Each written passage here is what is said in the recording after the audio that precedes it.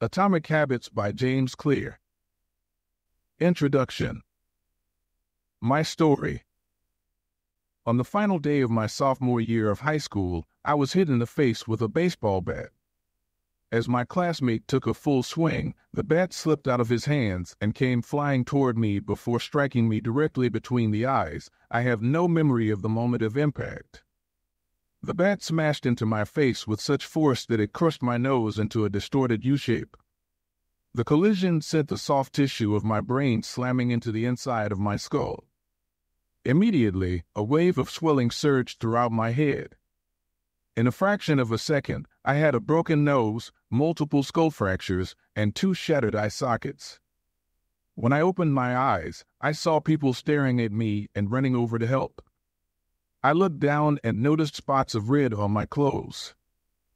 One of my classmates took the shirt off his back and handed it to me. I used it to plug the stream of blood rushing from my broken nose. Shocked and confused, I was unaware of how seriously I had been injured.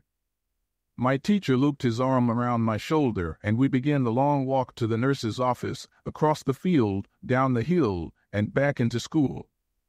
Random hands touched my sides, holding me upright. We took our time and walked slowly. Nobody realized that every minute mattered. When we arrived at the nurse's office, she asked me a series of questions. "What year is it?" 1998, I answered. It was actually 2002. "Who is the President of the United States?" "Bill Clinton," I said. The correct answer was George W. Bush. "What is your mom's name?" I stalled. 10 seconds passed. "Patty," I said casually, ignoring the fact that it had taken me 10 seconds to remember my own mother's name. That is the last question I remember.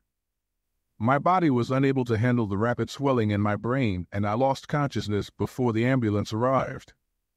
Minutes later, I was carried out of school and taken to the local hospital. Shortly after arriving, my body began shutting down. I struggled with basic functions like swallowing and breathing. I had my first seizure of the day. Then I stopped breathing entirely. As the doctors hurried to supply me with oxygen, they also decided the local hospital was unequipped to handle the situation and ordered a helicopter to fly me to a larger hospital in Cincinnati. I was rolled out of the emergency room doors and toward the helipad across the street. The stretcher rattled on a bumpy sidewalk as one nurse pushed me along while another pumped each breath into me by hand. My mother, who had arrived at the hospital a few moments before, climbed into the helicopter beside me. I remained unconscious and unable to breathe on my own as she held my hand during the flight. While my mother rode with me in the helicopter, my father went home to check on my brother and sister and break the news to them. He choked back tears as he explained to my sister that he would miss her 8th grade graduation ceremony that night. After passing my siblings off to family and friends, he drove to Cincinnati to meet my mother. When my mom and I landed on the roof of the hospital, a team of nearly 20 doctors and nurses sprinted onto the helipad and wheeled me into the trauma unit. By this time, the swelling in my brain had become so severe that I was having repeated post-traumatic seizures. My broken bones needed to be fixed, but I was in no condition to undergo surgery. After yet another seizure, my third of the day, I was put into a medically induced coma and placed on a ventilator. My parents were no strangers to this hospital. 10 years earlier, they had entered the same building on the ground floor after my sister was diagnosed with leukemia at age 3. I was 5 at the time. My brother was just 6 months old. After 2.5 years of chemotherapy treatments, spinal taps, and bone marrow biopsies, my little sister finally walked out of the hospital happy, healthy, and cancer-free. And now, after 10 years of normal life, my parents found themselves back in the same place with a different child. While I slipped into a coma, the hospital sent a priest and a social worker to comfort my parents. It was the same priest who had met with them a decade earlier on the evening they found out my sister had cancer. As day faded into night, a series of machines kept me alive. My parents slept restlessly on a hospital mattress. One moment they would collapse from fatigue, the next they would be wide awake with worry. My mother would tell me later, it was one of the worst nights I've ever had. My recovery. Mercifully, by the next morning my breathing had rebounded to the point where the doctors felt comfortable releasing me from the coma. When I finally regained consciousness, I discovered that I had lost my ability to smell. As a test, a nurse asked me to blow my nose and sniff an apple juice box. My sense of smell returned, but, to everyone's surprise, the act of blowing my nose forced air through the fractures in my eye socket and pushed my left eye outward. My eyeball bulged out of the socket, held precariously in place by my eyelid and the optic nerve attaching my eye to my brain. The ophthalmologist said my eye would gradually slide back into place as the air seeped out, but it was hard to tell how long this would take. I was scheduled for surgery 1 week later, which would allow me some additional time to heal. I looked like I had been on the wrong end of a boxing match, but I was cleared to leave the hospital. I returned home with a broken nose, half a dozen facial fractures, and a bulging left eye. The following months were hard. It felt like everything in my life was on pause. I had double vision for weeks. I literally couldn't see straight. It took more than a month, but my eyeball did eventually return to its normal location. Between the seizures and my vision problems, it was 8 months before I could drive a car again. At physical therapy, I practiced basic motor patterns like walking in a straight line. I was determined not to let my injury get me down, but there were more than a few moments when I felt depressed and overwhelmed. I became painfully aware of how far I had to go when I returned to the baseball field 1 year later. Baseball had always been a major part of my life. My dad had played minor league baseball for the St. Louis Cardinals, and I had a dream of playing professionally, too. After months of rehabilitation, what I wanted more than anything was to get back on the field. But my return to baseball was not smooth. When the season rolled around, I was the only junior to be cut from the varsity baseball team. I was sent down to play with the sophomores on junior varsity. I had been playing since age 4, and for someone who had spent so much time and effort on the sport, getting cut was humiliating. I vividly remember the day it happened. I sat in my car and cried as I flipped through the radio, desperately searching for a song that would make me feel better. After a year of self-doubt, I managed to make the varsity team as a senior, but I rarely made it on the field. In total, I played 11 innings of high school varsity baseball, barely more than a single game. Despite my lackluster high school career, I still believed I could become a great player. And I knew that if things were going to improve, I was the one responsible for making it happen. The turning point came 2 years after my injury, when I began college at Denison University. It was a new beginning, and it was the place where I would discover the surprising power of small habits for the first time. How I learned about habits. Attending Denison was one of the best decisions of my life. I earned a spot on the baseball team, and, although I was at the bottom of the roster as a freshman, I was thrilled. Despite the chaos of my high school years, I had managed to become a college athlete. I wasn't going to be starting on the baseball team anytime soon, so I focused on getting my life in order. While my peers stayed up late and played video games, I built good sleep habits and went to bed early each night. In the messy world of a college dorm, I made a point to keep my room neat and tidy. These improvements were minor, but they gave me a sense of control over my life. I started to feel confident again. And this growing belief in myself rippled into the classroom as I improved my study habits and managed to earn straight A's during my first year. A habit is a routine or behavior that is performed regularly and, in many cases, automatically.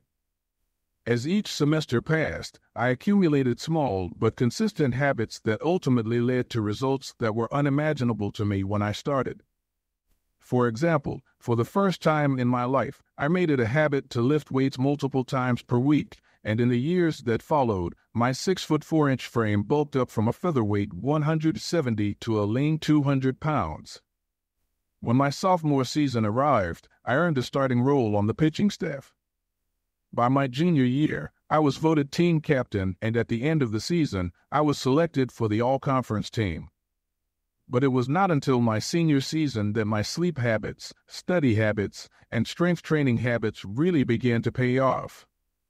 6 years after I had been hit in the face with a baseball bat, flown to the hospital, and placed into a coma, I was selected as the top male athlete at Denison University and named to the ESPN Academic All-America team, an honor given to just 33 players across the country. By the time I graduated, I was listed in the school record books in 8 different categories. That same year, I was awarded the university's highest academic honor, the President's Medal. I hope you'll forgive me if this sounds boastful. To be honest, there was nothing legendary or historic about my athletic career. I never ended up playing professionally. However, looking back on those years, I believe I accomplished something just as rare. I fulfilled my potential. And I believe the concepts in this book can help you fulfill your potential as well. We all face challenges in life.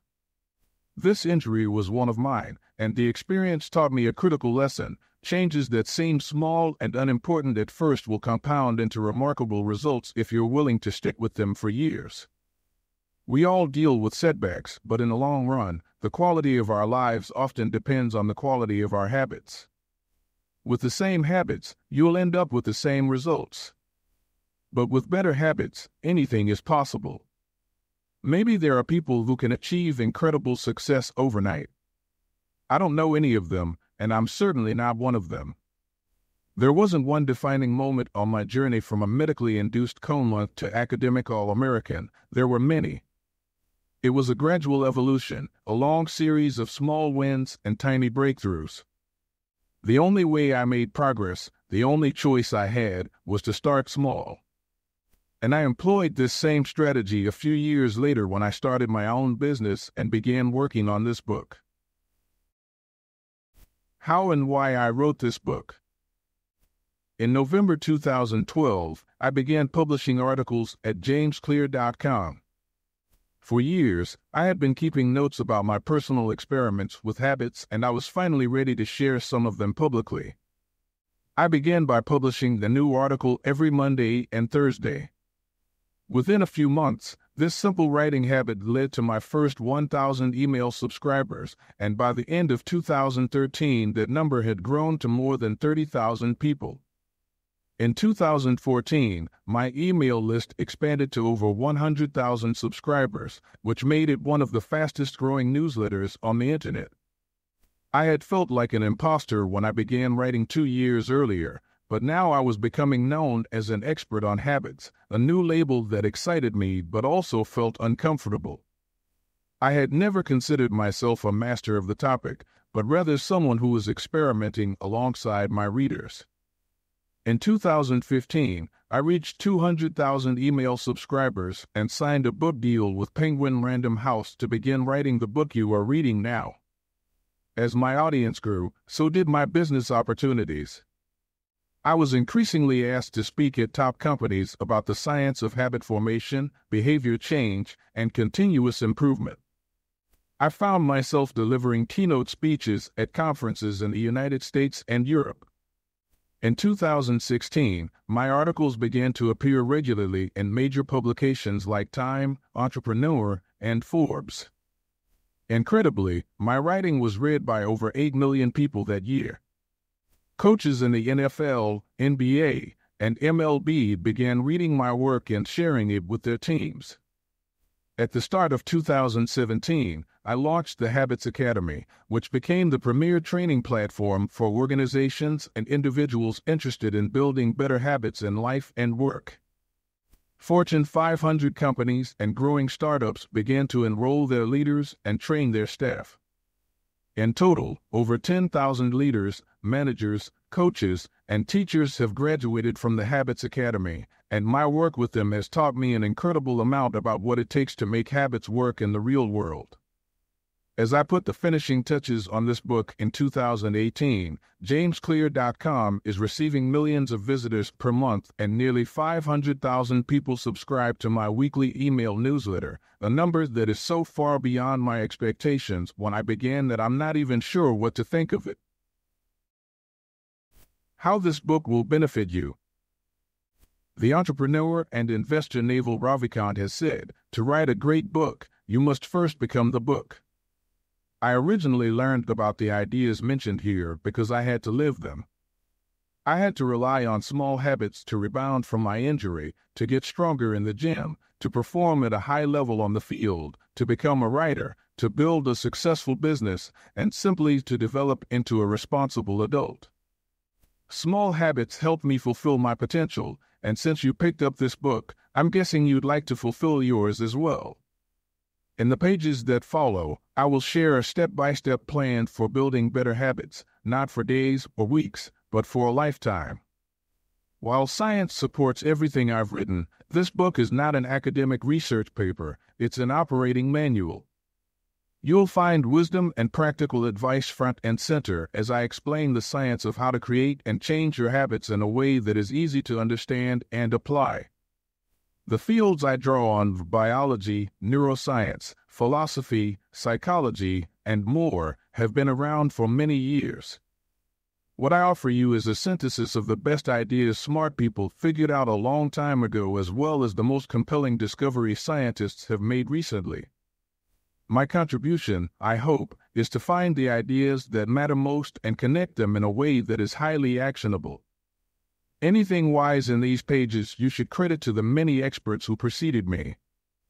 Anything foolish, assume it is my error. The backbone of this book is my 4-step model of habits: cue, craving, response, and reward, and the 4 laws of behavior change that evolve out of these steps. Readers with a psychology background may recognize some of these terms from operant conditioning, which was first proposed as stimulus, response, reward by B. F. Skinner in the 1930s and has been popularized more recently as cue, routine, reward in the Power of Habit by Charles Duhigg. Behavioral scientists like Skinner realized that if you offered the right reward or punishment, you could get people to act in a certain way. But while Skinner's model did an excellent job of explaining how external stimuli influenced our habits, it lacked a good explanation for how our thoughts, feelings, and beliefs impact our behavior. Internal states, our moods and emotions, matter, too. In recent decades, scientists have begun to determine the connection between our thoughts, feelings, and behavior. This research will also be covered in these pages. In total, the framework I offer is an integrated model of the cognitive and behavioral sciences. I believe it is one of the first models of human behavior to accurately account for both the influence of external stimuli and internal emotions on our habits. While some of the language may be familiar, I am confident that the details and the applications of the 4 laws of behavior change will offer a new way to think about your habits. Human behavior is always changing, situation to situation, moment to moment, second to second. But this book is about what doesn't change. It's about the fundamentals of human behavior. The lasting principles you can rely on year after year. The ideas you can build a business around, build a family around, build a life around. There is no one right way to create better habits, but this book describes the best way I know, an approach that will be effective regardless of where you start or what you're trying to change. The strategies I cover will be relevant to anyone looking for a step-by-step system for improvement, whether your goals center on health, money, productivity, relationships, or all of the above. As long as human behavior is involved, this book will be your guide. The fundamentals. Why tiny changes make a big difference. Chapter 1. The Surprising Power of Atomic Habits. The fate of British cycling changed one day in 2003. The organization, which was the governing body for professional cycling in Great Britain, had recently hired Dave Brailsford as its new performance director. At the time, professional cyclists in Great Britain had endured nearly 100 years of mediocrity. Since 1908, British riders had won just a single gold medal at the Olympic Games, and they had fared even worse in cycling's biggest race, the Tour de France. In 110 years, no British cyclist had ever won the event. In fact, the performance of British riders had been so underwhelming that one of the top bike manufacturers in Europe refused to sell bikes to the team because they were afraid that it would hurt sales if other professionals saw the Brits using their gear. Brailsford had been hired to put British cycling on a new trajectory. What made him different from previous coaches was his relentless commitment to a strategy that he referred to as the aggregation of marginal gains, which was the philosophy of searching for a tiny margin of improvement in everything you do. Brailsford said, the whole principle came from the idea that if you broke down everything you could think of that goes into riding a bike, and then improve it by 1%, you will get a significant increase when you put them all together. Brailsford and his coaches began by making small adjustments you might expect from a professional cycling team. They redesigned the bike seats to make them more comfortable and rubbed alcohol on the tires for a better grip. They asked riders to wear electrically heated overshorts to maintain ideal muscle temperature while riding and used biofeedback sensors to monitor how each athlete responded to a particular workout. The team tested various fabrics in a wind tunnel and had their outdoor riders switch to indoor racing suits, which proved to be lighter and more aerodynamic. But they didn't stop there. Brailsford and his team continued to find 1% improvements in overlooked and unexpected areas. They tested different types of massage gels to see which one led to the fastest muscle recovery. They hired a surgeon to teach each rider the best way to wash their hands to reduce the chances of catching a cold. They determined the type of pillow and mattress that led to the best night's sleep for each rider. They even painted the inside of the team truck white, which helped them spot little bits of dust that would normally slip by unnoticed but could degrade the performance of the finely tuned bikes. As these and hundreds of other small improvements accumulated, the results came faster than anyone could have imagined. Just 5 years after Brailsford took over, the British cycling team dominated the road and track cycling events at the 2008 Olympic Games in Beijing, where they won an astounding 60% of the gold medals available. 4 years later, when the Olympic Games came to London, the Brits raised the bar as they set 9 Olympic records and 7 world records. That same year, Bradley Wiggins became the first British cyclist to win the Tour de France. The next year, his teammate Chris Froome won the race, and he would go on to win again in 2015, 2016, and 2017, giving the British team 5 Tour de France victories in 6 years. During the 10-year span from 2007 to 2017, British cyclists won 178 world championships and 66 Olympic or Paralympic gold medals and captured 5 Tour de France victories in what is widely regarded as the most successful run in cycling history. How does this happen?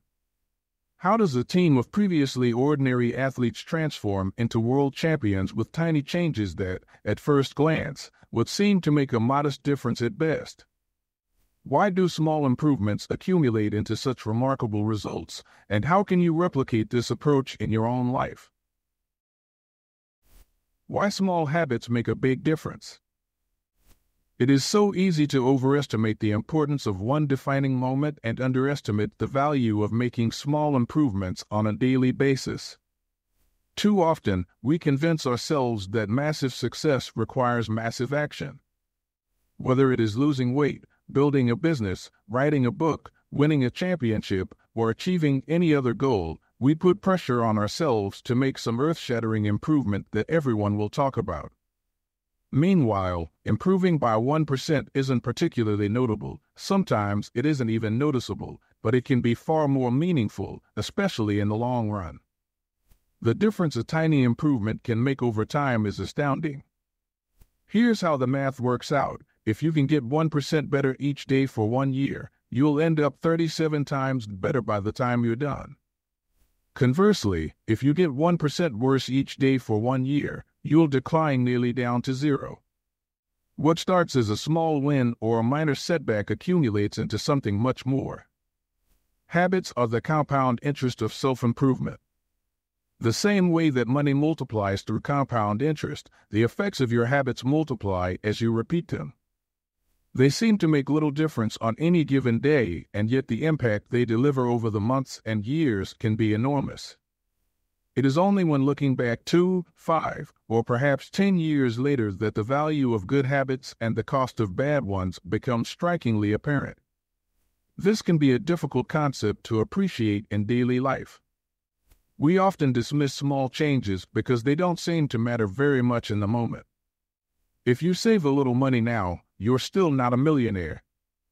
If you go to the gym 3 days in a row, you're still out of shape. If you study Mandarin for an hour tonight, you still haven't learned the language. We make a few changes, but the results never seem to come quickly, and so we slide back into our previous routines. Unfortunately, the slow pace of transformation also makes it easy to let a bad habit slide. If you eat an unhealthy meal today, the scale doesn't move much. If you work late tonight and ignore your family, they will forgive you. If you procrastinate and put your project off until tomorrow, there will usually be time to finish it later. A single decision is easy to dismiss.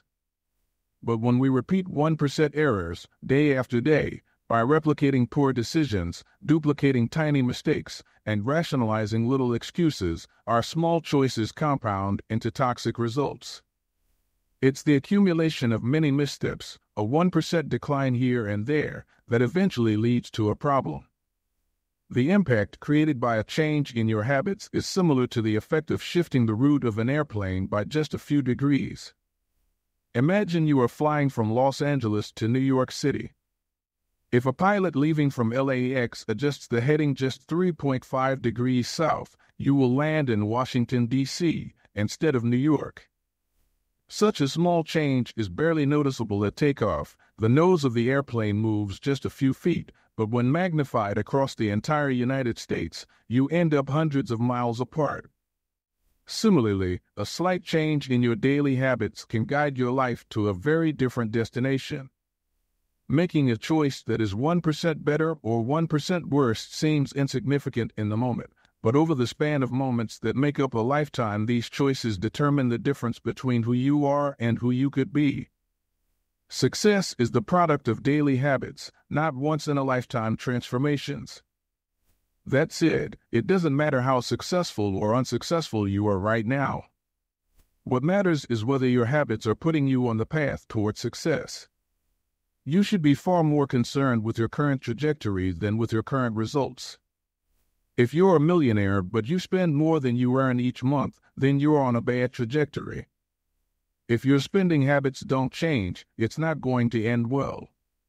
Conversely, if you're broke, but you save a little bit every month, then you're on the path toward financial freedom, even if you're moving slower than you'd like. Your outcomes are a lagging measure of your habits. Your net worth is a lagging measure of your financial habits. Your weight is a lagging measure of your eating habits. Your knowledge is a lagging measure of your learning habits. Your clutter is a lagging measure of your cleaning habits. You get what you repeat.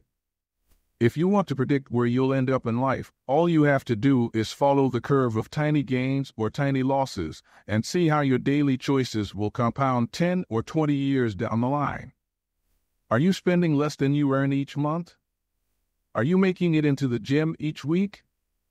Are you reading books and learning something new each day? Tiny battles like these are the ones that will define your future self. Time magnifies the margin between success and failure. It will multiply whatever you feed it. Good habits make time your ally. Bad habits make time your enemy. Habits are a double-edged sword. Bad habits can cut you down just as easily as good habits can build you up, which is why understanding the details is crucial. You need to know how habits work and how to design them to your liking, so you can avoid the dangerous half of the blade. Your habits can compound for you or against you. Positive compounding.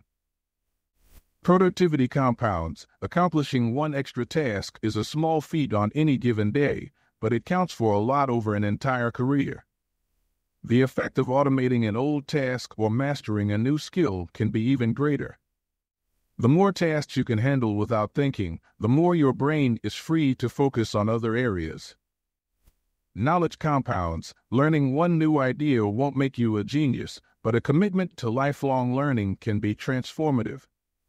Furthermore, each book you read not only teaches you something new, but also opens up different ways of thinking about old ideas. As Warren Buffett says, that's how knowledge works. It builds up like compound interest. Relationships compound. People reflect your behavior back to you. The more you help others, the more others want to help you. Being a little bit nicer in each interaction can result in a network of broad and strong connections over time. Negative compounding. Stress compounds. The frustration of a traffic jam. The weight of parenting responsibilities. The worry of making ends meet. The strain of slightly high blood pressure. By themselves, these common causes of stress are manageable. But when they persist for years, little stresses compound into serious health issues. Negative thoughts compound. The more you think of yourself as worthless, stupid, or ugly, the more you condition yourself to interpret life that way. You get trapped in a thought loop. The same is true for how you think about others. Once you fall into the habit of seeing people as angry, unjust, or selfish, you see those kind of people everywhere. Outrage compounds. Riots, protests, and mass movements are rarely the result of a single event. Instead, a long series of microaggressions and daily aggravations slowly multiply until one event tips the scales and outrage spreads like wildfire. What progress is really like. Imagine that you have an ice cube sitting on the table in front of you. The room is cold and you can see your breath. It is currently 25 degrees. Ever so slowly, the room begins to heat up. 26 degrees. 27. 28. The ice cube is still sitting on the table in front of you. 29 degrees. 30. 31. Still, nothing has happened. Then, 32 degrees. The ice begins to melt. A 1-degree shift, seemingly no different from the temperature increases before it, has unlocked a huge change. Breakthrough moments are often the result of many previous actions, which build up the potential required to unleash a major change. This pattern shows up everywhere. Cancer spends 80% of its life undetectable, then takes over the body in months. Bamboo can barely be seen for the first 5 years as it builds extensive root systems underground before exploding 90 feet into the air within 6 weeks. Similarly, habits often appear to make no difference until you cross a critical threshold and unlock a new level of performance. In the early and middle stages of any quest, there is often a valley of disappointment. You expect to make progress in a linear fashion, and it's frustrating how ineffective changes can seem during the first days, weeks, and even months. It doesn't feel like you are going anywhere. It's a hallmark of any compounding process. The most powerful outcomes are delayed. This is one of the core reasons why it is so hard to build habits that last.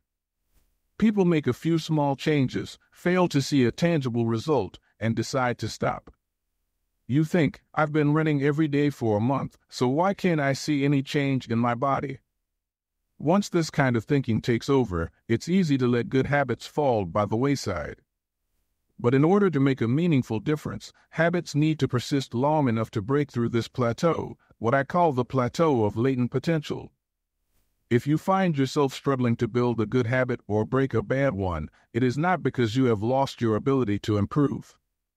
It is often because you have not yet crossed the plateau of latent potential. Complaining about not achieving success despite working hard is like complaining about an ice cube not melting when you heated it from 25 to 31 degrees. Your work was not wasted, it is just being stored. All the action happens at 32 degrees. When you finally break through the plateau of latent potential, people will call it an overnight success. The outside world only sees the most dramatic event rather than all that preceded it. But you know that it's the work you did long ago, when it seemed that you weren't making any progress, that makes the jump today possible. It is the human equivalent of geological pressure. Two tectonic plates can grind against one another for millions of years, the tension slowly building all the while. Then, one day, they rub each other once again, in the same fashion they have for ages, but this time the tension is too great.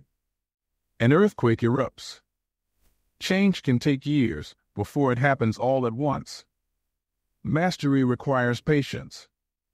The San Antonio Spurs, one of the most successful teams in NBA history, have a quote from social reformer Jacob Riis hanging in their locker room: "When nothing seems to help, I go and look at a stonecutter hammering away at his rock, perhaps 100 times without as much as a crack showing in it. Yet at the 101st blow it will split in two, and I know it was not that last blow that did it, but all that had gone before." The plateau of latent potential. We often expect progress to be linear.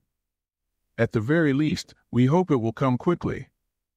In reality, the results of our efforts are often delayed.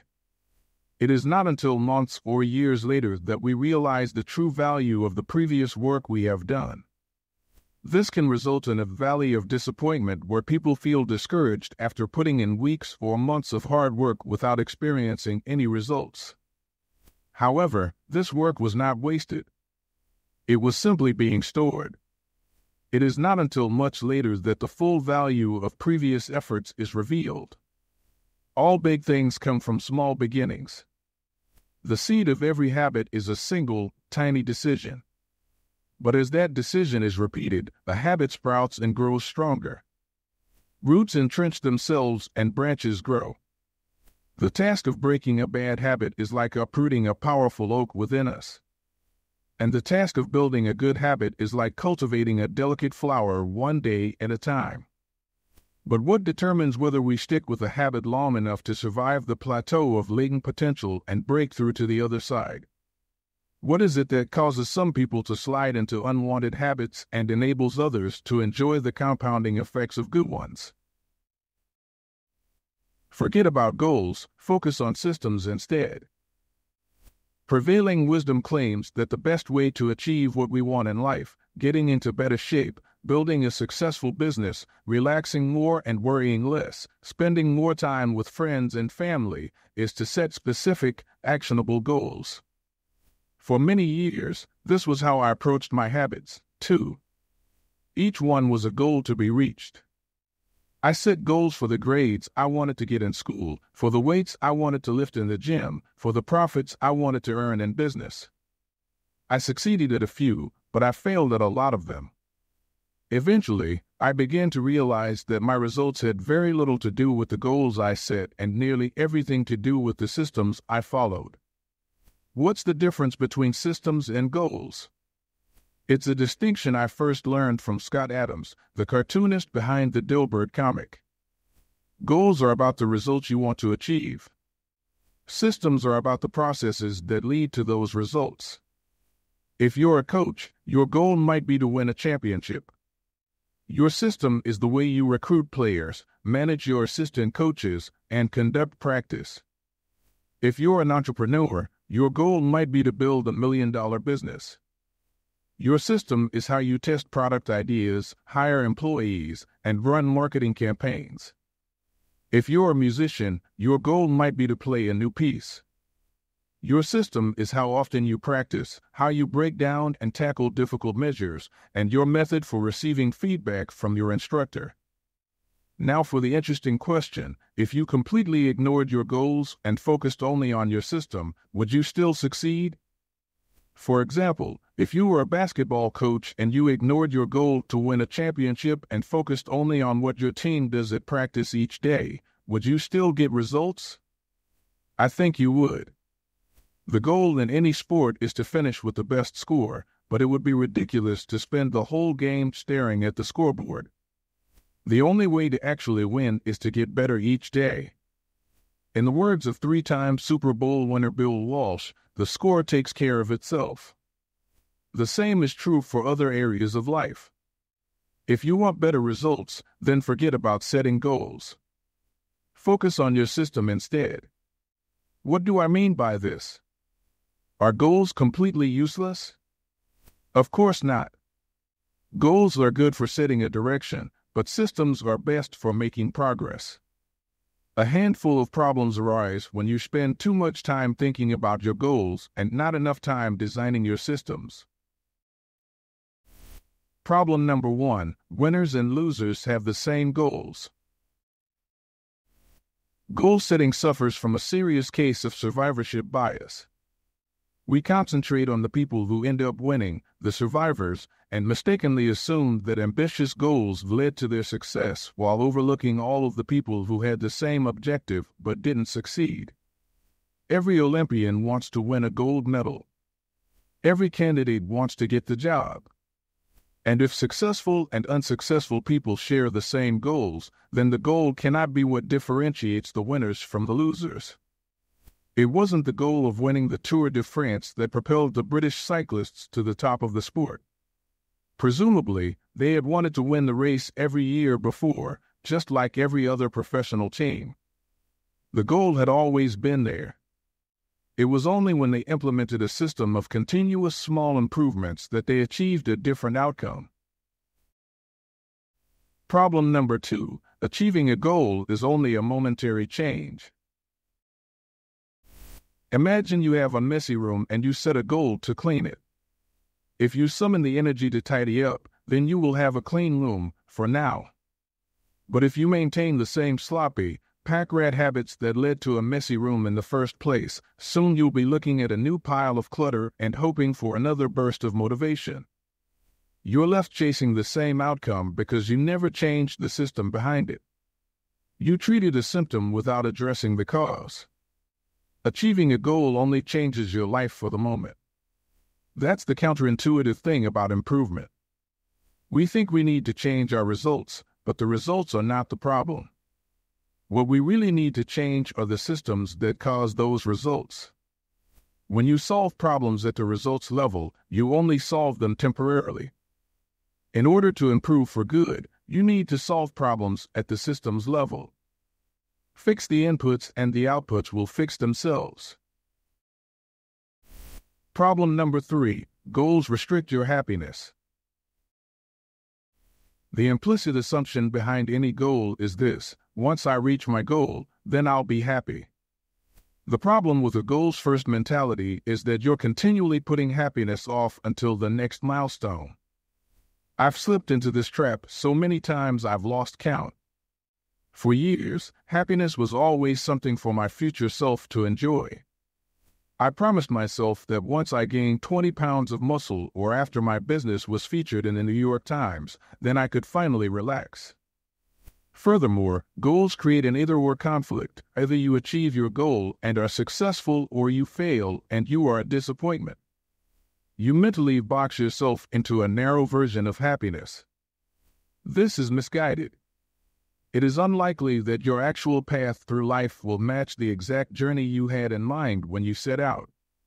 It makes no sense to restrict your satisfaction to one scenario when there are many paths to success. A systems-first mentality provides the antidote. When you fall in love with the process rather than the product, you don't have to wait to give yourself permission to be happy. You can be satisfied anytime your system is running. And a system can be successful in many different forms, not just the one you first envision. Problem number 4. Goals are at odds with long-term progress. Finally, a goal-oriented mindset can create a yo-yo effect. Many runners work hard for months, but as soon as they cross the finish line, they stop training. The race is no longer there to motivate them. When all of your hard work is focused on a particular goal, what is left to push you forward after you achieve it? This is why many people find themselves reverting to their old habits after accomplishing a goal. The purpose of setting goals is to win the game. The purpose of building systems is to continue playing the game. True long-term thinking is goal-less thinking. It's not about any single accomplishment. It is about the cycle of endless refinement and continuous improvement. Ultimately, it is your commitment to the process that will determine your progress. A system of atomic habits. If you're having trouble changing your habits, the problem isn't you. The problem is your system. Bad habits repeat themselves again and again, not because you don't want to change, but because you have the wrong system for change. You do not rise to the level of your goals. You fall to the level of your systems. Focusing on the overall system rather than a single goal is one of the core themes of this book. It is also one of the deeper meanings behind the word atomic. By now, you've probably realized that an atomic habit refers to a tiny change, a marginal gain, a 1% improvement. But atomic habits are not just any old habits, however small. They are little habits that are part of a larger system. Just as atoms are the building blocks of molecules, atomic habits are the building blocks of remarkable results. Habits are like the atoms of our lives. Each one is a fundamental unit that contributes to your overall improvement. At first, these tiny routines seem insignificant, but soon they build on each other and fuel bigger wins that multiply to a degree that far outweighs the cost of their initial investment. They are both small and mighty. This is the meaning of the phrase atomic habits, a regular practice or routine that is not only small and easy to do, but also the source of incredible power, a component of the system of compound growth. Chapter Summary. Habits are the compound interest of self-improvement. Getting 1% better every day counts for a lot in the long run. Habits are a double-edged sword. They can work for you or against you, which is why understanding the details is essential. Small changes often appear to make no difference until you cross a critical threshold. The most powerful outcomes of any compounding process are delayed. You need to be patient. An atomic habit is a little habit that is part of a larger system. Just as atoms are the building blocks of molecules, atomic habits are the building blocks of remarkable results. If you want better results, then forget about setting goals. Focus on your system instead. You do not rise to the level of your goals. You fall to the level of your systems. Chapter 2. How your habits shape your identity, and vice versa. Why is it so easy to repeat bad habits and so hard to form good ones? Few things can have a more powerful impact on your life than improving your daily habits. And yet it is likely that this time next year you'll be doing the same thing rather than something better. It often feels difficult to keep good habits going for more than a few days, even with sincere effort and the occasional burst of motivation. Habits like exercise, meditation, journaling, and cooking are reasonable for a day or two and then become a hassle. However, once your habits are established, they seem to stick around forever, especially the unwanted ones. Despite our best intentions, unhealthy habits like eating junk food, watching too much television, procrastinating, and smoking can feel impossible to break. Changing our habits is challenging for two reasons. One, we try to change the wrong thing, and two, we try to change our habits in the wrong way. In this chapter, I'll address the first point. In the chapters that follow, I'll answer the second. Our first mistake is that we try to change the wrong thing. To understand what I mean, consider that there are 3 levels at which change can occur. You can imagine them like the layers of an onion. 3 layers of behavior change. There are 3 layers of behavior change: a change in your outcomes, a change in your processes, or a change in your identity. The first layer is changing your outcomes. This level is concerned with changing your results, losing weight, publishing a book, winning a championship. Most of the goals you set are associated with this level of change. The second layer is changing your process. This level is concerned with changing your habits and systems, implementing a new routine at the gym, decluttering your desk for better workflow, developing a meditation practice. Most of the habits you build are associated with this level. The third and deepest layer is changing your identity. This level is concerned with changing your beliefs, your worldview, your self-image, your judgments about yourself and others. Most of the beliefs, assumptions, and biases you hold are associated with this level. Outcomes are about what you get. Processes are about what you do. Identity is about what you believe. When it comes to building habits that last, when it comes to building a system of 1% improvements, the problem is not that one level is better or worse than another. All levels of change are useful in their own way. The problem is the direction of change. Many people begin the process of changing their habits by focusing on what they want to achieve. This leads us to outcome-based habits. The alternative is to build identity-based habits. With this approach, we start by focusing on who we wish to become. With outcome-based habits, the focus is on what you want to achieve. With identity-based habits, the focus is on who you wish to become.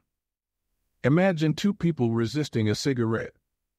When offered a smoke, the first person says, "No thanks. I'm trying to quit." It sounds like a reasonable response, but this person still believes they are a smoker who is trying to be something else. They are hoping their behavior will change while carrying around the same beliefs. The second person declines by saying, "No thanks. I'm not a smoker." It's a small difference, but this statement signals a shift in identity. Smoking was part of their former life, not their current one. They no longer identify as someone who smokes. Most people don't even consider identity change when they set out to improve. They just think, "I want to be skinny, outcome, and if I stick to this diet, then I'll be skinny, process." They set goals and determine the actions they should take to achieve those goals without considering the beliefs that drive their actions. They never shift the way they look at themselves, and they don't realize that their old identity can sabotage their new plans for change. Behind every system of actions are a system of beliefs. The system of a democracy is founded on beliefs like freedom, majority rule, and social equality. The system of a dictatorship has a very different set of beliefs like absolute authority and strict obedience. You can imagine many ways to try to get more people to vote in a democracy, but such behavior change would never get off the ground in a dictatorship. That's not the identity of the system. Voting is a behavior that is impossible under a certain set of beliefs. A similar pattern exists whether we are discussing individuals, organizations, or societies. There are a set of beliefs and assumptions that shape the system and identity behind the habits. Behavior that is incongruent with the self will not last. You may want more money, but if your identity is someone who consumes rather than creates, then you'll continue to be pulled toward spending rather than earning. You may want better health, but if you continue to prioritize comfort over accomplishment, you'll be drawn to relaxing rather than training. It's hard to change your habits if you never change the underlying beliefs that led to your past behavior. You have a new goal and a new plan, but you haven't changed who you are. The story of Brian Clark, an entrepreneur from Boulder, Colorado, provides a good example. "For as long as I can remember, I've chewed my fingernails," Clark told me. "It started as a nervous habit when I was young, and then morphed into an undesirable grooming ritual. One day, I resolved to stop chewing my nails until they grew out a bit. Through mindful willpower alone, I managed to do it. Then, Clark did something surprising. I asked my wife to schedule my first ever manicure," he said. "My thought was that if I started paying to maintain my nails, I wouldn't chew them. And it worked, but not for the monetary reason. What happened was the manicure made my fingers look really nice for the first time. The manicurist even said that, other than the chewing, I had really healthy, attractive nails. Suddenly, I was proud of my fingernails. And even though that's something I had never aspired to, it made all the difference. I've never chewed my nails since, not even a single close call. And it's because I now take pride in properly caring for them. The ultimate form of intrinsic motivation is when a habit becomes part of your identity. It's one thing to say I'm the type of person who wants this. It's something very different to say I'm the type of person who is this. The more pride you have in a particular aspect of your identity, the more motivated you will be to maintain the habits associated with it. If you're proud of how your hair looks, you'll develop all sorts of habits to care for and maintain it. If you're proud of the size of your biceps, you'll make sure you never skip an upper body workout. If you're proud of the scarves you knit, you'll be more likely to spend hours knitting each week. Once your pride gets involved, you'll fight tooth and nail to maintain your habits. True behavior change is identity change. You might start a habit because of motivation, but the only reason you'll stick with one is that it becomes part of your identity.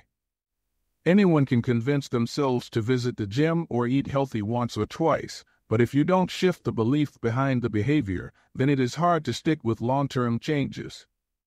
Improvements are only temporary until they become part of who you are. The goal is not to read a book, the goal is to become a reader. The goal is not to run a marathon, the goal is to become a runner. The goal is not to learn an instrument, the goal is to become a musician. Your behaviors are usually a reflection of your identity. What you do is an indication of the type of person you believe that you are, either consciously or non-consciously. Research has shown that once a person believes in a particular aspect of their identity, they are more likely to act in alignment with that belief. For example, people who identified as being a voter were more likely to vote than those who simply claimed voting was an action they wanted to perform.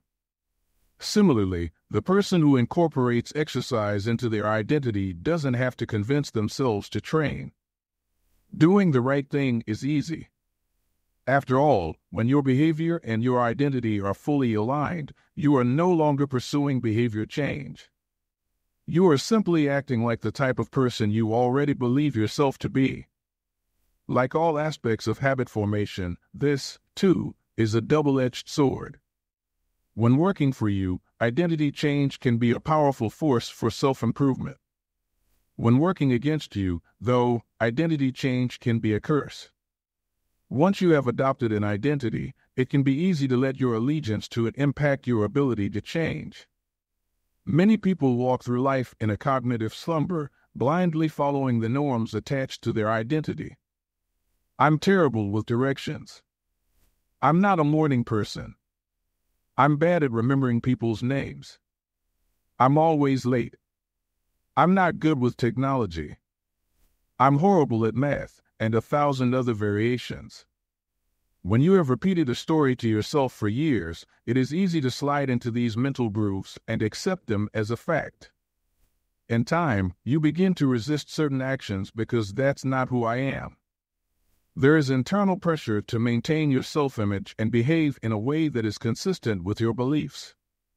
You find whatever way you can to avoid contradicting yourself. The more deeply a thought or action is tied to your identity, the more difficult it is to change it. It can feel comfortable to believe what your culture believes, group identity, or to do what upholds your self-image, personal identity, even if it's wrong. The biggest barrier to positive change at any level, individual, team, society, is identity conflict. Good habits can make rational sense, but if they conflict with your identity, you will fail to put them into action. On any given day, you may struggle with your habits because you're too busy or too tired or too overwhelmed or hundreds of other reasons. Over the long run, however, the real reason you fail to stick with habits is that your self-image gets in the way. This is why you can't get too attached to one version of your identity. Progress requires unlearning. Becoming the best version of yourself requires you to continuously edit your beliefs and to upgrade and expand your identity. This brings us to an important question. If your beliefs and worldview play such an important role in your behavior, where do they come from in the first place? How, exactly, is your identity formed? And how can you emphasize new aspects of your identity that serve you and gradually erase the pieces that hinder you? The two-step process to changing your identity. Your identity emerges out of your habits. You are not born with preset beliefs. Every belief, including those about yourself, is learned and conditioned through experience. More precisely, your habits are how you embody your identity. When you make your bed each day, you embody the identity of an organized person. When you write each day, you embody the identity of a creative person. When you train each day, you embody the identity of an athletic person. The more you repeat a behavior, the more you reinforce the identity associated with that behavior. In fact, the word identity was originally derived from the Latin words essentitas, which means being, and identitum, which means repeatedly. Your identity is literally your repeated beingness. Whatever your identity is right now, you only believe it because you have proof of it. If you go to church every Sunday for 20 years, you have evidence that you are religious. If you study biology for 1 hour every night, you have evidence that you are studious. If you go to the gym even when it's snowing, you have evidence that you are committed to fitness. The more evidence you have for a belief, the more strongly you will believe it. For most of my early life, I didn't consider myself a writer. If you were to ask any of my high school teachers or college professors, they would tell you I was an average writer at best, certainly not a standout. When I began my writing career, I published a new article every Monday and Thursday for the first few years. As the evidence grew, so did my identity as a writer. I didn't start out as a writer. I became one through my habits. Of course, your habits are not the only actions that influence your identity, but by virtue of their frequency, they are usually the most important ones. Each experience in life modifies your self-image, but it's unlikely you would consider yourself a soccer player because you kicked a ball once or an artist because you scribbled a picture.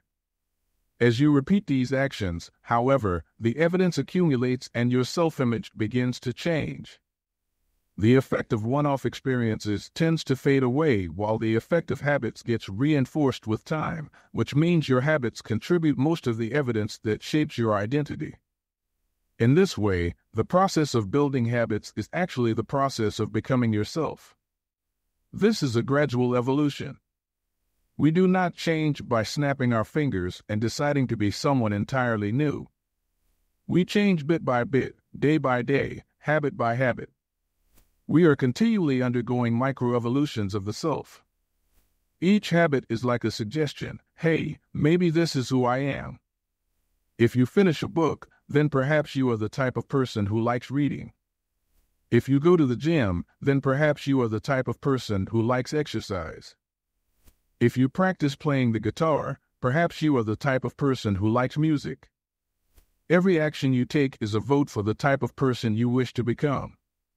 No single instance will transform your beliefs, but as the votes build up, so does the evidence of your new identity. This is one reason why meaningful change does not require radical change. Small habits can make a meaningful difference by providing evidence of a new identity. And if a change is meaningful, it actually is big. That's the paradox of making small improvements. Putting this all together, you can see that habits are the path to changing your identity. The most practical way to change who you are is to change what you do. Each time you write a page, you are a writer.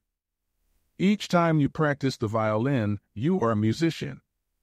Each time you start a workout, you are an athlete. Each time you encourage your employees, you are a leader. Each habit not only gets results, but also teaches you something far more important, to trust yourself. You start to believe you can actually accomplish these things. When the votes mount up and the evidence begins to change, the story you tell yourself begins to change as well. Of course, it works the opposite way, too. Every time you choose to perform a bad habit, it's a vote for that identity. The good news is that you don't need to be perfect. In any election, there are going to be votes for both sides. You don't need a unanimous vote to win an election, you just need a majority. It doesn't matter if you cast a few votes for a bad behavior or an unproductive habit. Your goal is simply to win the majority of the time. New identities require new evidence. If you keep casting the same votes you've always cast, you're going to get the same results you've always had. If nothing changes, nothing is going to change. It is a simple two-step process. 1. Decide the type of person you want to be.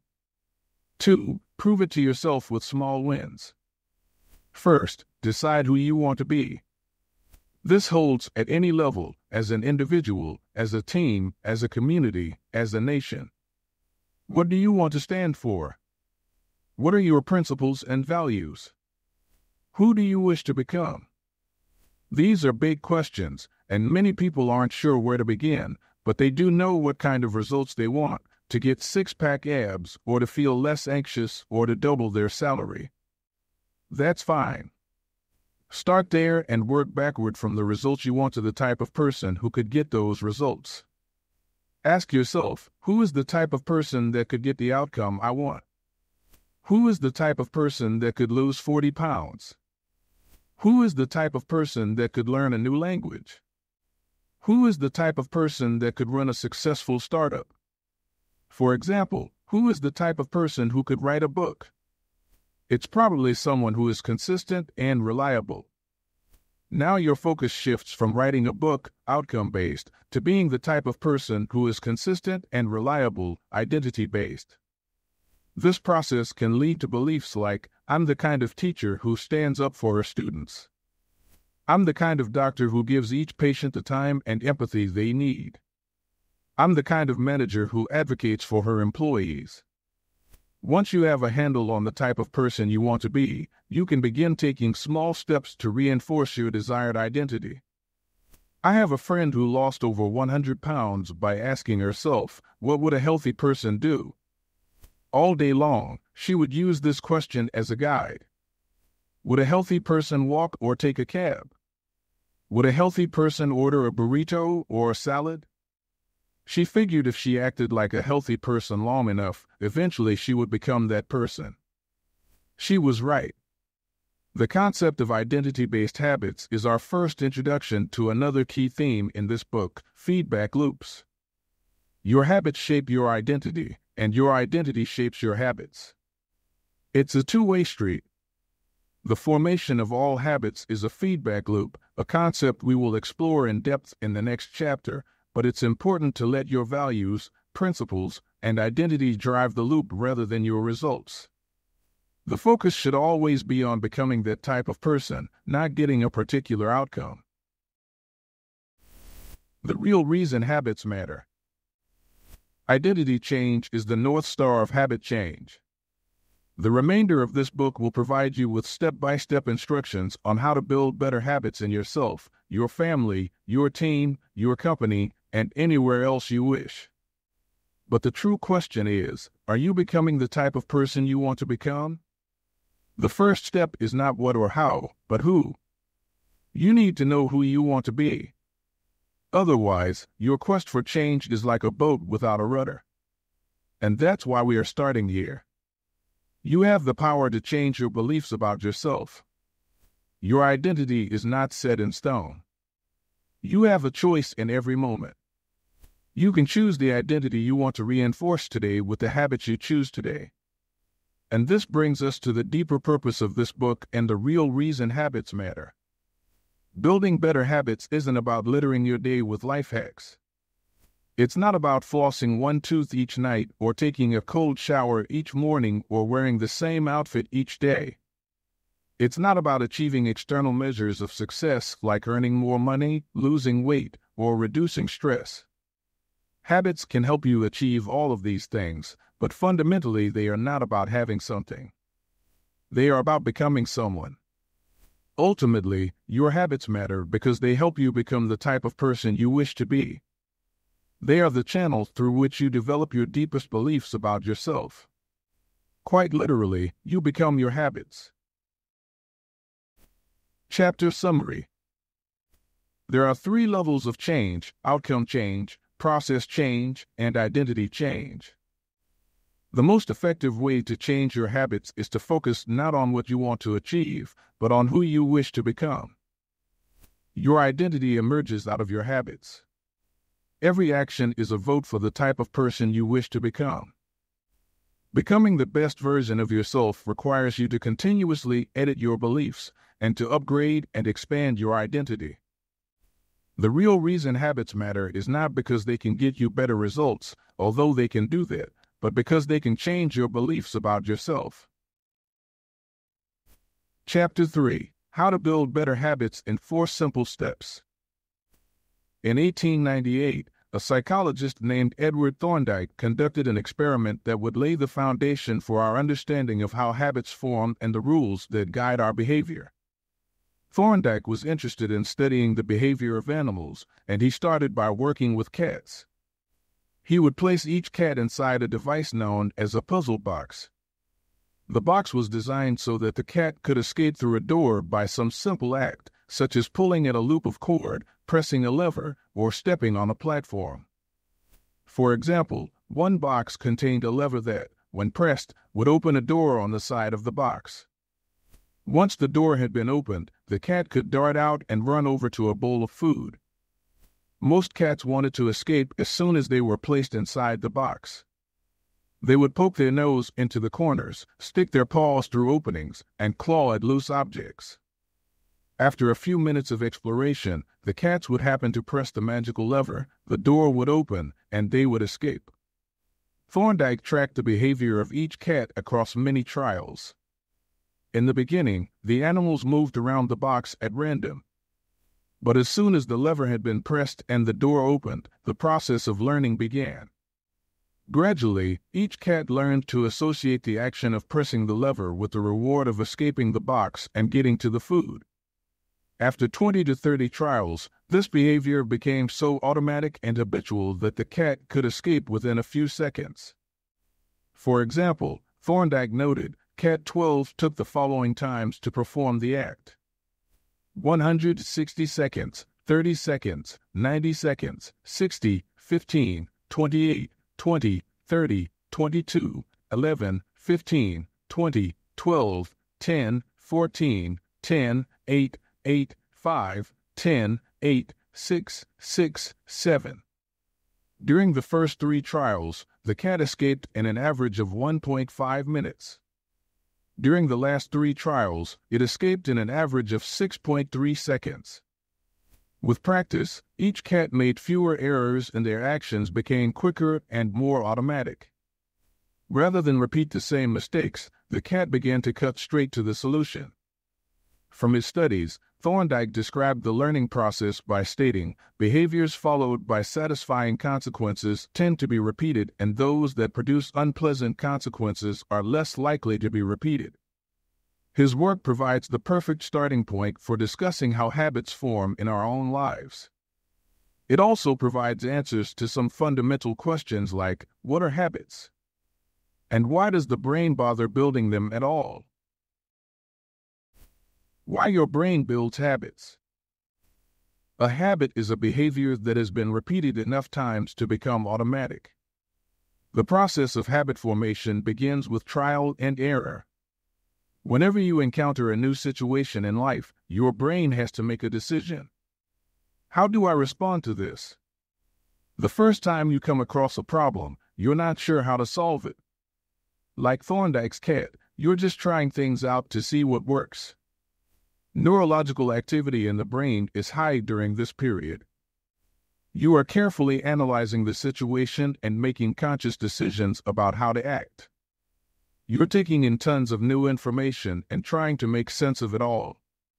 The brain is busy learning the most effective course of action. Occasionally, like a cat pressing on a lever, you stumble across a solution. You're feeling anxious, and you discover that going for a run calms you down. You're mentally exhausted from a long day of work, and you learn that playing video games relaxes you. You're exploring, and then, bam, a reward. After you stumble upon an unexpected reward, you alter your strategy for next time. your brain immediately begins to catalog the events that preceded the reward. Wait a minute, that felt good. What did I do right before that? This is the feedback loop behind all human behavior. Try, fail, learn, try differently. With practice, the useless movements fade away and the useful actions get reinforced. That's a habit forming. Whenever you face a problem repeatedly, your brain begins to automate the process of solving it. Your habits are just a series of automatic solutions that solve the problems and stresses you face regularly. As behavioral scientist Jason Rayer writes, habits are, simply, reliable solutions to recurring problems in our environment. As habits are created, the level of activity in the brain decreases. You learn to lock in on the cues that predict success and tune out everything else. When a similar situation arises in the future, you know exactly what to look for. There is no longer a need to analyze every angle of a situation. Your brain skips the process of trial and error and creates a mental rule: if this, then that. These cognitive scripts can be followed automatically whenever the situation is appropriate. Now, whenever you feel stressed, you get the itch to run. As soon as you walk in the door from work, you grab the video game controller. A choice that once required effort is now automatic. A habit has been created. Habits are mental shortcuts learned from experience.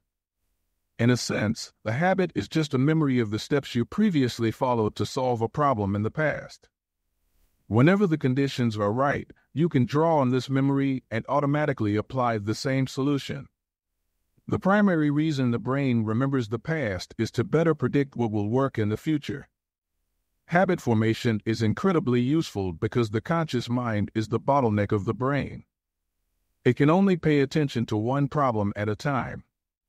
As a result, your brain is always working to preserve your conscious attention for whatever task is most essential.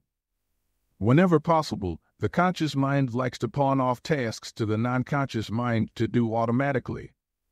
This is precisely what happens when a habit is formed. Habits reduce cognitive load and free up mental capacity so you can allocate your attention to other tasks. Despite their efficiency, some people still wonder about the benefits of habits. The argument goes like this: will habits make my life dull? I don't want to pigeonhole myself into a lifestyle I don't enjoy. Doesn't so much routine take away the vibrancy and spontaneity of life? Hardly. Such questions set up a false dichotomy. They make you think that you have to choose between building habits and attaining freedom. In reality, the two complement each other. Habits do not restrict freedom. They create it. In fact, the people who don't have their habits handled are often the ones with the least amount of freedom. Without good financial habits, you will always be struggling for the next dollar.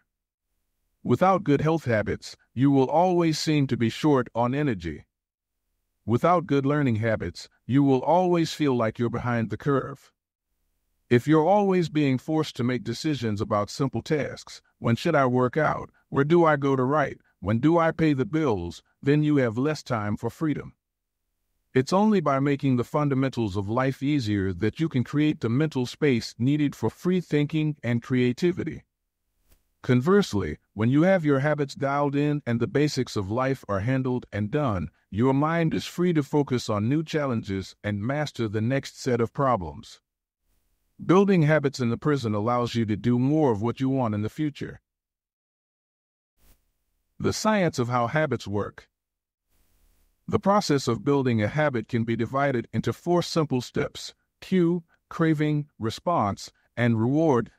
Breaking it down into these fundamental parts can help us understand what a habit is, how it works, and how to improve it. All habits proceed through 4 stages in the same order: cue, craving, response, and reward. This 4-step pattern is the backbone of every habit, and your brain runs through these steps in the same order each time. First, there is the cue. The cue triggers your brain to initiate a behavior. It is a bit of information that predicts a reward. Our prehistoric ancestors were paying attention to cues that signaled the location of primary rewards like food, water, and sex. Today, we spend most of our time learning cues that predict secondary rewards like money and fame, power and status, praise and approval, love and friendship, or a sense of personal satisfaction. Of course, these pursuits also indirectly improve our odds of survival and reproduction, which is the deeper motive behind everything we do. Your mind is continuously analyzing your internal and external environment for hints of where rewards are located. Because the cue is the first indication that we're close to a reward, it naturally leads to a craving. Cravings are the second step, and they are the motivational force behind every habit. Without some level of motivation or desire, without craving a change, we have no reason to act. What you crave is not the habit itself, but the change in state it delivers. You do not crave smoking a cigarette, you crave the feeling of relief it provides. You are not motivated by brushing your teeth, but rather by the feeling of a clean mouth. You do not want to turn on the television, you want to be entertained. Every craving is linked to a desire to change your internal state. This is an important point that we will discuss in detail later. Cravings differ from person to person. In theory, any piece of information could trigger a craving, but in practice, people are not motivated by the same cues. For a gambler, the sound of slot machines can be a potent trigger that sparks an intense wave of desire. For someone who rarely gambles, the jingles and chimes of the casino are just background noise. Cues are meaningless until they are interpreted. The thoughts, feelings, and emotions of the observer are what transform a cue into a craving. The third step is the response. The response is the actual habit you perform, which can take the form of a thought or an action.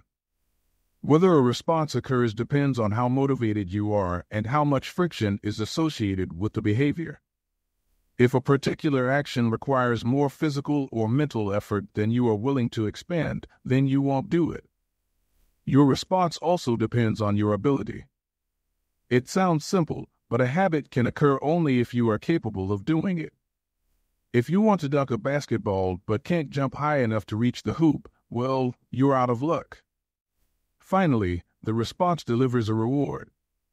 Rewards are the end goal of every habit. The cue is about noticing the reward. The craving is about wanting the reward. The response is about obtaining the reward. We chase rewards because they serve two purposes. 1, they satisfy us, and 2, they teach us. The first purpose of rewards is to satisfy your craving. Yes, rewards provide benefits on their own. Food and water deliver the energy you need to survive. Getting a promotion brings more money and respect. Getting in shape improves your health and your dating prospects. But the more immediate benefit is that rewards satisfy your craving to eat or to gain status or to win approval. At least for a moment, rewards deliver contentment and relief from craving. Second, rewards teach us which actions are worth remembering in the future. Your brain is a reward detector. As you go about your life, your sensory nervous system is continuously monitoring which actions satisfy your desires and deliver pleasure. Feelings of pleasure and disappointment are part of the feedback mechanism that helps your brain distinguish useful actions from useless ones. Rewards close the feedback loop and complete the habit cycle. If a behavior is insufficient in any of the 4 stages, it will not become a habit. Eliminate the cue and your habit will never start. Reduce the craving and you won't experience enough motivation to act. Make the behavior difficult and you won't be able to do it. And if the reward fails to satisfy your desire, then you will have no reason to do it again in the future. Without the first 3 steps, a behavior will not occur. Without all 4, a behavior will not be repeated. The habit loop. The 4 stages of habit are best described as a feedback loop. They form an endless cycle that is running every moment you are alive. This habit loop is continually scanning the environment, predicting what will happen next, trying out different responses, and learning from the results. Asterisk in summary, the cue triggers a craving, which motivates a response, which provides a reward, which satisfies the craving and, ultimately, becomes associated with the cue. Together, these 4 steps form a neurological feedback loop: cue, craving, response, reward, cue, craving, response, reward, that ultimately allows you to create automatic habits. This cycle is known as the habit loop. This 4-step process is not something that happens occasionally, but rather it is an endless feedback loop that is running and active during every moment you are alive, even now. The brain is continually scanning the environment, predicting what will happen next, trying out different responses, and learning from the results.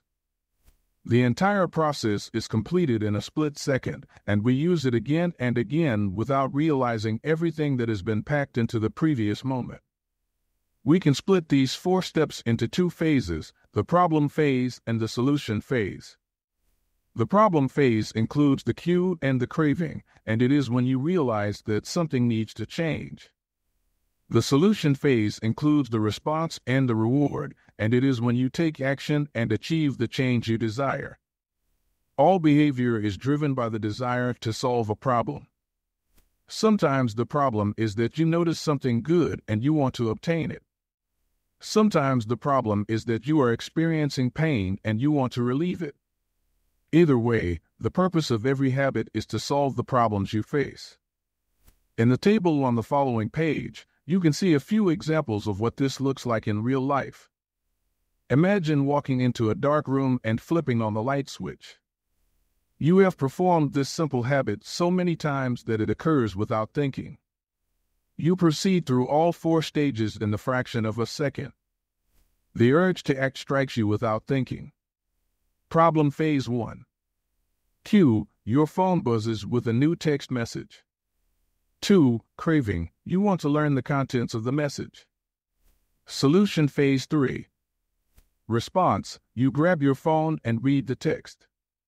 4. Reward, you satisfy your craving to read the message. Grabbing your phone becomes associated with your phone buzzing. Problem phase 1. Cue, you are answering emails. 2. Craving, you begin to feel stressed and overwhelmed by work. You want to feel in control. Solution phase 3. Response, you bite your nails. 4. Reward, you satisfy your craving to reduce stress. Biting your nails becomes associated with answering email. Problem phase 1. Cue, you wake up. 2. Craving, you want to feel alert. Solution phase 3. Response, you drink a cup of coffee.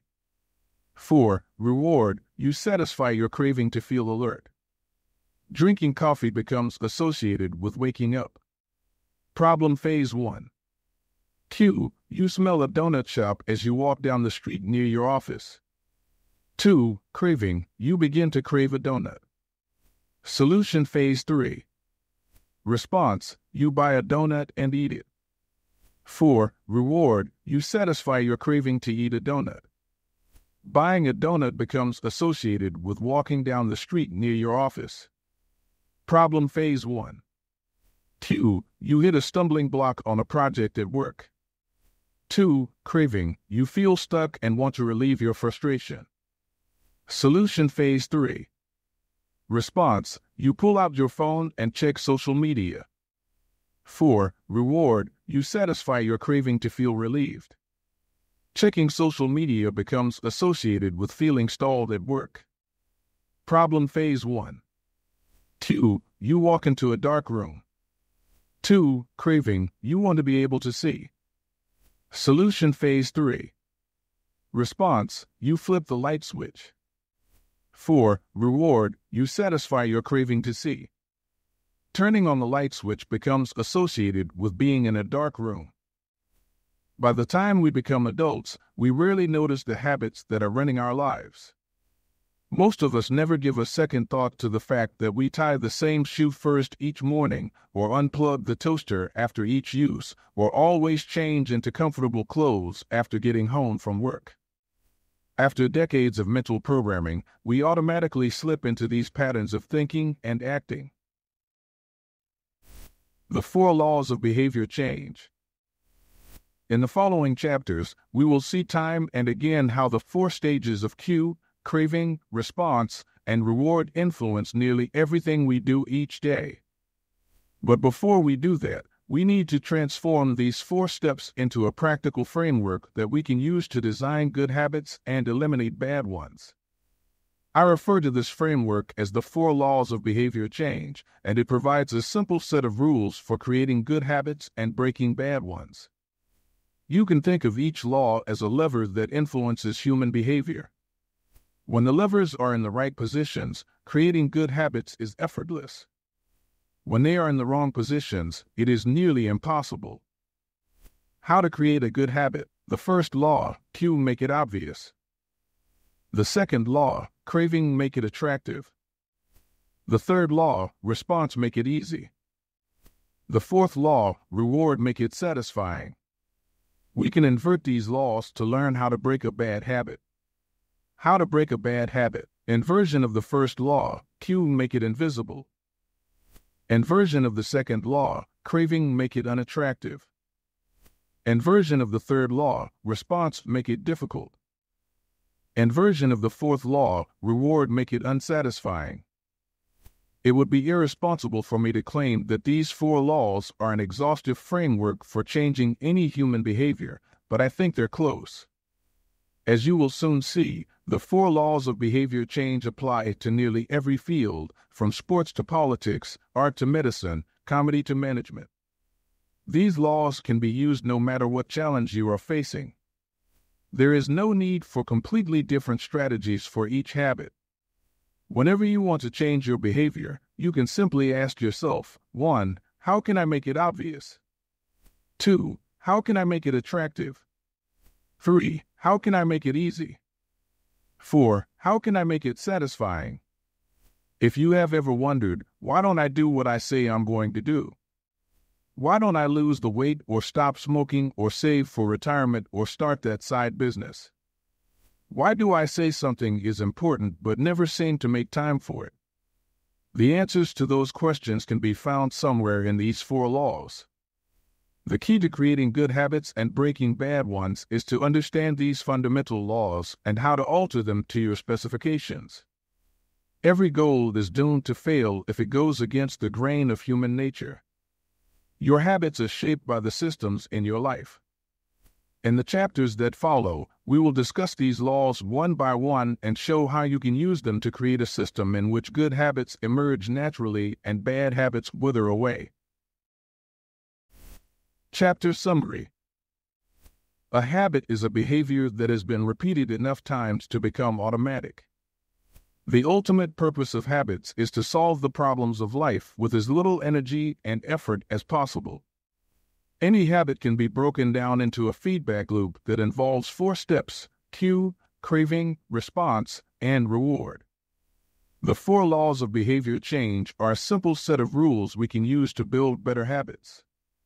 They are: 1. Make it obvious. 2. Make it attractive. 3. Make it easy. And 4. Make it satisfying. The first law. Make it obvious. Chapter 4. The Man Who Didn't Look Right. The psychologist Gary Klein once told me a story about a woman who attended a family gathering. She had spent years working as a paramedic and, upon arriving at the event, took one look at her father-in-law and got very concerned. "I don't like the way you look," she said. Her father-in-law, who was feeling perfectly fine, jokingly replied, "Well, I don't like your looks either." "No," she insisted. "You need to go to the hospital now." A few hours later, the man was undergoing life-saving surgery after an examination had revealed that he had a blockage to a major artery and was at immediate risk of a heart attack. Without his daughter-in-law's intuition, he could have died. What did the paramedic see?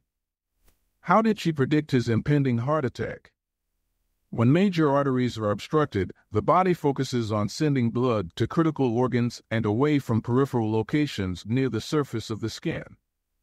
The result is a change in the pattern of distribution of blood in the face. After many years of working with people with heart failure, the woman had unknowingly developed the ability to recognize this pattern on sight. She couldn't explain what it was that she noticed in her father-in-law's face, but she knew something was wrong. Similar stories exist in other fields. For example, military analysts can identify which blip on a radar screen is an enemy missile and which one is a plane from their own fleet, even though they are traveling at the same speed, flying at the same altitude, and look identical on radar in nearly every respect. During the Gulf War, Lieutenant Commander Michael Riley saved an entire battleship when he ordered a missile shot down, despite the fact that it looked exactly like the battleship's own planes on radar. He made the right call, but even his superior officers couldn't explain how he did it. Museum curators have been known to discern the difference between an authentic piece of art and an expertly produced counterfeit, even though they can't tell you precisely which details tipped them off. Experienced radiologists can look at a brain scan and predict the area where a stroke will develop before any obvious signs are visible to the untrained eye. I've even heard of hairdressers noticing whether a client is pregnant based only on the feel of her hair. The human brain is a prediction machine. It is continuously taking in your surroundings and analyzing the information it comes across. Whenever you experience something repeatedly, like a paramedic seeing the face of a heart attack patient or a military analyst seeing a missile on a radar screen, your brain begins noticing what is important, sorting through the details and highlighting the relevant cues, and cataloging that information for future use. With enough practice, you can pick up on the cues that predict certain outcomes without consciously thinking about it. Automatically, your brain encodes the lessons learned through experience. We can't always explain what it is we are learning, but learning is happening all along the way, and your ability to notice the relevant cues in a given situation is the foundation for every habit you have.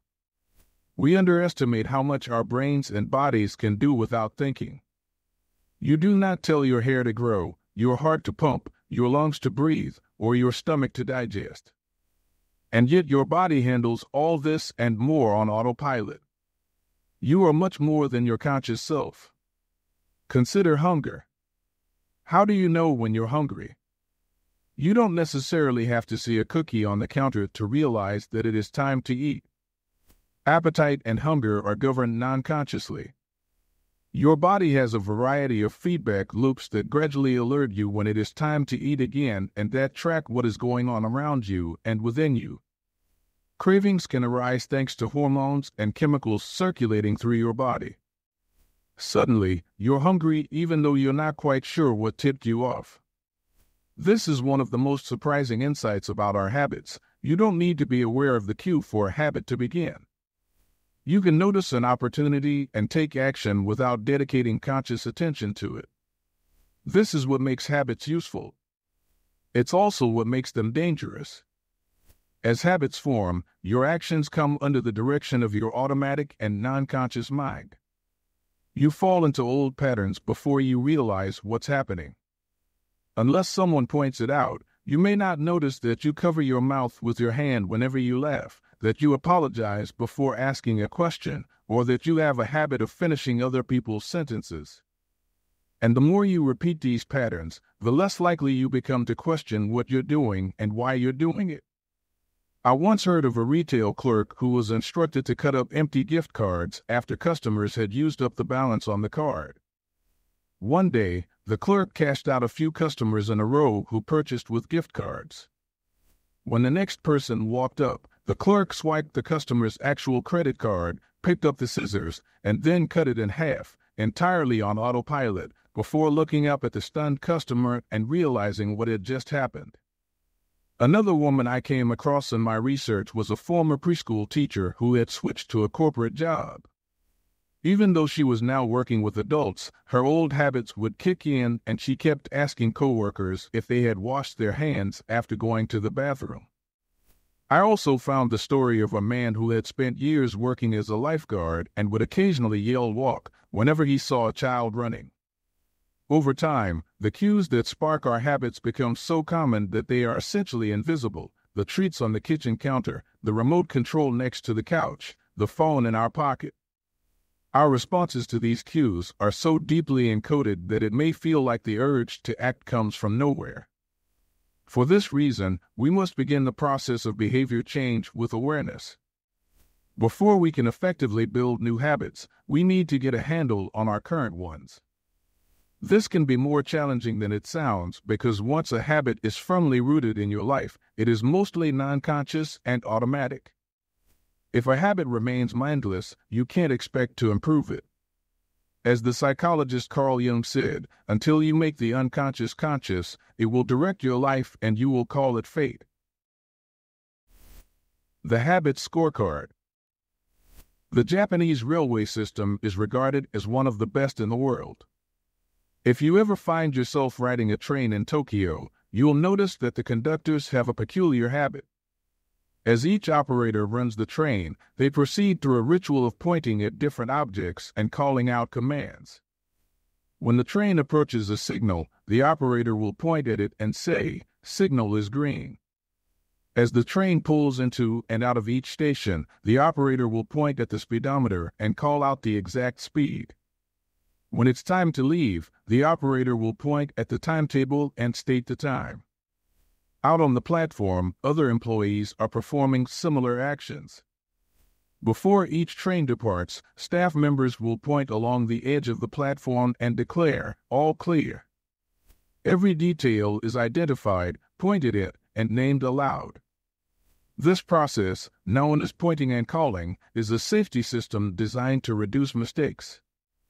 It seems silly, but it works incredibly well. Pointing and calling reduces errors by up to 85% and cuts accidents by 30%. The MTA subway system in New York City adopted a modified version that is point-only, and within 2 years of implementation, incidents of incorrectly berthed subways fell 57%. Pointing and calling is so effective because it raises the level of awareness from a non-conscious habit to a more conscious level. Because the train operators must use their eyes, hands, mouth, and ears, they are more likely to notice problems before something goes wrong. My wife does something similar. Whenever we are preparing to walk out the door for a trip, she verbally calls out the most essential items in her packing list. I've got my keys. I've got my wallet. I've got my glasses. I've got my husband. The more automatic a behavior becomes, the less likely we are to consciously think about it. And when we've done something 1,000 times before, we begin to overlook things. We assume that the next time will be just like the last. We're so used to doing what we've always done that we don't stop to question whether it's the right thing to do at all. Many of our failures in performance are largely attributable to a lack of self-awareness. One of our greatest challenges in changing habits is maintaining awareness of what we are actually doing. This helps explain why the consequences of bad habits can sneak up on us. We need a point-and-call system for our personal lives. That's the origin of the Habit Scorecard, which is a simple exercise you can use to become more aware of your behavior. To create your own, make a list of your daily habits. Here's a sample of where your list might start. Wake up. Turn off alarm. Check my phone. Go to the bathroom. Weigh myself. Take a shower. Brush my teeth. Floss my teeth. Put on deodorant. Hang up towel to dry. Get dressed. Make a cup of tea. And so on. Once you have a full list, look at each behavior and ask yourself, is this a good habit, a bad habit, or a neutral habit? If it is a good habit, write plus next to it. If it is a bad habit, write. If it is a neutral habit, write equal sign. For example, The list above might look like this. Wake up equals turn off alarm equals check my phone. Go to the bathroom equals weigh myself plus take a shower plus brush my teeth plus floss my teeth plus put on deodorant plus hang up towel to dry equals get dressed equals make a cup of tea plus the marks you give to a particular habit will depend on your situation and your goals. For someone who is trying to lose weight, eating a bagel with peanut butter every morning might be a bad habit.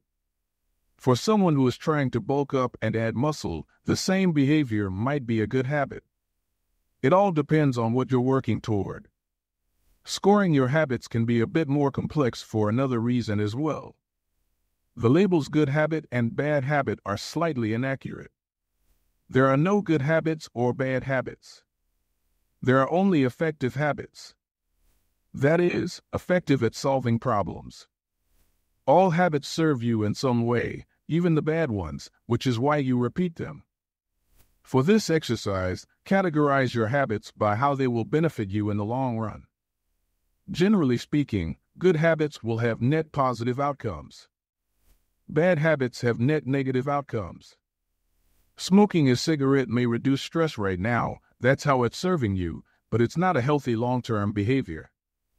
If you're still having trouble determining how to rate a particular habit, here's a question I like to use. Does this behavior help me become the type of person I wish to be? Does this habit cast a vote for or against my desired identity? Habits that reinforce your desired identity are usually good. Habits that conflict with your desired identity are usually bad. As you create your habit scorecard, there is no need to change anything at first. The goal is to simply notice what is actually going on. Observe your thoughts and actions without judgment or internal criticism. Don't blame yourself for your faults. Don't praise yourself for your successes. If you eat a chocolate bar every morning, acknowledge it, almost as if you were watching someone else. Oh, how interesting that they would do such a thing. If you binge eat, simply notice that you are eating more calories than you should. If you waste time online, notice that you are spending your life in a way that you do not want to. The first step to changing bad habits is to be on the lookout for them. If you feel like you need extra help, then you can try pointing and calling in your own life. Say out loud the action that you are thinking of taking and what the outcome will be. If you want to cut back on your junk food habit but notice yourself grabbing another cookie, say out loud, "I'm about to eat this cookie, but I don't need it. Eating it will cause me to gain weight and hurt my health." Hearing your bad habits spoken aloud makes the consequences seem more real. It adds weight to the action rather than letting yourself mindlessly slip into an old routine. This approach is useful even if you're simply trying to remember a task on your to-do list. Just saying out loud, "Tomorrow, I need to go to the post office after lunch," increases the odds that you'll actually do it. You're getting yourself to acknowledge the need for action, and that can make all the difference. The process of behavior change always starts with awareness. Strategies like pointing and calling and the habit scorecard are focused on getting you to recognize your habits and acknowledge the cues that trigger them, which makes it possible to respond in a way that benefits you. Chapter Summary. With enough practice, your brain will pick up on the cues that predict certain outcomes without consciously thinking about it. Once our habits become automatic, we stop paying attention to what we are doing. The process of behavior change always starts with awareness. You need to be aware of your habits before you can change them. Pointing and calling raises your level of awareness from a non-conscious habit to a more conscious level by verbalizing your actions. The habit scorecard is a simple exercise you can use to become more aware of your behavior.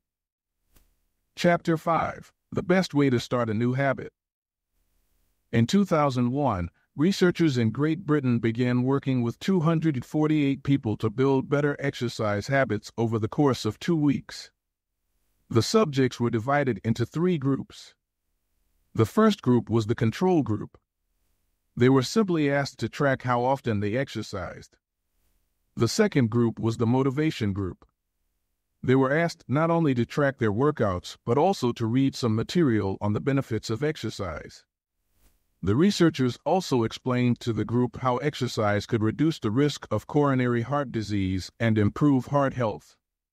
Finally, there was the third group. These subjects received the same presentation as the second group, which ensured that they had equal levels of motivation. However, they were also asked to formulate a plan for when and where they would exercise over the following week. Specifically, each member of the third group completed the following sentence: during the next week, I will partake in at least 20 minutes of vigorous exercise on day, at time, in place. In the first and second groups, 35 to 38% of people exercised at least once per week. Interestingly, the motivational presentation given to the second group seemed to have no meaningful impact on behavior. But 91% of the third group exercised at least once per week, more than double the normal rate. The sentence they filled out is what researchers refer to as an implementation intention, which is a plan you make beforehand about when and where to act. That is, how you intend to implement a particular habit. The cues that can trigger a habit come in a wide range of forms: the feel of your phone buzzing in your pocket, the smell of chocolate chip cookies, the sound of ambulance sirens, but the two most common cues are time and location. Implementation intentions leverage both of these cues. Broadly speaking, the format for creating an implementation intention is, when situation X arises, I will perform response Y. Hundreds of studies have shown that implementation intentions are effective for sticking to our goals, whether it's writing down the exact time and date of when you will get a flu shot or recording the time of your colonoscopy appointment. They increase the odds that people will stick with habits like recycling, studying, going to sleep early, and stopping smoking. Researchers have even found that voter turnout increases when people are forced to create implementation intentions by answering questions like, what route are you taking to the polling station? At what time are you planning to go? What bus will get you there? Other successful government programs have prompted citizens to make a clear plan to send taxes in on time or provided directions on when and where to pay late traffic bills. The punchline is clear. People who make a specific plan for when and where they will perform a new habit are more likely to follow through. Too many people try to change their habits without these basic details figured out. We tell ourselves, I'm going to eat healthier or I'm going to write more, but we never say when and where these habits are going to happen. We leave it up to chance and hope that we will just remember to do it or feel motivated at the right time. An implementation intention sweeps away foggy notions like I want to work out more or I want to be more productive or I should vote and transforms them into a concrete plan of action. Many people think they lack motivation when what they really lack is clarity. It is not always obvious when and where to take action. Some people spend their entire lives waiting for the time to be right to make an improvement. Once an implementation intention has been set, you don't have to wait for inspiration to strike. Do I write a chapter today or not? Do I meditate this morning or at lunch? When the moment of action occurs, there is no need to make a decision. Simply follow your predetermined plan. The simple way to apply this strategy to your habits is to fill out this sentence: I will, behavior, at, time, in, location. Meditation. I will meditate for 1 minute at 7 a.m. in my kitchen. Studying. I will study Spanish for 20 minutes at 6 p.m. in my bedroom. Exercise. I will exercise for 1 hour at 5 p.m. in my local gym. Marriage. I will make my partner a cup of tea at 8 a.m. in the kitchen. If you aren't sure when to start your habit, try the first day of the week, month, or year. People are more likely to take action at those times because hope is usually higher. If we have hope, we have a reason to take action. A fresh start feels motivating. There is another benefit to implementation intentions. Being specific about what you want and how you will achieve it helps you say no to things that derail progress, distract your attention, and pull you off course. We often say yes to little requests because we are not clear enough about what we need to be doing instead. When your dreams are vague, it's easy to rationalize little exceptions all day long and never get around to the specific things you need to do to succeed. Give your habits a time and a space to live in the world. The goal is to make the time and location so obvious that, with enough repetition, you get an urge to do the right thing at the right time, even if you can't say why. As the writer Jason Zweig noted, obviously you're never going to just work out without conscious thought. But like a dog salivating at a bell, maybe you start to get antsy around the time of day you normally work out. There are many ways to use implementation intentions in your life and work. My favorite approach is one I learned from Stanford professor B.J. Fogg, and it is a strategy one referred to as habit stacking. Habit stacking, a simple plan to overhaul your habits. The French philosopher Denis Diderot lived nearly his entire life in poverty, but that all changed one day in 1765. Diderot's daughter was about to be married, and he could not afford to pay for the wedding. Despite his lack of wealth, Diderot was well known for his role as the co-founder and writer of Encyclopedia, one of the most comprehensive encyclopedias of the time. When Catherine the Great, the Empress of Russia, heard of Diderot's financial troubles, her heart went out to him. She was a book lover and greatly enjoyed his encyclopedia. She offered to buy Diderot's personal library for £1,000, more than $150,000 today. Suddenly, Diderot had money to spare. With his new wealth, he not only paid for the wedding but also acquired a scarlet robe for himself. Diderot's scarlet robe was beautiful. So beautiful, in fact, that he immediately noticed how out of place it seemed when surrounded by his more common possessions. He wrote that there was no more coordination, no more unity, no more beauty between his elegant robe and the rest of his stuff. Diderot soon felt the urge to upgrade his possessions. He replaced his rug with one from Damascus. He decorated his home with expensive sculptures. He bought a mirror to place above the mantel and a better kitchen table. He tossed aside his old straw chair for a leather one. Like falling dominoes, one purchase led to the next. Diderot's behavior is not uncommon. In fact, the tendency for one purchase to lead to another one has a name: the Diderot effect. The Diderot effect states that obtaining a new possession often creates a spiral of consumption that leads to additional purchases. You can spot this pattern everywhere. You buy a dress and have to get new shoes and earrings to match. You buy a couch and suddenly question the layout of your entire living room. You buy a toy for your child and soon find yourself purchasing all of the accessories that go with it. It's a chain reaction of purchases. Many human behaviors follow this cycle.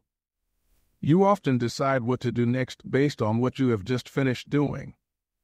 Going to the bathroom leads to washing and drying your hands, which reminds you that you need to put the dirty towels in the laundry, so you add laundry detergent to the shopping list, and so on. No behavior happens in isolation. Each action becomes a cue that triggers the next behavior. Why is this important? When it comes to building new habits, you can use the connectedness of behavior to your advantage. One of the best ways to build a new habit is to identify a current habit you already do each day and then stack your new behavior on top. This is called habit stacking. Habit stacking is a special form of an implementation intention. Rather than pairing your new habit with a particular time and location, you pair it with a current habit. This method, which was created by B.J. Fogg as part of his Tiny Habits program, can be used to design an obvious cue for nearly any habit. The habit stacking formula is: after current habit, I will new habit. For example, meditation. After I pour my cup of coffee each morning, I will meditate for 1 minute. Exercise. After I take off my work shoes, I will immediately change into my workout clothes. Gratitude. After I sit down to dinner, I will say one thing I'm grateful for that happened today. Marriage.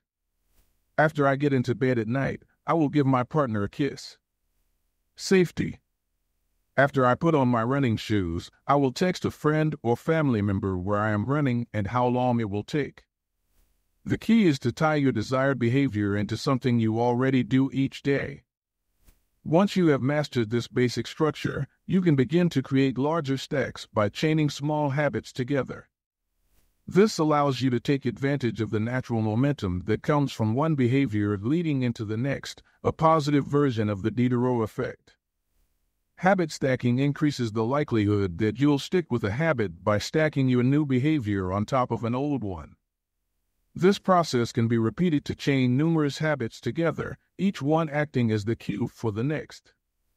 Your morning routine habit stack might look like this. 1. After I pour my morning cup of coffee, I will meditate for 60 seconds.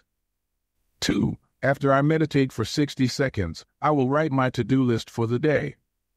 3. After I write my to-do list for the day, I will immediately begin my first task. Or, consider this habit stack in the evening. 1. After I finish eating dinner, I will put my plate directly into the dishwasher. 2. After I put my dishes away, I will immediately wipe down the counter. 3. After I wipe down the counter, I will set out my coffee mug for tomorrow morning. You can also insert new behaviors into the middle of your current routines. For example, you may already have a morning routine that looks like this: wake up greater than make my bed greater than take a shower. Let's say you want to develop the habit of reading more each night. You can expand your habit stack and try something like, wake up greater than make my bed greater than place a book on my pillow greater than take a shower. Now, when you climb into bed each night, a book will be sitting there waiting for you to enjoy. Overall, habit stacking allows you to create a set of simple rules that guide your future behavior. It's like you always have a game plan for which action should come next. Once you get comfortable with this approach, you can develop general habit stacks to guide you whenever the situation is appropriate. Exercise. When I see a set of stairs, I will take them instead of using the elevator. Social skills. When I walk into a party, I will introduce myself to someone I don't know yet. Finances. When I want to buy something over $100, I will wait 24 hours before purchasing. Healthy eating. When I serve myself a meal, I will always put veggies on my plate first. Minimalism. When I buy a new item, I will give something away. One in, one out. Mood. When the phone rings, I will take one deep breath and smile before answering. Forgetfulness. When I leave a public place, I will check the table and chairs to make sure I don't leave anything behind. No matter how you use this strategy, the secret to creating a successful habit stack is selecting the right cue to kick things off. Unlike an implementation intention, which specifically states the time and location for a given behavior, habit stacking implicitly has the time and location built into it. When and where you choose to insert a habit into your daily routine can make a big difference. If you're trying to add meditation into your morning routine, but mornings are chaotic and your kids keep running into the room, then that may be the wrong place and time. Consider when you are most likely to be successful. Don't ask yourself to do a habit when you're likely to be occupied with something else. Your cue should also have the same frequency as your desired habit. If you want to do a habit every day, but you stack it on top of a habit that only happens on Mondays, that's not a good choice. One way to find the right trigger for your habit stack is by brainstorming a list of your current habits. You can use your habit scorecard from the last chapter as a starting point. Alternatively, you can create a list with 2 columns. In the first column, write down the habits you do each day without fail. For example, get out of bed, take a shower, brush your teeth, get dressed, brew a cup of coffee, eat breakfast, take the kids to school, start the workday, eat lunch, end the workday, change out of work clothes, sit down for dinner, turn off the lights, get into bed. Your list can be much longer, but you get the idea. In the second column, write down all of the things that happen to you each day without fail. For example, the sun rises. You get a text message. The song you are listening to ends. The sun sets. Armed with these two lists, you can begin searching for the best place to layer your new habit into your lifestyle. Habit stacking works best when a cue is highly specific and immediately actionable. Many people select cues that are too vague. I made this mistake myself. When I wanted to start a push-up habit, my habit stack was when I take a break for lunch, I will do 10 push-ups. At first glance, this sounded reasonable. But soon, I realized the trigger was unclear. Would I do my push-ups before I ate lunch? After I ate lunch? Where would I do them? After a few inconsistent days, I changed my habit stack to, when I close my laptop for lunch, I will do 10 push-ups next to my desk. Ambiguity gone. Habits like read more or eat better are worthy causes, but these goals do not provide instruction on how and when to act. Be specific and clear after I close the door. After I brush my teeth. After I sit down at the table. The specificity is important.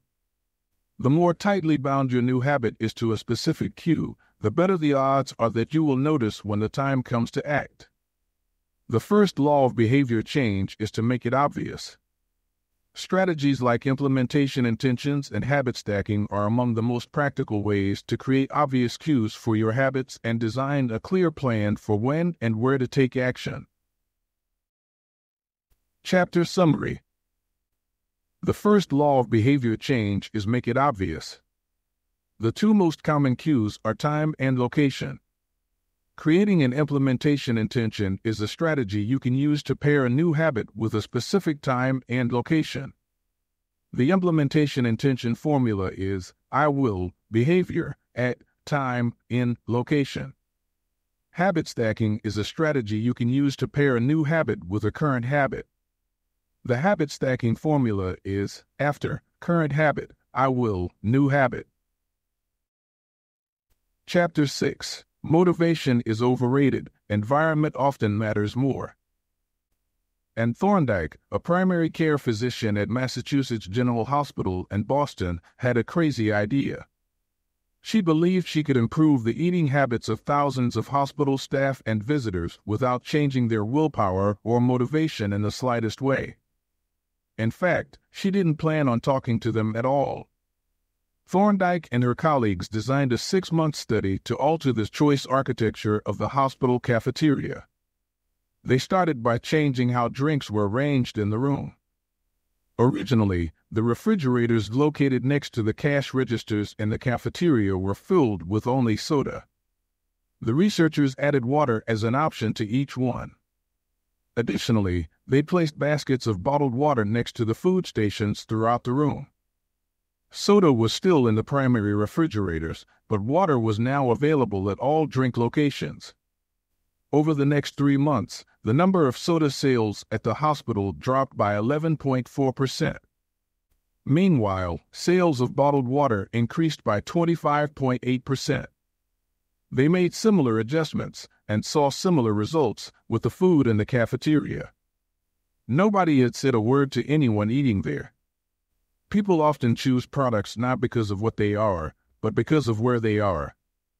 If I walk into the kitchen and see a plate of cookies on the counter, I'll pick up half a dozen and start eating, even if I hadn't been thinking about them beforehand and didn't necessarily feel hungry. If the communal table at the office is always filled with donuts and bagels, it's going to be hard not to grab one every now and then. Your habits change depending on the room you are in and the cues in front of you. Environment is the invisible hand that shapes human behavior. Despite our unique personalities, certain behaviors tend to arise again and again under certain environmental conditions. In church, people tend to talk in whispers. On a dark street, people act wary and guarded. In this way, the most common form of change is not internal, but external. We are changed by the world around us.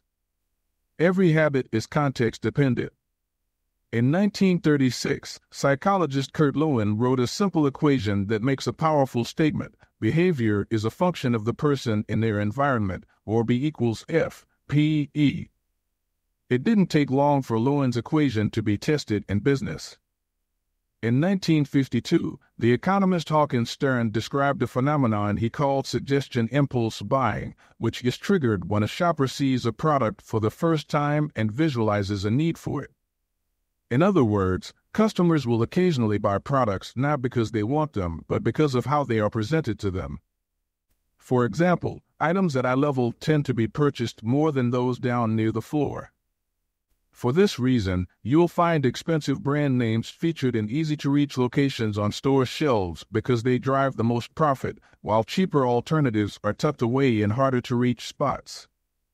The same goes for end caps, which are the units at the end of aisles. End caps are money-making machines for retailers because they are obvious locations that encounter a lot of foot traffic. For example, 45% of Coca-Cola sales come specifically from end-of-the-aisle racks. The more obviously available a product or service is, the more likely you are to try it. People drink Bud Light because it is in every bar and visit Starbucks because it is on every corner. We like to think that we are in control. If we choose water over soda, we assume it is because we wanted to do so. The truth, however, is that many of the actions we take each day are shaped not by purposeful drive and choice, but by the most obvious option. Every living being has its own methods for sensing and understanding the world. Eagles have remarkable long-distance vision. Snakes can smell by tasting the air with their highly sensitive tongues. Sharks can detect small amounts of electricity and vibrations in the water caused by nearby fish. Even bacteria have chemoreceptors, tiny sensory cells that allow them to detect toxic chemicals in their environment. In humans, perception is directed by the sensory nervous system. We perceive the world through sight, sound, smell, touch, and taste.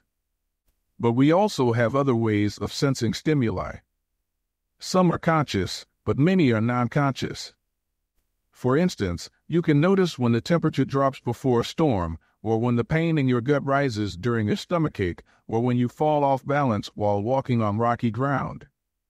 Receptors in your body pick up on a wide range of internal stimuli, such as the amount of salt in your blood or the need to drink when thirsty. The most powerful of all human sensory abilities, however, is vision. The human body has about 11 million sensory receptors. Approximately 10 million of those are dedicated to sight. Some experts estimate that half of the brain's resources are used on vision.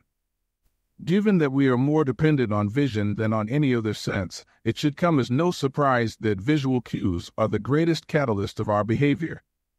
For this reason, a small change in what you see can lead to a big shift in what you do.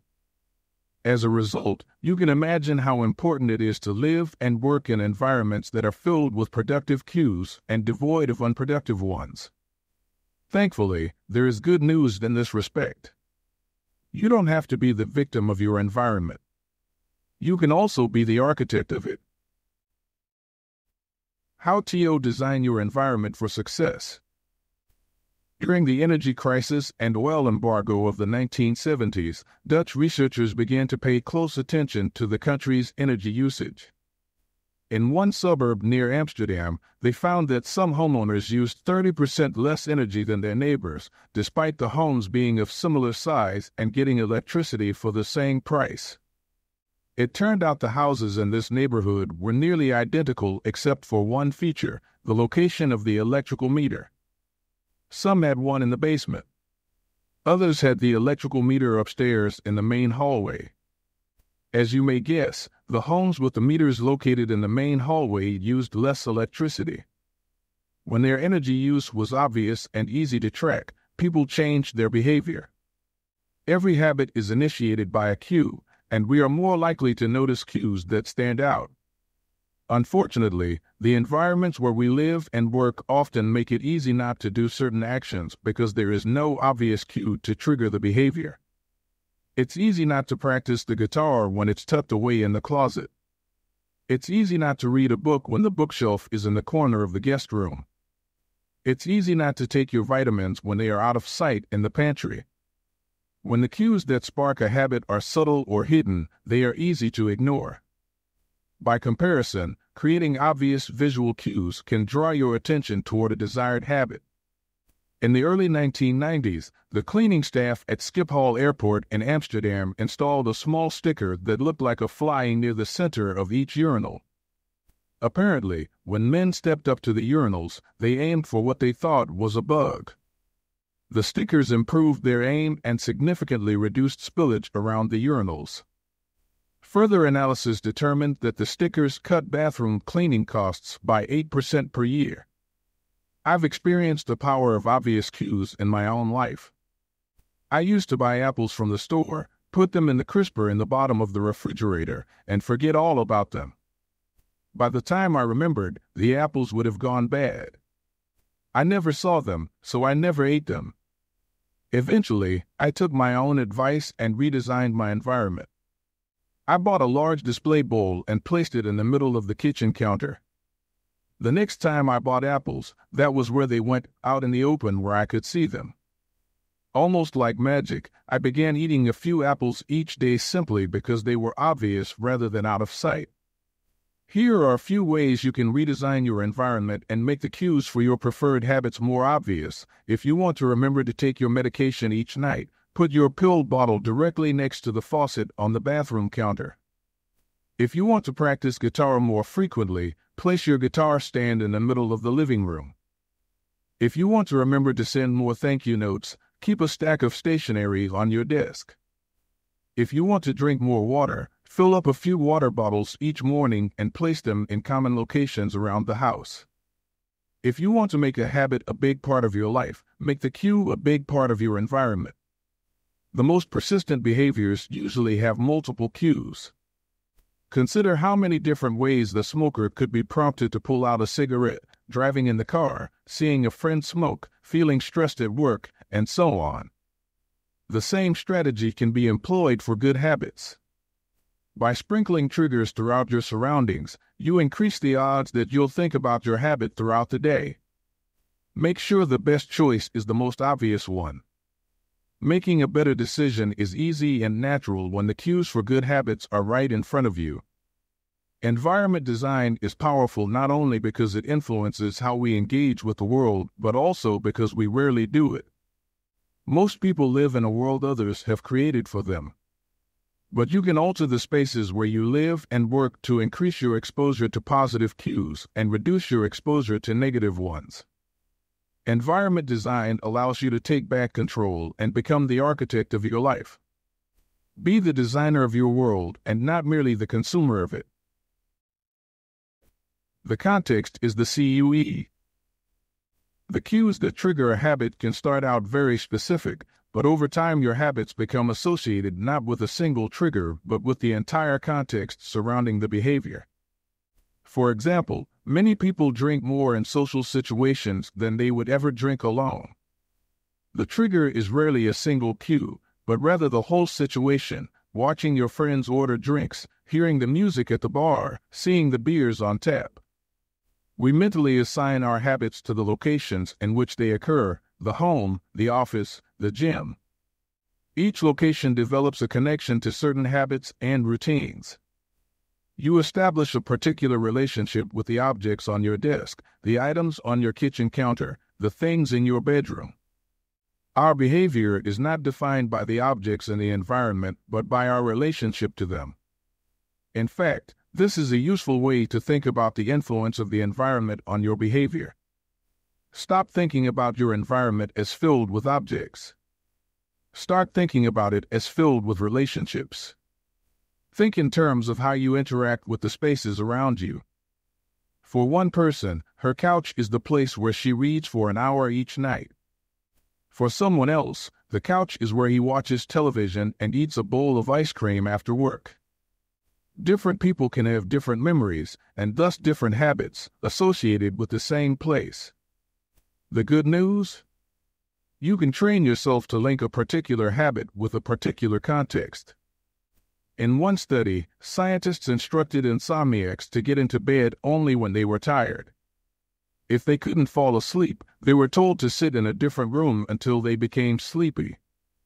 Over time, subjects began to associate the context of their bed with the action of sleeping, and it became easier to quickly fall asleep when they climbed in bed.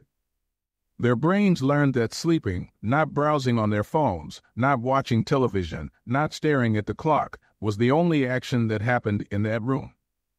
The power of context also reveals an important strategy. Habits can be easier to change in a new environment. It helps to escape the subtle triggers and cues that nudge you toward your current habits. Go to a new place, a different coffee shop, a bench in the park, a corner of your room you seldom use, and create a new routine there. It is easier to associate a new habit with a new context than to build a new habit in the face of competing cues. It can be difficult to go to bed early if you watch television in your bedroom each night.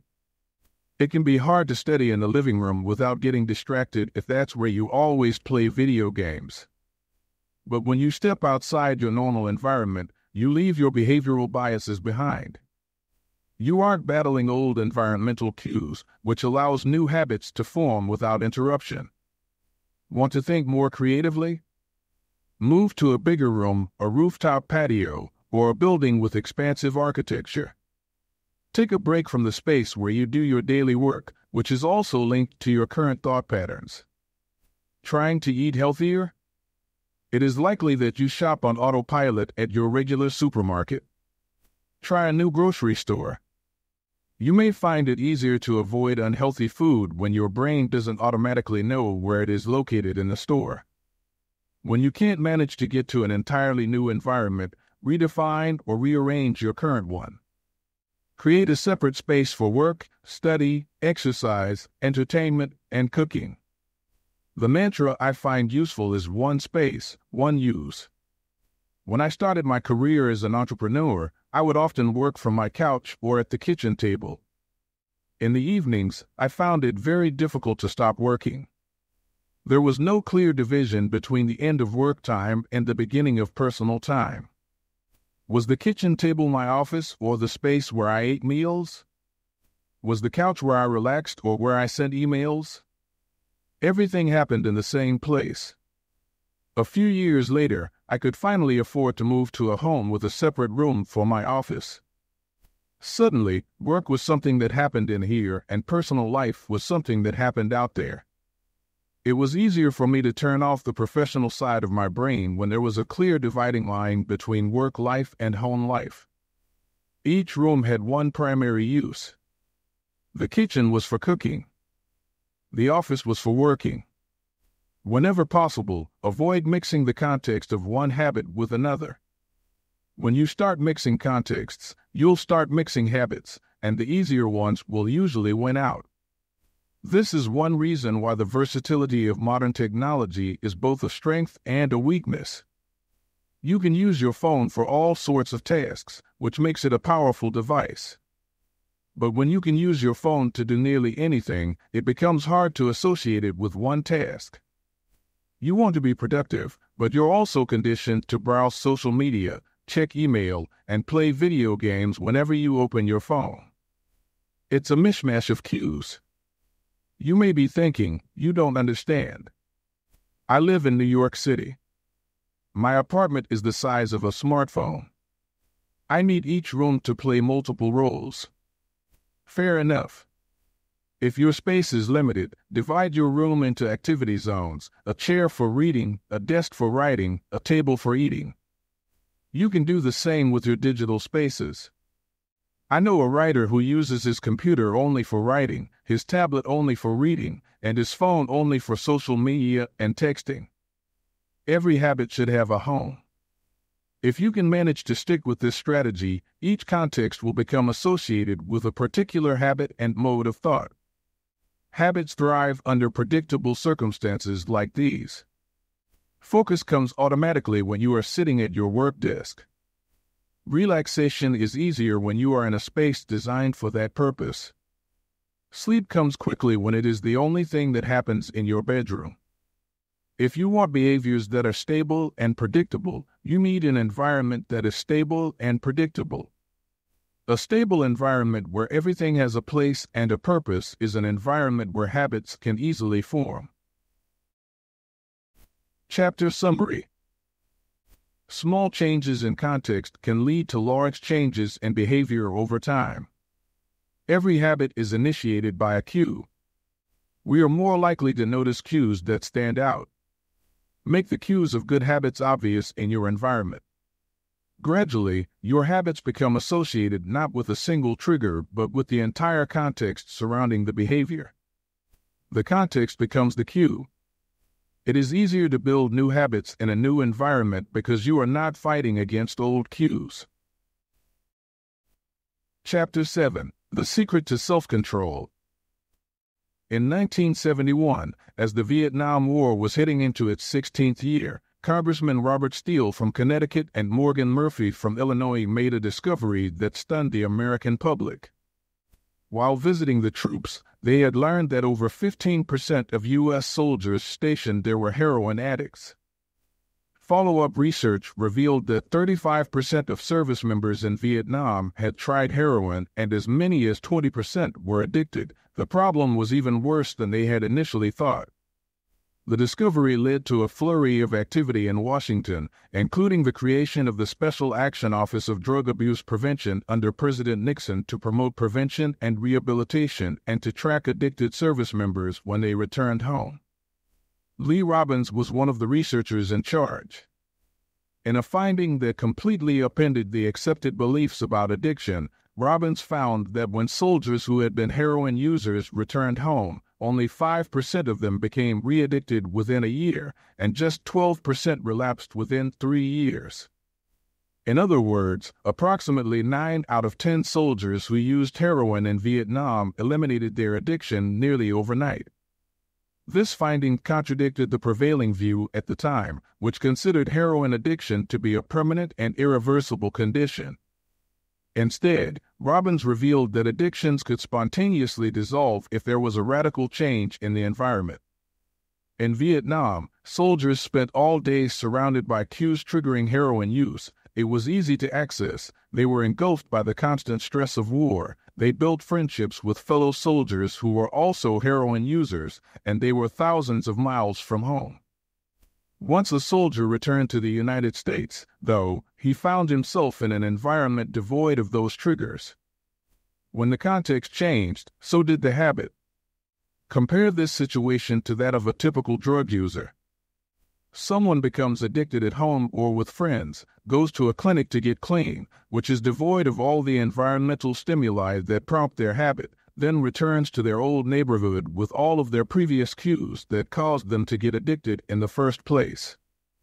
It's no wonder that usually you see numbers that are the exact opposite of those in the Vietnam study.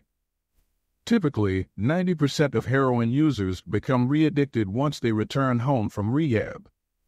The Vietnam studies ran counter to many of our cultural beliefs about bad habits because it challenged the conventional association of unhealthy behavior as a moral weakness. If you're overweight, a smoker, or an addict, you've been told your entire life that it is because you lack self-control, maybe even that you're a bad person. The idea that a little bit of discipline would solve all our problems is deeply embedded in our culture. Recent research, however, shows something different. When scientists analyze people who appear to have tremendous self-control, it turns out those individuals aren't all that different from those who are struggling. Instead, disciplined people are better at structuring their lives in a way that does not require heroic willpower and self-control. In other words, they spend less time in tempting situations. The people with the best self-control are typically the ones who need to use it the least. It's easier to practice self-restraint when you don't have to use it very often. So, yes, perseverance, grit, and willpower are essential to success, but the way to improve these qualities is not by wishing you were a more disciplined person, but by creating a more disciplined environment. This counterintuitive idea makes even more sense once you understand what happens when a habit is formed in the brain. A habit that has been encoded in the mind is ready to be used whenever the relevant situation arises. When Patty Olwell, a therapist from Austin, Texas, started smoking, she would often light up while riding horses with a friend. Eventually, she quit smoking and avoided it for years. She had also stopped riding. Decades later, she hopped on a horse again and found herself craving a cigarette for the first time in forever. The cues were still internalized, she just hadn't been exposed to them in a long time. Once a habit has been encoded, the urge to act follows whenever the environmental cues reappear. This is one reason behavior change techniques can backfire. Shaming obese people with weight loss presentations can make them feel stressed, and as a result many people return to their favorite coping strategy, overeating. Showing pictures of blackened lungs to smokers leads to higher levels of anxiety, which drives many people to reach for a cigarette. If you're not careful about cues, you can cause the very behavior you want to stop. Bad habits are autocatalytic. The process feeds itself. They foster the feelings they try to numb. You feel bad, so you eat junk food. Because you eat junk food, you feel bad. Watching television makes you feel sluggish, so you watch more television because you don't have the energy to do anything else. Worrying about your health makes you feel anxious, which causes you to smoke to ease your anxiety, which makes your health even worse and soon you're feeling more anxious. It's a downward spiral, a runaway train of bad habits. Researchers refer to this phenomenon as cue-induced wanting. An external trigger causes a compulsive craving to repeat a bad habit. Once you notice something, you begin to want it. This process is happening all the time, often without us realizing it.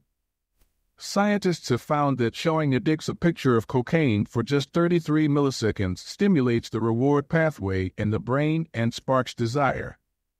This speed is too fast for the brain to consciously register. The addicts couldn't even tell you what they had seen, but they craved the drug all the same. Here's the punchline: you can break a habit, but you're unlikely to forget it. Once the mental grooves of habit have been carved into your brain, they are nearly impossible to remove entirely, even if they go unused for quite a while. And that means that simply resisting temptation is an ineffective strategy. It is hard to maintain a Zen attitude in a life filled with interruptions. It takes too much energy. In the short run, you can choose to overpower temptation. In the long run, we become a product of the environment that we live in. To put it bluntly, I have never seen someone consistently stick to positive habits in a negative environment. A more reliable approach is to cut bad habits off at the source. One of the most practical ways to eliminate a bad habit is to reduce exposure to the cue that causes it. If you can't seem to get any work done, leave your phone in another room for a few hours. If you're continually feeling like you're not enough, stop following social media accounts that trigger jealousy and envy. If you're wasting too much time watching television, move the TV out of the bedroom. If you're spending too much money on electronics, quit reading reviews of the latest tech gear. If you're playing too many video games, unplug the console and put it in a closet after each use. This practice is an inversion of the first law of behavior change. Rather than make it obvious, you can make it invisible. I'm often surprised by how effective simple changes like these can be. Remove a single cue and the entire habit often fades away. Self-control is a short-term strategy, not a long-term one. You may be able to resist temptation once or twice, but it's unlikely you can muster the willpower to override your desires every time. Instead of summoning a new dose of willpower whenever you want to do the right thing, your energy would be better spent optimizing your environment. This is the secret to self-control. Make the cues of your good habits obvious and the cues of your bad habits invisible. Chapter Summary.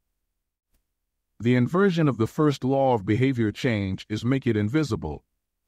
Once a habit is formed, it is unlikely to be forgotten. People with high self-control tend to spend less time in tempting situations. It's easier to avoid temptation than resist it. One of the most practical ways to eliminate a bad habit is to reduce exposure to the cue that causes it. Self-control is a short-term strategy, not a long-term one. The second law, make it attractive. Chapter 8, How to Make a Habit Irresistible. In the 1940s, a Dutch scientist named Nico Tinbergen performed a series of experiments that transformed our understanding of what motivates us. Tinbergen, who eventually won a Nobel Prize for his work, was investigating herring gulls, the gray and white birds often seen flying along the seashores of North America. Adult herring gulls have a small red on their beak, and Tinbergen noticed that newly hatched chicks would pick this spot whenever they wanted food. To begin one experiment, he created a collection of fake cardboard beaks, just a head without a body. When the parents had flown away, he went over to the nest and offered these dummy beaks to the chicks. The beaks were obvious fakes, and he assumed the baby birds would reject them altogether. However, when the tiny gulls saw the red spot on the cardboard beak, they pecked away just as if it were attached to their own mother. They had a clear preference for those red spots, as if they had been genetically programmed at birth. Soon Tinbergen discovered that the bigger the red spot, the faster the chicks pecked. Eventually, he created a beak with 3 large red dots on it. When he placed it over the nest, the baby birds went crazy with delight. They pecked at the little red patches as if it was the greatest beak they had ever seen. Tinbergen and his colleagues discovered similar behavior in other animals. For example, the gray-lag goose is a ground-nesting bird. Occasionally, as the mother moves around on the nest, one of the eggs will roll out and settle on the grass nearby. Whenever this happens, the goose will waddle over to the egg and use its beak and neck to pull it back into the nest. Tinbergen discovered that the goose will pull any nearby round object, such as a billiard ball or a light bulb, back into the nest. The bigger the object, the greater their response. One goose even made a tremendous effort to roll a volleyball back and sit on top. Like the baby gulls automatically pecking at red dots, the gray-lag goose was following an instinctive rule: when I see a round object nearby, I must roll it back into the nest. The bigger the round object, the harder I should try to get it. It's like the brain of each animal is preloaded with certain rules for behavior, and when it comes across an exaggerated version of that rule, it lights up like a Christmas tree. Scientists refer to these exaggerated cues as supernormal stimuli. A supernormal stimulus is a heightened version of reality, like a beak with 3 red dots or an egg the size of a volleyball, and it elicits a stronger response than usual. Humans are also prone to fall for exaggerated versions of reality. Junk food, for example, drives our reward systems into a frenzy. After spending hundreds of thousands of years hunting and foraging for food in the wild, the human brain has evolved to place a high value on salt, sugar, and fat. Such foods are often calorie-dense, and they were quite rare when our ancient ancestors were roaming the savannah.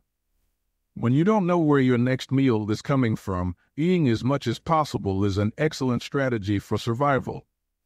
Today, however, we live in a calorie-rich environment. Food is abundant, but your brain continues to crave it like it is scarce. Placing a high value on salt, sugar, and fat is no longer advantageous to our health, but the craving persists because the brain's reward centers have not changed for approximately 50,000 years.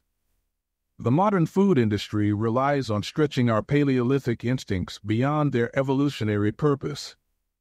A primary goal of food science is to create products that are more attractive to consumers. Nearly every food in a bag, box, or jar has been enhanced in some way, if only with additional flavoring. Companies spend millions of dollars to discover the most satisfying level of crunch in a potato chip or the perfect amount of fizz in a soda. Entire departments are dedicated to optimizing how a product feels in your mouth, a quality known as oral sensation. French fries, for example, are a potent combination, golden brown and crunchy on the outside, light and smooth on the inside. Other processed foods enhance dynamic contrast, which refers to items with a combination of sensations like crunchy and creamy. Imagine the gooiness of melted cheese on top of a crispy pizza crust, or the crunch of an Oreo cookie combined with its smooth center. With natural, unprocessed foods, you tend to experience the same sensations over and over. How's that 17th bite of kale taste? After a few minutes, your brain loses interest and you begin to feel full. But foods that are high in dynamic contrast keep the experience novel and interesting, encouraging you to eat more. Ultimately, such strategies enable food scientists to find the bliss point for each product, the precise combination of salt, sugar, and fat that excites your brain and keeps you coming back for more. The result, of course, is that you overeat because hyperpalatable foods are more attractive to the human brain. As Stephen Guyenet, a neuroscientist who specializes in eating behavior and obesity, says, we've gotten too good at pushing our own buttons. The modern food industry and the overeating habits it has spawned is just one example of the second law of behavior change: make it attractive. The more attractive an opportunity is, the more likely it is to become habit-forming. Look around. Society is filled with highly engineered versions of reality that are more attractive than the world our ancestors evolved in. Stores feature mannequins with exaggerated hips and breasts to sell clothes. Social media delivers more likes and praise in a few minutes than we could ever get in the office or at home. Online porn splices together stimulating scenes at a rate that would be impossible to replicate in real life. Advertisements are created with a combination of ideal lighting, professional makeup, and photoshopped edits. Even the model doesn't look like the person in the final image. These are the supernormal stimuli of our modern world. They exaggerate features that are naturally attractive to us, and our instincts go wild as a result, driving us into excessive shopping habits, social media habits, porn habits, eating habits, and many others. If history serves as a guide, the opportunities of the future will be more attractive than those of today. The trend is for rewards to become more concentrated and stimuli to become more enticing. Junk food is a more concentrated form of calories than natural foods. Hard liquor is a more concentrated form of alcohol than beer. Video games are a more concentrated form of play than board games. Compared to nature, these pleasure-packed experiences are hard to resist. We have the brains of our ancestors, but temptations they never had to face. If you want to increase the odds that a behavior will occur, then you need to make it attractive. Throughout our discussion of the second law, our goal is to learn how to make our habits irresistible. While it is not possible to transform every habit into a supernormal stimulus, we can make any habit more enticing. To do this, we must start by understanding what a craving is and how it works. We begin by examining a biological signature that all habits share: the dopamine spike. The dopamine-driven feedback loop. Scientists can track the precise moment a craving occurs by measuring a neurotransmitter called dopamine. The importance of dopamine became apparent in 1954 when the neuroscientists James Olds and Peter Milner ran an experiment that revealed the neurological processes behind craving and desire. By implanting electrodes in the brains of rats, the researchers blocked the release of dopamine. To the surprise of the scientists, the rats lost all will to live. They wouldn't eat. They wouldn't have sex. They didn't crave anything. Within a few days, the animals died of thirst.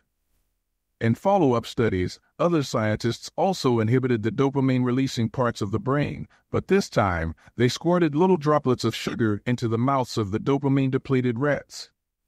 The little rat faces lit up with pleasurable grins from the tasty substance. Even though dopamine was blocked, they liked the sugar just as much as before. They just didn't want it anymore. The ability to experience pleasure remained, but without dopamine, desire died. And without desire, action stopped. When other researchers reversed this process and flooded the reward system of the brain with dopamine, animals performed habits at breakneck speed. In one study, mice received a powerful hit of dopamine each time they poked their nose in a box. Within minutes, the mice developed a craving so strong they began poking their nose into the box 800 times per hour. Humans are not so different. The average slot machine player will spin the wheels 600 times per hour. Habits are a dopamine-driven feedback loop. Every behavior that is highly habit-forming, taking drugs, eating junk food, playing video games, browsing social media, is associated with higher levels of dopamine.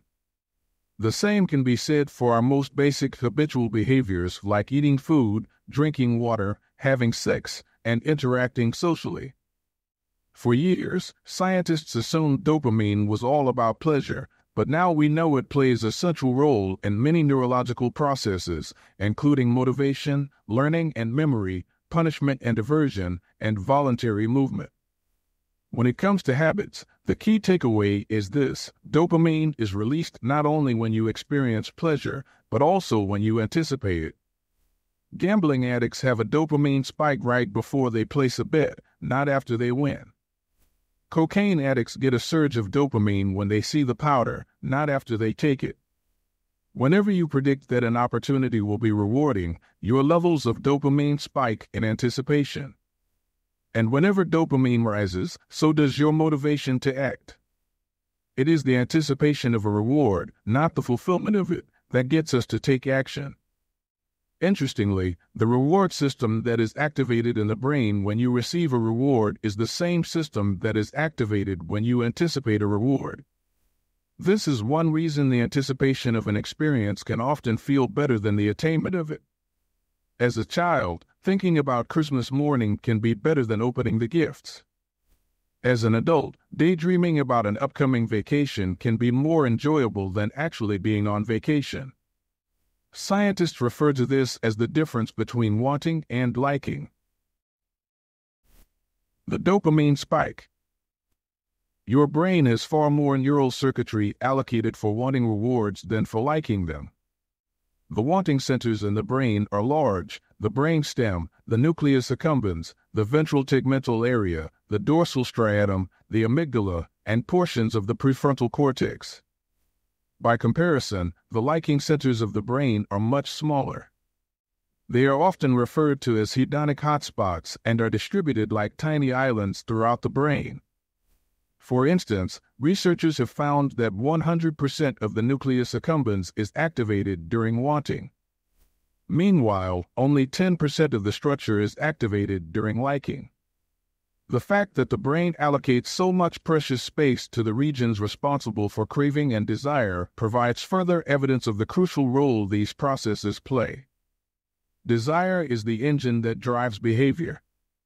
Every action is taken because of the anticipation that precedes it. It is the craving that leads to the response.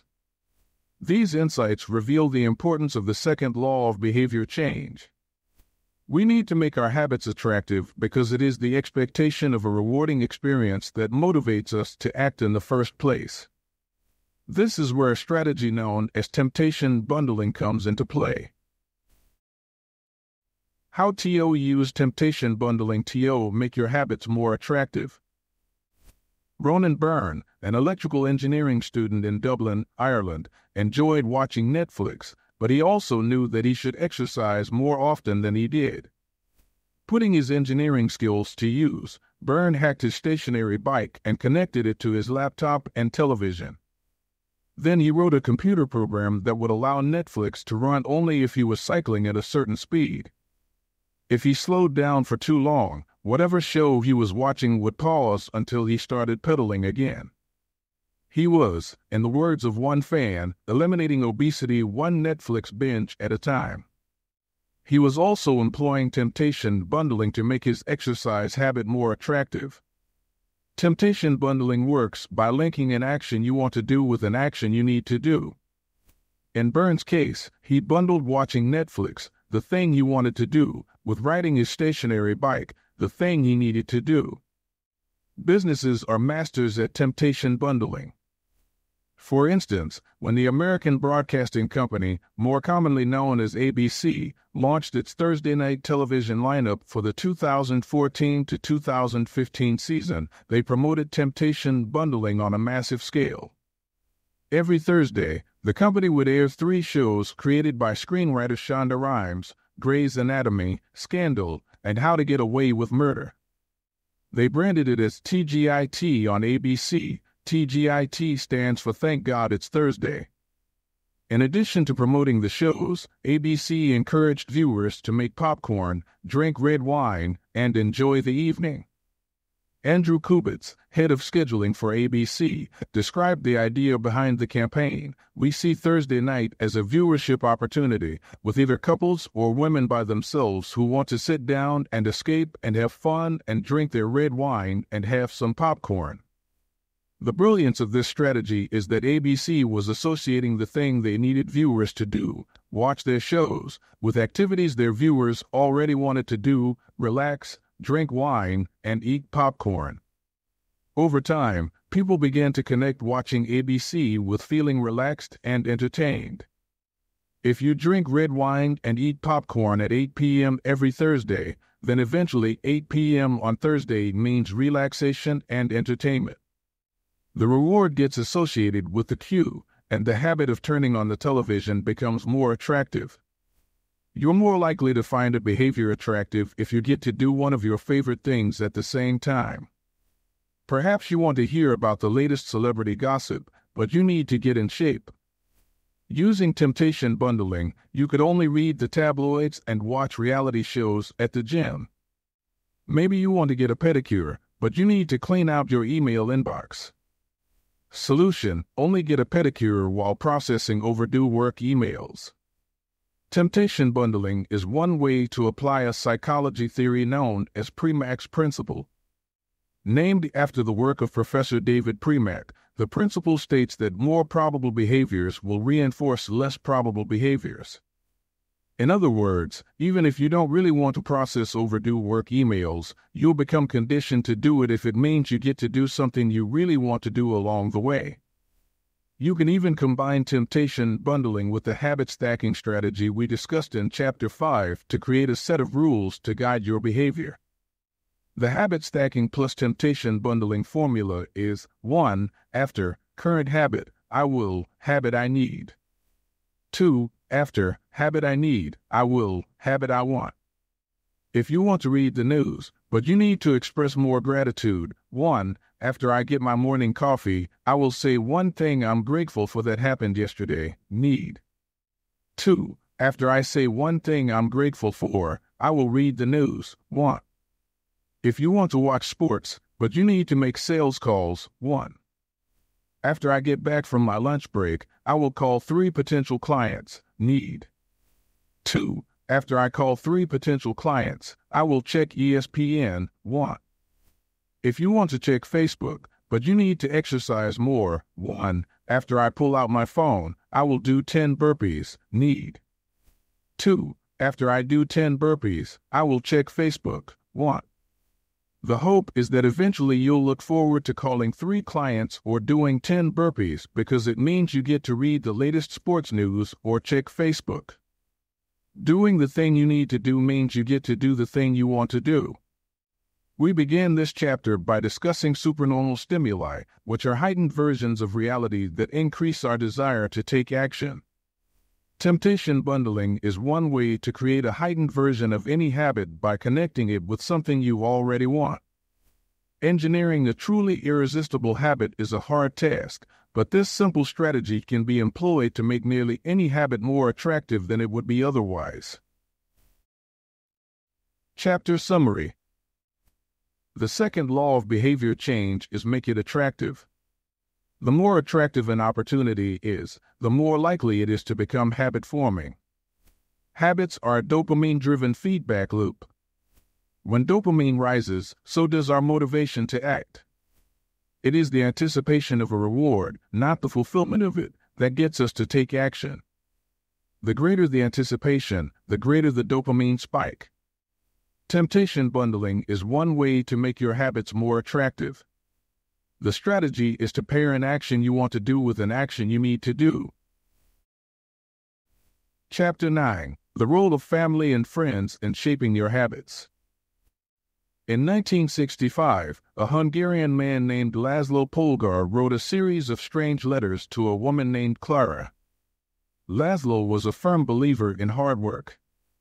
In fact, it was all he believed in. He completely rejected the idea of innate talent. He claimed that with deliberate practice and the development of good habits, a child could become a genius in any field. His mantra was that genius is not born, but is educated and trained. Laszlo believed in this idea so strongly that he wanted to test it with his own children, and he was writing to Clara because he needed a wife willing to jump on board. Clara was a teacher, and, although she may not have been as adamant as Laszlo, she also believed that with proper instruction, anyone could advance their skills. Laszlo decided chess would be a suitable field for the experiment, and he laid out a plan to raise his children to become chess prodigies. The kids would be homeschooled, a rarity in Hungary at the time. The house would be filled with chess books and pictures of famous chess players. The children would play against each other constantly and compete in the best tournaments they could find. The family would keep a meticulous file system of the tournament history of every competitor the children faced. Their lives would be dedicated to chess. Laszlo successfully courted Clara, and within a few years, the Polgars were parents to 3 young girls, Susan, Sophia, and Judith. Susan, the oldest, began playing chess when she was 4 years old. Within 6 months, she was defeating adults. Sophia, the middle child, did even better.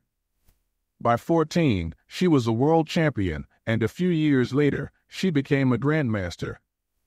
Judith, the youngest, was the best of all. By age 5, she could beat her father. At 12, she was the youngest player ever listed among the top 100 chess players in the world. At 15 years and 4 months old, she became the youngest grandmaster of all time, younger than Bobby Fischer, the previous record holder. For 27 years, she was the #1 ranked female chess player in the world.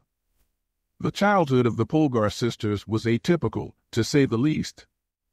And yet, if you ask them about it, they claim their lifestyle was attractive, even enjoyable. In interviews, the sisters talk about their childhood as entertaining rather than grueling. They loved playing chess. They couldn't get enough of it.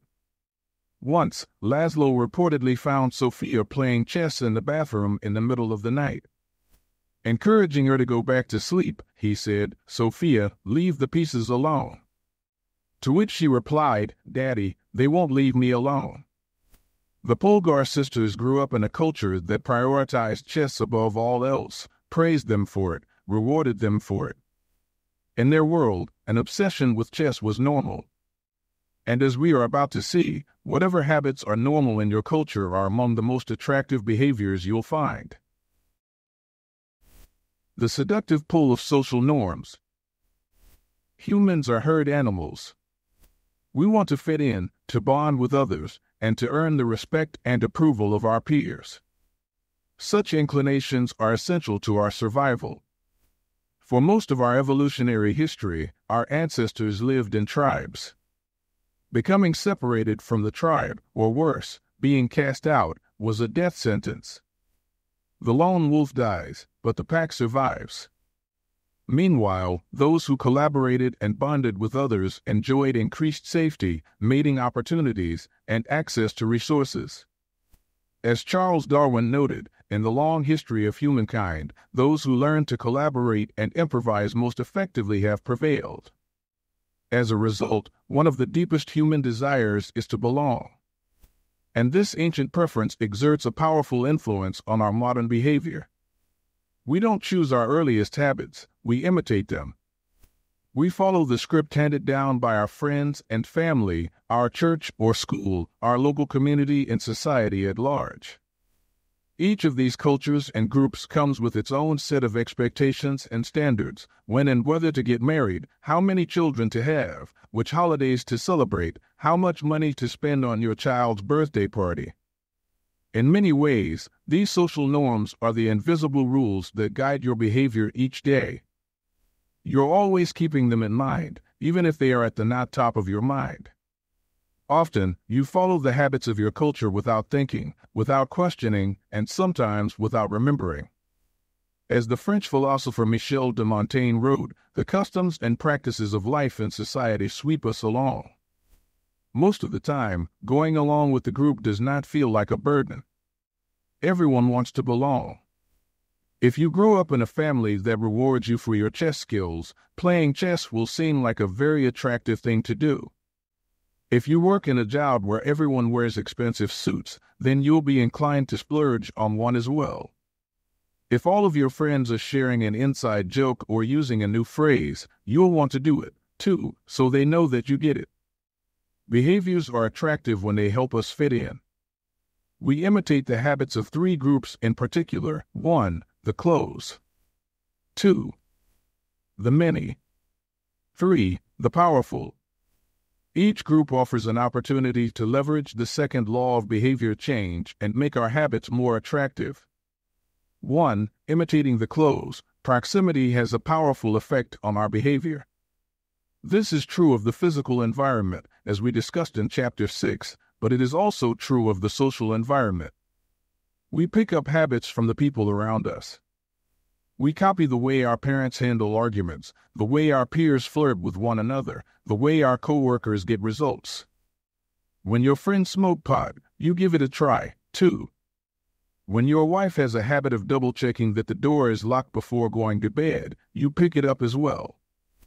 I find that I often imitate the behavior of those around me without realizing it. In conversation, I'll automatically assume the body posture of the other person. In college, I began to talk like my roommates. When traveling to other countries, I unconsciously imitate the local accent despite reminding myself to stop. As a general rule, the closer we are to someone, the more likely we are to imitate some of their habits. One groundbreaking study tracked 12,000 people for 32 years and found that a person's chances of becoming obese increased by 57% if he or she had a friend who became obese. It works the other way, too. Another study found that if one person in a relationship lost weight, the other partner would also slim down about 1/3 of the time. Our friends and family provide a sort of invisible peer pressure that pulls us in their direction. Of course, peer pressure is bad only if you're surrounded by bad influences. When astronaut Mike Massimino was a graduate student at MIT, he took a small robotics class. Of the 10 people in the class, 4 became astronauts. If your goal was to make it into space, then that room was about the best culture you could ask for. Similarly, one study found that the higher your best friend's IQ at age 11 or 12, the higher your IQ would be at age 15, even after controlling for natural levels of intelligence. We soak up the qualities and practices of those around us. One of the most effective things you can do to build better habits is to join a culture where your desired behavior is the normal behavior. New habits seem achievable when you see others doing them every day. If you are surrounded by fit people, you are more likely to consider working out to be a common habit. If you're surrounded by jazz lovers, you're more likely to believe it's reasonable to play jazz every day. Your culture sets your expectation for what is normal.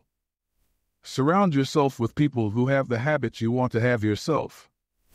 You'll rise together. To make your habits even more attractive, you can take this strategy one step further. Join a culture where, 1, your desired behavior is the normal behavior, and 2, you already have something in common with the group. Steve Kamb, an entrepreneur in New York City, runs a company called Nerd Fitness, which helps nerds, misfits, and mutants lose weight, get strong, and get healthy. His clients include video game lovers, movie fanatics, and average Joes who want to get in shape. Many people feel out of place the first time they go to the gym or try to change their diet, but if you are already similar to the other members of the group in some way, say, your mutual love of Star Wars, change becomes more appealing because it feels like something people like you already do. Nothing sustains motivation better than belonging to the tribe. It transforms a personal quest into a shared one. Previously, you were on your own. Your identity was singular. You are a reader. You are a musician. You are an athlete. When you join a book club or a band or a cycling group, your identity becomes linked to those around you. Growth and change is no longer an individual pursuit. We are readers. We are musicians. We are cyclists. The shared identity begins to reinforce your personal identity. This is why remaining part of a group after achieving a goal is crucial to maintaining your habits. It's friendship and community that embed a new identity and help behaviors last over the long run. 2. Imitating the many. In the 1950s, psychologist Solomon Asch conducted a series of experiments that are now taught to legions of undergrads each year. To begin each experiment, the subject entered the room with a group of strangers. Unbeknownst to them, the other participants were actors planted by the researcher and instructed to deliver scripted answers to certain questions. The group would be shown one card with a line on it and then a second card with a series of lines. Each person was asked to select the line on the second card that was similar in length to the line on the first card. It was a very simple task. Conforming to social norms. The experiment always began the same. First, there would be some easy trials where everyone agreed on the correct line. After a few rounds, the participants were shown a test that was just as obvious as the previous ones, except the actors in the room would select an intentionally incorrect answer. For example, they would respond A to the comparison shown in Figure 10. Everyone would agree that the lines were the same even though they were clearly different. The subject, who was unaware of the ruse, would immediately become bewildered. Their eyes would open wide. They would laugh nervously to themselves. They would double-check the reactions of other participants. Their agitation would grow as one person after another delivered the same incorrect response. Soon, the subject began to doubt their own eyes. Eventually, they delivered the answers they knew in their heart to be incorrect. Asch ran this experiment many times and in many different ways. What he discovered was that as the number of actors increased, so did the conformity of the subject. If it was just the subject and one actor, then there was no effect on the person's choice. They just assumed they were in the room with a dummy. When two actors were in the room with the subject, there was still little impact. But as the number of people increased to 3 actors and 4 and all the way to 8, the subject became more likely to second-guess themselves. By the end of the experiment, nearly 75% of the subjects had agreed with the group answer even though it was obviously incorrect. Whenever we are unsure how to act, we look to the group to guide our behavior. We are constantly scanning our environment and wondering, what is everyone else doing? We check reviews on Amazon or Yelp or TripAdvisor because we want to imitate the best buying, eating, and travel habits. It's usually a smart strategy. There is evidence in numbers. But there can be a downside. The normal behavior of the tribe often overpowers the desired behavior of the individual. For example, one study found that when a chimpanzee learns an effective way to crack nuts open as a member of one group and then switches to a new group that uses a less effective strategy, it will avoid using the superior nut cracking method just to blend in with the rest of the chimps. Humans are similar. There is tremendous internal pressure to comply with the norms of the group. The reward of being accepted is often greater than the reward of winning an argument, looking smart, or finding truth. Most days, we'd rather be wrong with the crowd than be right by ourselves. The human mind knows how to get along with others. It wants to get along with others. This is our natural mode. You can override it. You can choose to ignore the group or to stop caring what other people think, but it takes work. Running against the grain of your culture requires extra effort. When changing your habits means challenging the tribe, change is unattractive. When changing your habits means fitting in with the tribe, change is very attractive. 3. Imitating the powerful. Humans everywhere pursue power, prestige, and status. We want pins and medallions on our jackets. We want president or partner in our titles. We want to be acknowledged, recognized, and praised. This tendency can seem vain, but overall, it's a smart move. Historically, a person with greater power and status has access to more resources, worries less about survival, and proves to be a more attractive mate. We are drawn to behaviors that earn us respect, approval, admiration, and status. We want to be the one in the gym who can do muscle-ups, or the musician who can play the hardest chord progressions, or the parent with the most accomplished children, because these things separate us from the crowd. Once we fit in, we start looking for ways to stand out. This is one reason we care so much about the habits of highly effective people. We try to copy the behavior of successful people because we desire success ourselves. Many of our daily habits are imitations of people we admire. You replicate the marketing strategies of the most successful firms in your industry. You make a recipe from your favorite baker. You borrow the storytelling strategies of your favorite writer. You mimic the communication style of your boss. We imitate people we envy. High-status people enjoy the approval, respect, and praise of others.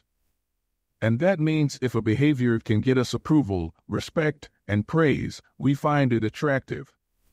We are also motivated to avoid behaviors that would lower our status. We trim our hedges and mow our lawn because we don't want to be the slob of the neighborhood. When our mother comes to visit, we clean up the house because we don't want to be judged. We are continually wondering what will others think of me and altering our behavior based on the answer. The Polgar sisters, the chess prodigies mentioned at the beginning of this chapter, are evidence of the powerful and lasting impact social influences can have on our behavior. The sisters practiced chess for many hours each day and continued this remarkable effort for decades. But these habits and behaviors maintained their attractiveness, in part, because they were valued by their culture. From the praise of their parents to the achievement of different status markers like becoming a grandmaster, they had many reasons to continue their effort. Chapter Summary. The culture we live in determines which behaviors are attractive to us. We tend to adopt habits that are praised and approved of by our culture because we have a strong desire to fit in and belong to the tribe. We tend to imitate the habits of three social groups: the close, family and friends; the many, the tribe; and the powerful, those with status and prestige.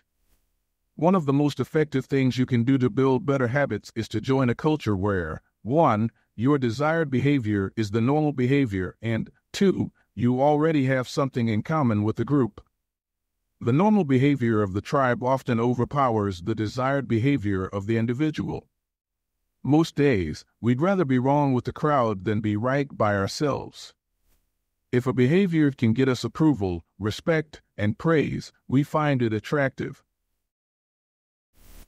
Chapter 10. How to find and fix the causes of your bad habits. In late 2012, I was sitting in an old apartment just a few blocks from Istanbul's most famous street, Istiklal Caddesi. I was in the middle of a 4-day trip to Turkey, and my guide, Mike, was relaxing in a worn-out armchair a few feet away. Mike wasn't really a guide. He was just a guy from Maine who had been living in Turkey for 5 years, but he offered to show me around while I was visiting the country, and I took him up on it. On this particular night, I had been invited to dinner with him and a handful of his Turkish friends. There were 7 of us, and I was the only one who hadn't, at some point, smoked at least 1 pack of cigarettes per day. I asked one of the Turks how he got started. "Friends," he said. "It always starts with your friends. One friend smokes, then you try it." What was truly fascinating was that half of the people in the room had managed to quit smoking. Mike had been smoke-free for a few years at that point, and he swore up and down that he broke the habit because of a book called Alan Carr's Easy Way to Stop Smoking. It frees you from the mental burden of smoking, he said. It tells you, stop lying to yourself. You know you don't actually want to smoke. You know you don't really enjoy this. It helps you feel like you're not the victim anymore. You start to realize that you don't need to smoke. I had never tried a cigarette, but I took a look at the book afterward out of curiosity. The author employs an interesting strategy to help smokers eliminate their cravings. He systematically reframes each cue associated with smoking and gives it a new meaning. He says things like, you think you are quitting something, but you're not quitting anything because cigarettes do nothing for you. You think smoking is something you need to do to be social, but it's not. You can be social without smoking at all. You think smoking is about relieving stress, but it's not. Smoking does not relieve your nerves, it destroys them. Over and over, he repeats these phrases and others like them. Get it clearly into your mind, he says. You are losing nothing and you are making marvelous positive gains not only in health, energy, and money, but also in confidence, self-respect, freedom, and, most important of all, in the length and quality of your future life. By the time you get to the end of the book, smoking seems like the most ridiculous thing in the world to do. And if you no longer expect smoking to bring you any benefits, you have no reason to smoke. It is an inversion of the second law of behavior change, make it unattractive. Now, I know this idea might sound overly simplistic. Just change your mind and you can quit smoking. But stick with me for a minute. Where cravings come from. Every behavior has a surface-level craving and a deeper, underlying motive. I often have a craving that goes something like this: I want to eat tacos. If you were to ask me why I want to eat tacos, I wouldn't say, because I need food to survive. But the truth is, somewhere deep down, I am motivated to eat tacos because I have to eat to survive. The underlying motive is to obtain food and water even if my specific craving is for a taco. Some of our underlying motives include conserve energy, obtain food and water, find love and reproduce, connect and bond with others, win social acceptance and approval, reduce uncertainty, achieve status and prestige. A craving is just a specific manifestation of a deeper underlying motive. Your brain did not evolve with a desire to smoke cigarettes or to check Instagram or to play video games. At a deep level, you simply want to reduce uncertainty and relieve anxiety, to win social acceptance and approval, or to achieve status. Look at nearly any product that is habit-forming and you'll see that it does not create a new motivation, but rather latches onto the underlying motives of human nature. Find love and reproduce equals using Tinder. Connect and bond with others equals browsing Facebook. Win social acceptance and approval equals posting on Instagram. Reduce uncertainty equals searching on Google. Achieve status and prestige equals playing video games. Your habits are modern-day solutions to ancient desires. New versions of old vices. The underlying motives behind human behavior remain the same. The specific habits we perform differ based on the period of history. Here's the powerful part: there are many different ways to address the same underlying motive. One person might learn to reduce stress by smoking a cigarette. Another person learns to ease their anxiety by going for a run. Your current habits are not necessarily the best way to solve the problems you face. They are just the methods you learn to use. Once you associate a solution with the problem you need to solve, you keep coming back to it. Habits are all about associations. These associations determine whether we predict a habit to be worth repeating or not. As we covered in our discussion of the first law, your brain is continually absorbing information and noticing cues in the environment. Every time you perceive a cue, your brain runs a simulation and makes a prediction about what to do in the next moment. Cue: you notice that the stove is hot. Prediction: if I touch it, I'll get burned, so I should avoid touching it. Cue: you see that the traffic light turned green. Prediction: if I step on the gas, I'll make it safely through the intersection and get closer to my destination, so I should step on the gas. You see a cue, categorize it based on past experience, and determine the appropriate response. This all happens in an instant, but it plays a crucial role in your habits because every action is preceded by a prediction. Life feels reactive, but it is actually predictive. All day long, you are making your best guess of how to act given what you've just seen and what has worked for you in the past. You are endlessly predicting what will happen in the next moment. Our behavior is heavily dependent on these predictions. Put another way, our behavior is heavily dependent on how we interpret the events that happen to us, not necessarily the objective reality of the events themselves. Two people can look at the same cigarette, and one feels the urge to smoke while the other is repulsed by the smell. The same cue can spark a good habit or a bad habit depending on your prediction. The cause of your habits is actually the prediction that precedes them. These predictions lead to feelings, which is how we typically describe a craving, a feeling, a desire, an urge. Feelings and emotions transform the cues we perceive and the predictions we make into a signal that we can apply. They help explain what we are currently sensing. For instance, whether or not you realize it, you are noticing how warm or cold you feel right now. If the temperature drops by 1 degree, you probably won't do anything. If the temperature drops 10 degrees, however, you'll feel cold and put on another layer of clothing. Feeling cold was the signal that prompted you to act. You have been sensing the cues the entire time, but it is only when you predict that you would be better off in a different state that you take action. A craving is the sense that something is missing. It is the desire to change your internal state. When the temperature falls, there is a gap between what your body is currently sensing and what it wants to be sensing. This gap between your current state and your desired state provides a reason to act. Desire is the difference between where you are now and where you want to be in the future. Even the tiniest action is tinged with the motivation to feel differently than you do in the moment. When you binge eat or light up or browse social media, what you really want is not a potato chip or a cigarette or a bunch of likes. What you really want is to feel different. Our feelings and emotions tell us whether to hold steady in our current state or to make a change. They help us decide the best course of action.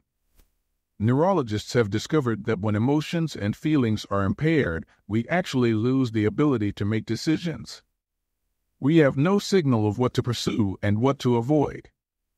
As the neuroscientist Antonio Damasio explains, it is emotion that allows you to mark things as good, bad, or indifferent.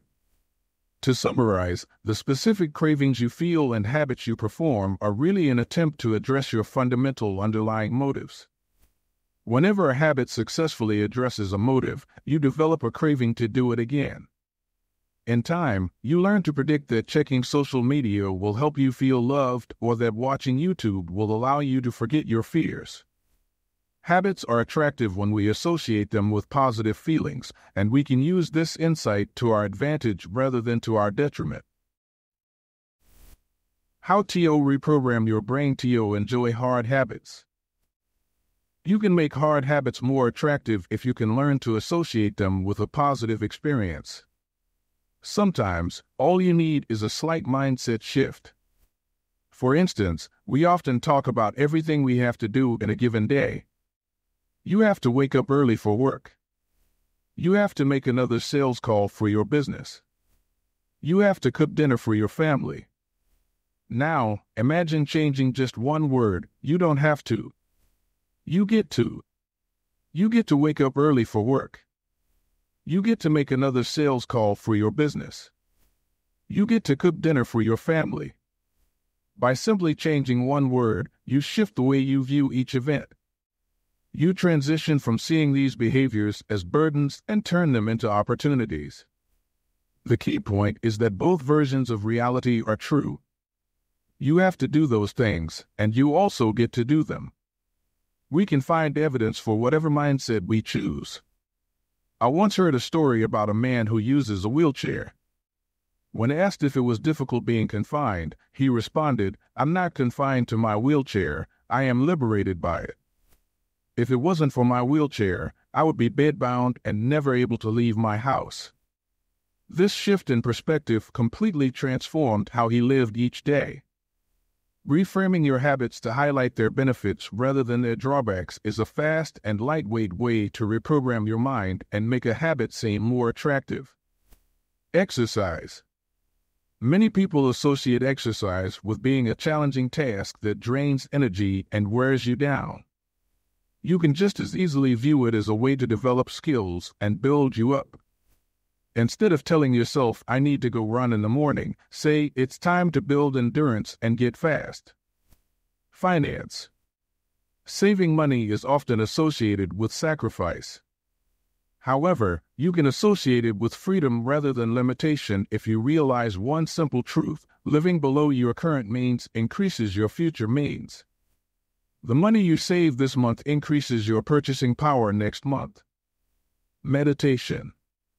Anyone who has tried meditation for more than 3 seconds knows how frustrating it can be when the next distraction inevitably pops into your mind. You can transform frustration into delight when you realize that each interruption gives you a chance to practice returning to your breath. Distraction is a good thing because you need distractions to practice meditation. Pre-game jitters. Many people feel anxious before delivering a big presentation or competing in an important event. They experience quicker breathing, a faster heart rate, heightened arousal. If we interpret these feelings negatively, then we feel threatened and tense up. If we interpret these feelings positively, then we can respond with fluidity and grace. You can reframe "I am nervous" to "I am excited and I'm getting an adrenaline rush to help me concentrate." These little mindset shifts aren't magic, but they can help change the feelings you associate with a particular habit or situation. If you want to take it a step further, you can create a motivation ritual. You simply practice associating your habits with something you enjoy, then you can use that cue whenever you need a bit of motivation. For instance, if you always play the same song before having sex, then you'll begin to link the music with the act. Whenever you want to get in the mood, just press play. Ed Lattimore, a boxer and writer from Pittsburgh, benefited from a similar strategy without knowing it. "Odd realization," he wrote. "My focus and concentration goes up just by putting my headphones on while writing. I don't even have to play any music." Without realizing it, he was conditioning himself. In the beginning, he put his headphones on, played some music he enjoyed, and did focused work. After doing it 5, 10, 20 times, putting his headphones on became a cue that he automatically associated with increased focus.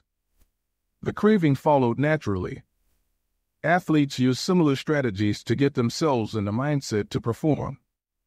During my baseball career, I developed a specific ritual of stretching and throwing before each game. The whole sequence took about 10 minutes, and I did it the same way every single time. While it physically warmed me up to play, more importantly, it put me in the right mental state.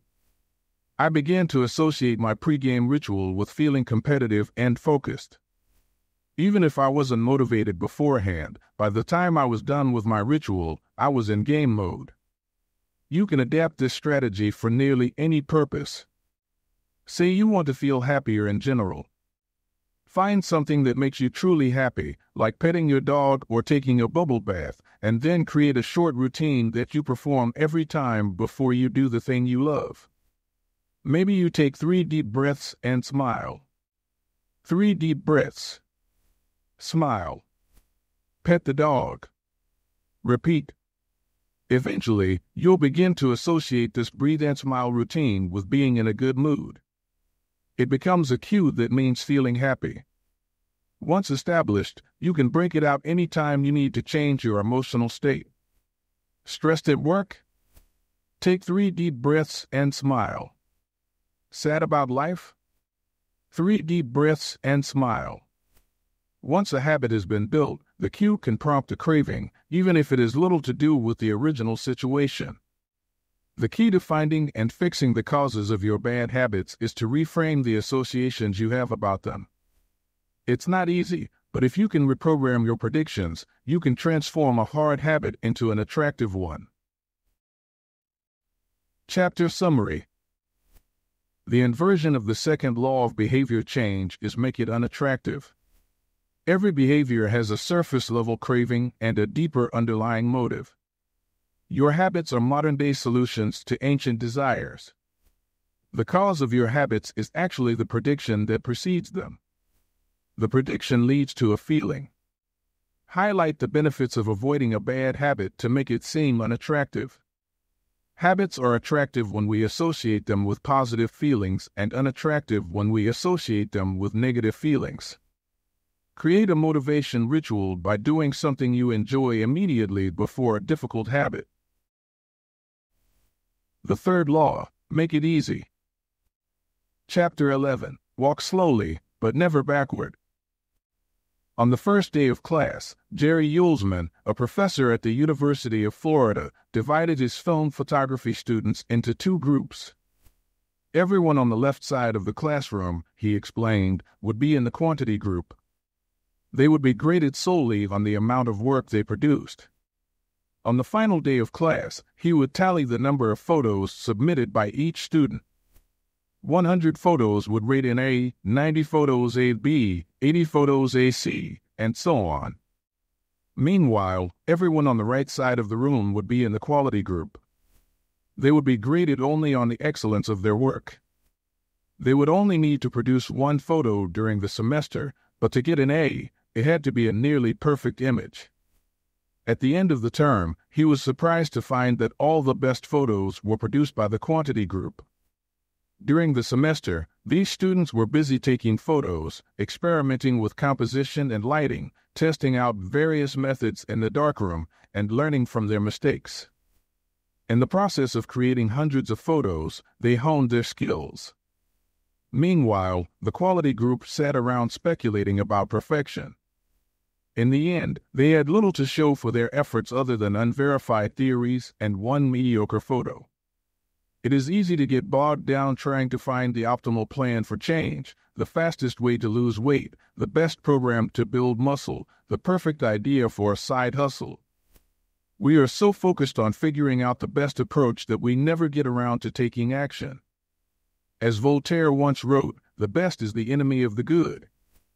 I refer to this as the difference between being in motion and taking action. The two ideas sound similar, but they're not the same. When you're in motion, you are planning and strategizing and learning. Those are all good things, but they don't produce a result. Action, on the other hand, is the type of behavior that will deliver an outcome. If I outline 20 ideas for articles I want to write, that's motion. If I actually sit down and write an article, that's action.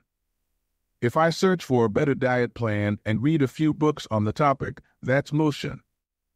If I actually eat a healthy meal, that's action. Sometimes motion is useful, but it will never produce an outcome by itself. It doesn't matter how many times you go talk to the personal trainer, that motion will never get you in shape. Only the action of working out will get the result you're looking to achieve. If motion doesn't lead to results, why do we do it? Sometimes we do it because we actually need to plan or learn more. But more often than not, we do it because motion allows us to feel like we're making progress without running the risk of failure. Most of us are experts at avoiding criticism. It doesn't feel good to fail or to be judged publicly, so we tend to avoid situations where that might happen. And that's the biggest reason why you slip into motion rather than taking action. You want to delay failure. It's easy to be in motion and convince yourself that you're still making progress. You think, I've got conversations going with 4 potential clients right now. This is good.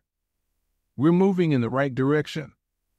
Or, I brainstormed some ideas for that book I want to write. This is coming together. Motion makes you feel like you're getting things done. But really, you're just preparing to get something done.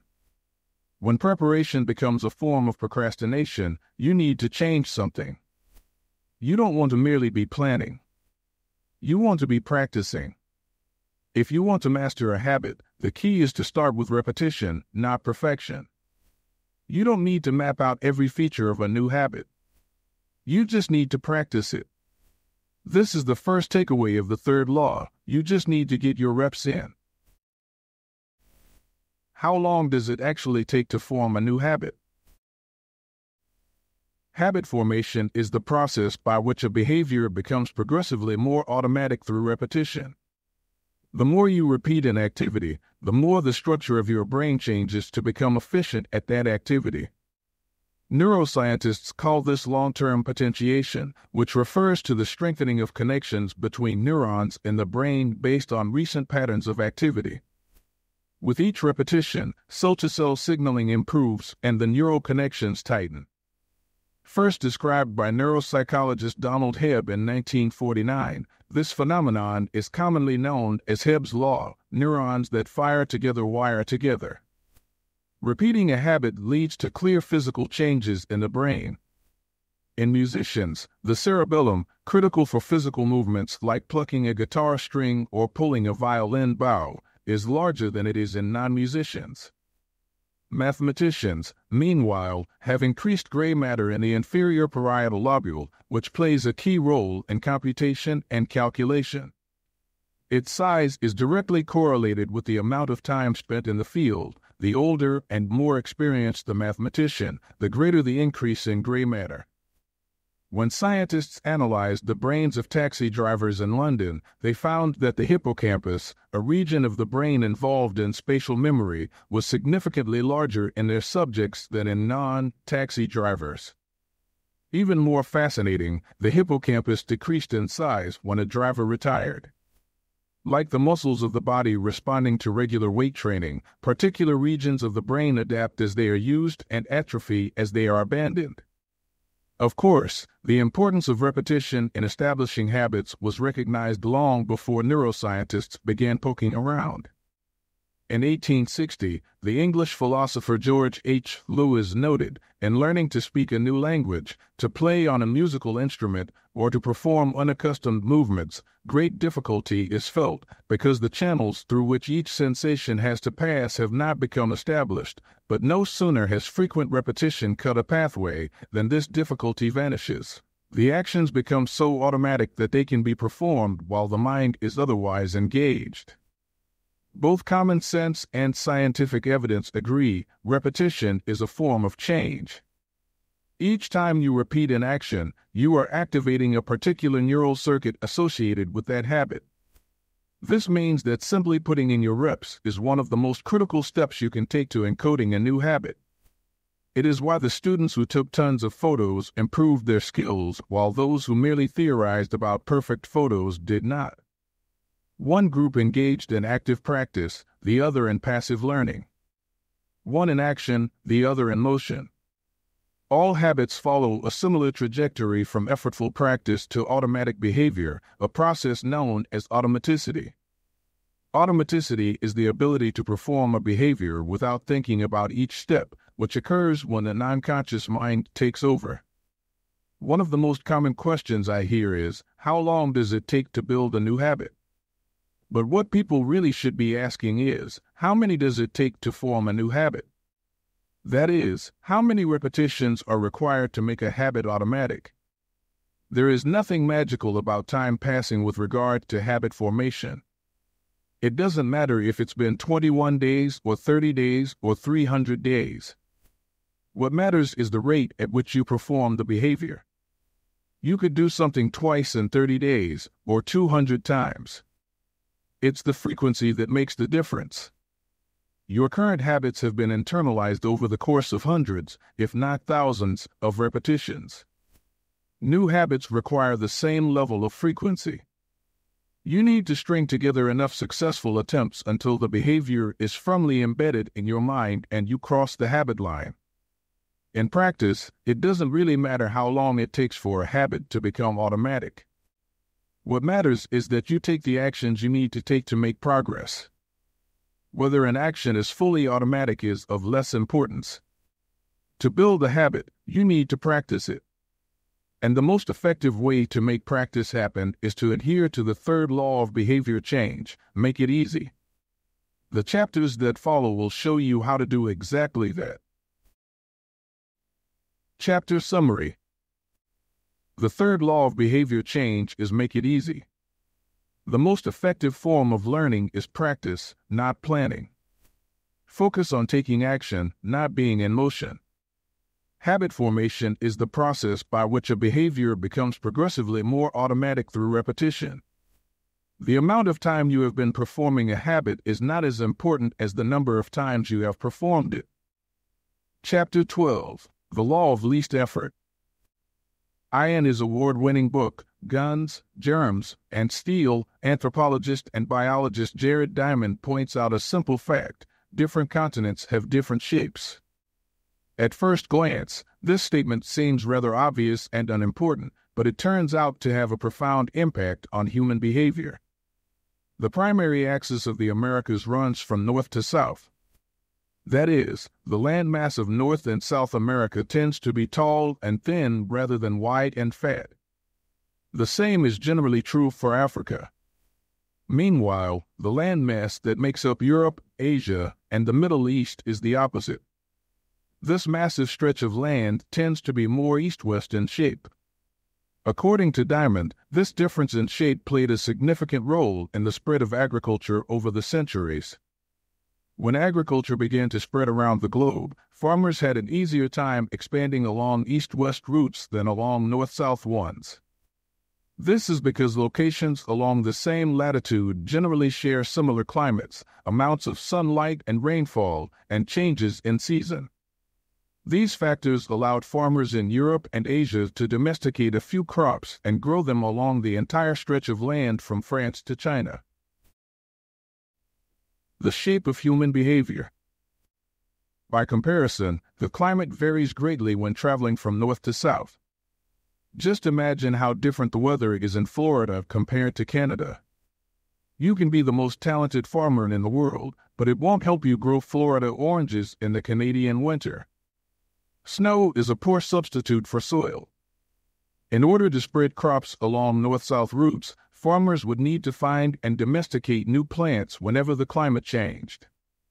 As a result, agriculture spread 2 to 3 times faster across Asia and Europe than it did up and down the Americas.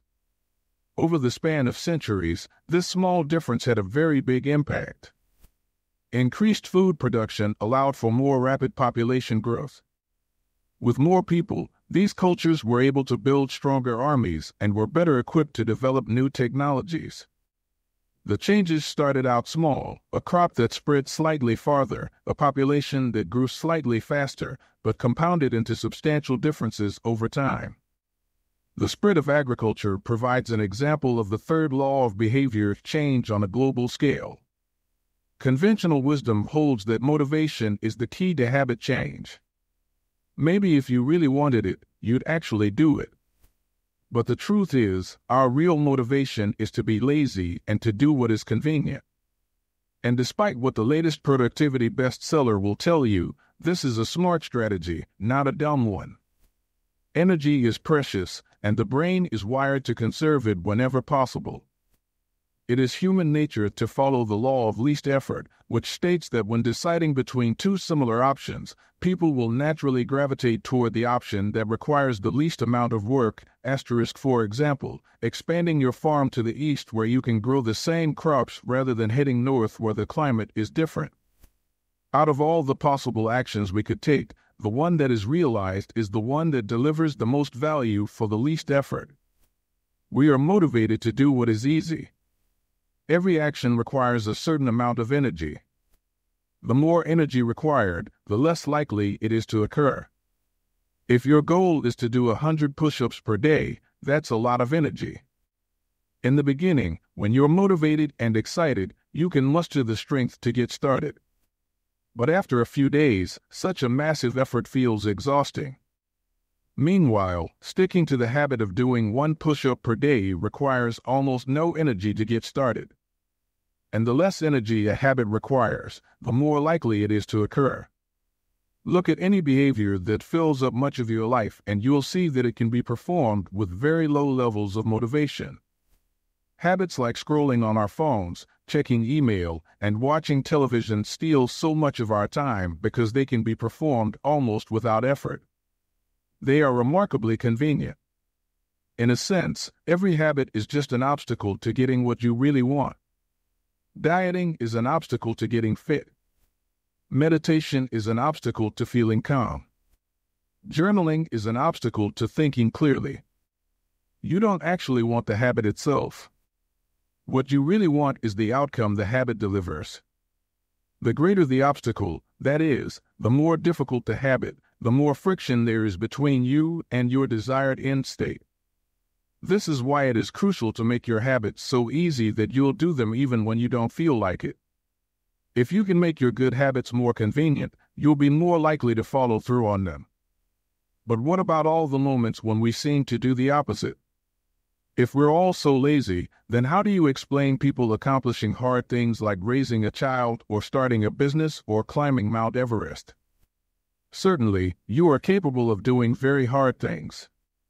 The problem is that some days you feel like doing the hard work and some days you feel like giving in. On the tough days, it's crucial to have as many things working in your favor as possible so that you can overcome the challenges life naturally throws your way. The less friction you face, the easier it is for your stronger self to emerge. The idea behind Make It Easy is not to only do easy things.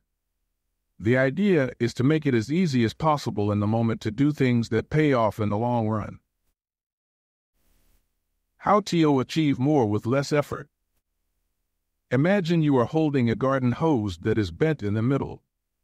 Some water can flow through, but not very much. If you want to increase the rate at which water passes through the hose, you have two options.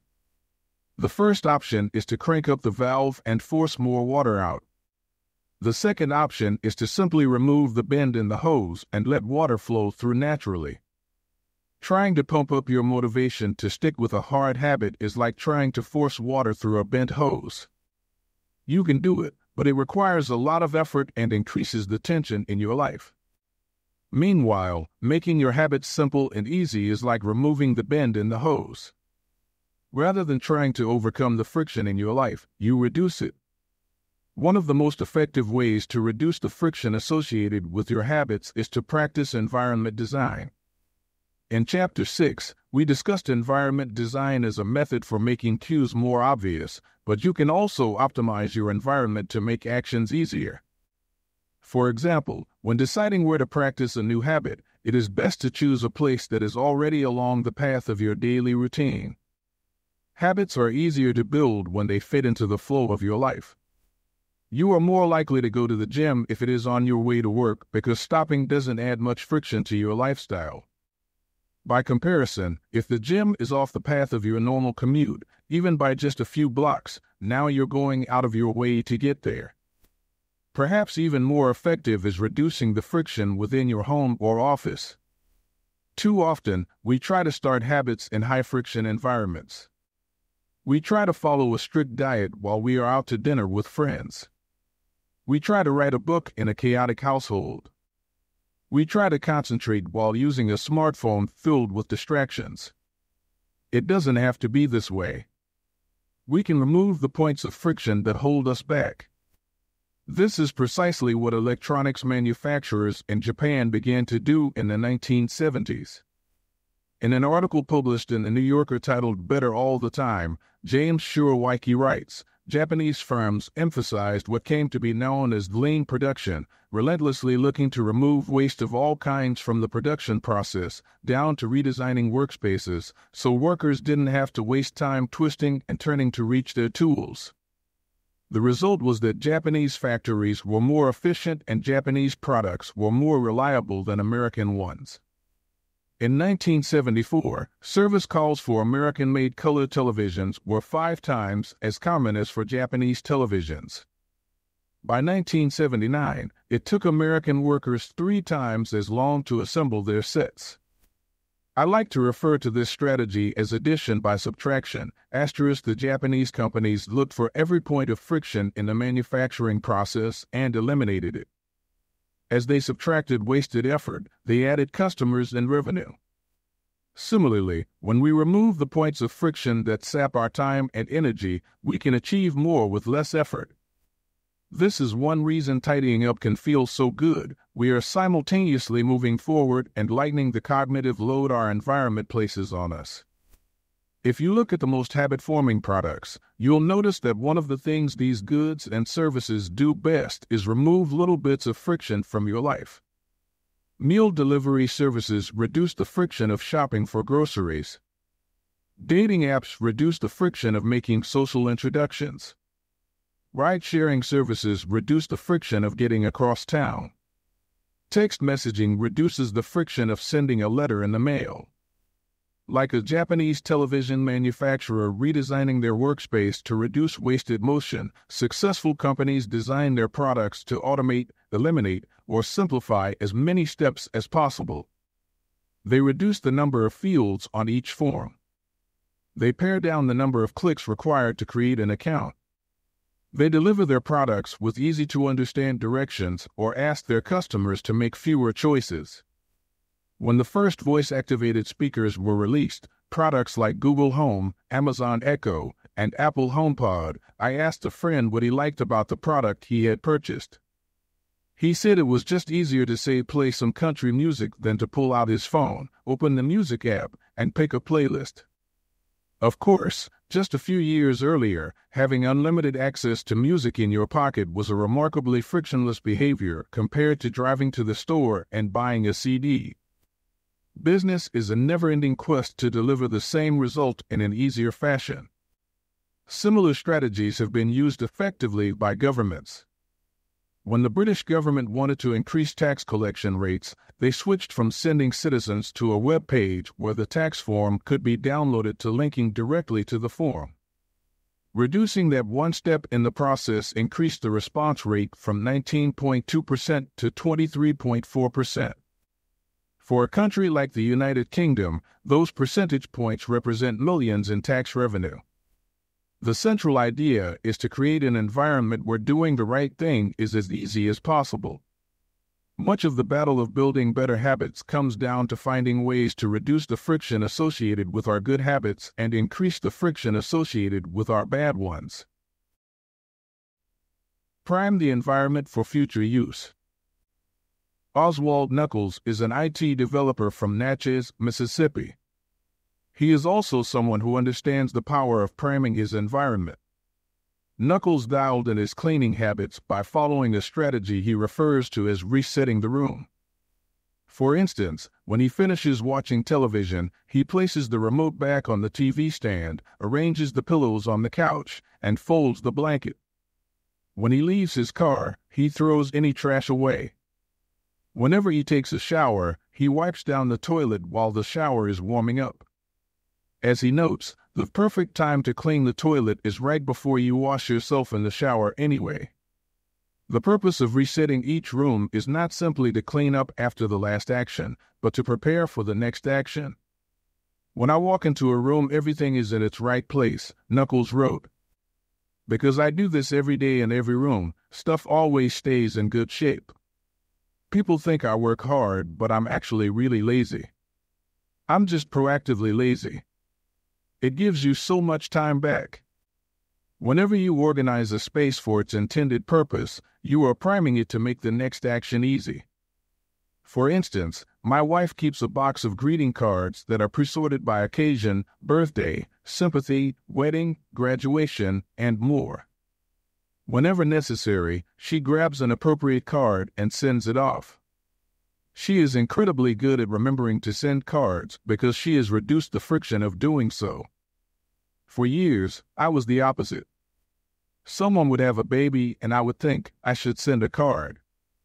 But then weeks would pass, and by the time I remembered to pick one up at the store, it was too late. The habit wasn't easy. There are many ways to prime your environment so it's ready for immediate use. If you want to cook a healthy breakfast, Place the skillet on the stove, set the cooking spray on the counter, and lay out any plates and utensils you'll need the night before. When you wake up, making breakfast will be easy. Want to draw more? Put your pencils, pens, notebooks, and drawing tools on top of your desk, within easy reach. Want to exercise? Set out your workout clothes, shoes, gym bag, and water bottle ahead of time. Want to improve your diet? Chop up a ton of fruits and vegetables on weekends and pack them in containers so you have easy access to healthy, ready-to-eat options during the week. These are simple ways to make the good habit the path of least resistance. You can also invert this principle and prime the environment to make bad behaviors difficult. If you find yourself watching too much television, for example, then unplug it after each use. Only plug it back in if you can say out loud the name of the show you want to watch.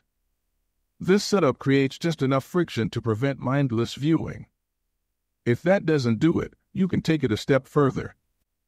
Unplug the television and take the batteries out of the remote after each use, so it takes an extra 10 seconds to turn it back on. And if you're really hardcore, move the television out of the living room and into a closet after each use. You can be sure you'll only take it out when you really want to watch something. The greater the friction, the less likely the habit. Whenever possible, I leave my phone in a different room until lunch. When it's right next to me, I'll check it all morning for no reason at all. But when it is in another room, I rarely think about it. And the friction is high enough that I won't go get it without a reason. As a result, I get 3 to 4 hours each morning when I can work without interruption. If sticking your phone in another room doesn't seem like enough, tell a friend or family member to hide it from you for a few hours. Ask a coworker to keep it at their desk in the morning and give it back to you at lunch. It is remarkable how little friction is required to prevent unwanted behavior. When I hide beer in the back of the fridge where I can't see it, I drink less. When I delete social media apps from my phone, it can be weeks before I download them again and log in. These tricks are unlikely to curb a true addiction, but for many of us, a little bit of friction can be the difference between sticking with a good habit or sliding into a bad one. Imagine the cumulative impact of making dozens of these changes and living in an environment designed to make the good behaviors easier and the bad behaviors harder. Whether we are approaching behavior change as an individual, a parent, a coach, or a leader, we should ask ourselves the same question: how can we design a world where it's easy to do what's right? Redesign your life so the actions that matter most are also the actions that are easiest to do. Chapter Summary. Human behavior follows the law of least effort. We will naturally gravitate toward the option that requires the least amount of work. Create an environment where doing the right thing is as easy as possible. Reduce the friction associated with good behaviors. When friction is low, habits are easy. Increase the friction associated with bad behaviors. When friction is high, habits are difficult. Prime your environment to make future actions easier. Chapter 13. How to stop procrastinating by using the 2-minute rule. Twyla Tharp is widely regarded as one of the greatest dancers and choreographers of the modern era. In 1992, she was awarded a MacArthur Fellowship, often referred to as the Genius Grant, and she has spent the bulk of her career touring the globe to perform her original works. She also credits much of her success to simple daily habits. I begin each day of my life with a ritual, she writes. I wake up at 5:30 a.m., put on my workout clothes, my leg warmers, my sweatshirt, and my hat. I walk outside my Manhattan home, hail a taxi, and tell the driver to take me to the Pumping Iron Gym at 91st Street and 1st Avenue, where I work out for 2 hours. The ritual is not the stretching and weight training I put my body through each morning at the gym. The ritual is the cab. The moment I tell the driver where to go, I have completed the ritual. It's a simple act, but doing it the same way each morning habitualizes it, makes it repeatable, easy to do. It reduces the chance that I would skip it or do it differently. It is one more item in my arsenal of routines, and one less thing to think about. Hailing a cab each morning may be a tiny action, but it is a splendid example of the third law of behavior change. Researchers estimate that 40 to 50% of our actions on any given day are done out of habit. This is already a substantial percentage, but the true influence of your habits is even greater than these numbers suggest. Habits are automatic choices that influence the conscious decisions that follow. Yes, a habit can be completed in just a few seconds, but it can also shape the actions that you take for minutes or hours afterward. Habits are like the entrance ramp to a highway. They lead you down a path, and, before you know it, you're speeding toward the next behavior. It seems to be easier to continue what you are already doing than to start doing something different. You sit through a bad movie for 2 hours. You keep snacking even when you're already full. You check your phone for just a second, and soon you have spent 20 minutes staring at the screen. In this way, the habits you follow without thinking often determine the choices you make when you are thinking. Each evening, there is a tiny moment, usually around 5:15 p.m., that shapes the rest of my night. My wife walks in the door from work, and either we change into our workout clothes and head to the gym, or we crash onto the couch, order Indian food, and watch the advice asterisk similar to Twyla Tharp hailing the cab. The ritual is changing into my workout clothes. If I change clothes, I know the workout will happen. Everything that follows, driving to the gym, deciding which exercises to do, stepping under the bar, is easy once I've taken the first step. Every day, there are a handful of moments that deliver an outsized impact. I refer to these little choices as decisive moments. The moment you decide between ordering takeout or cooking dinner. The moment you choose between driving your car or riding your bike. The moment you decide between starting your homework or grabbing the video game controller. These choices are a fork in the road. Decisive moments. Decisive moments set the options available to your future self.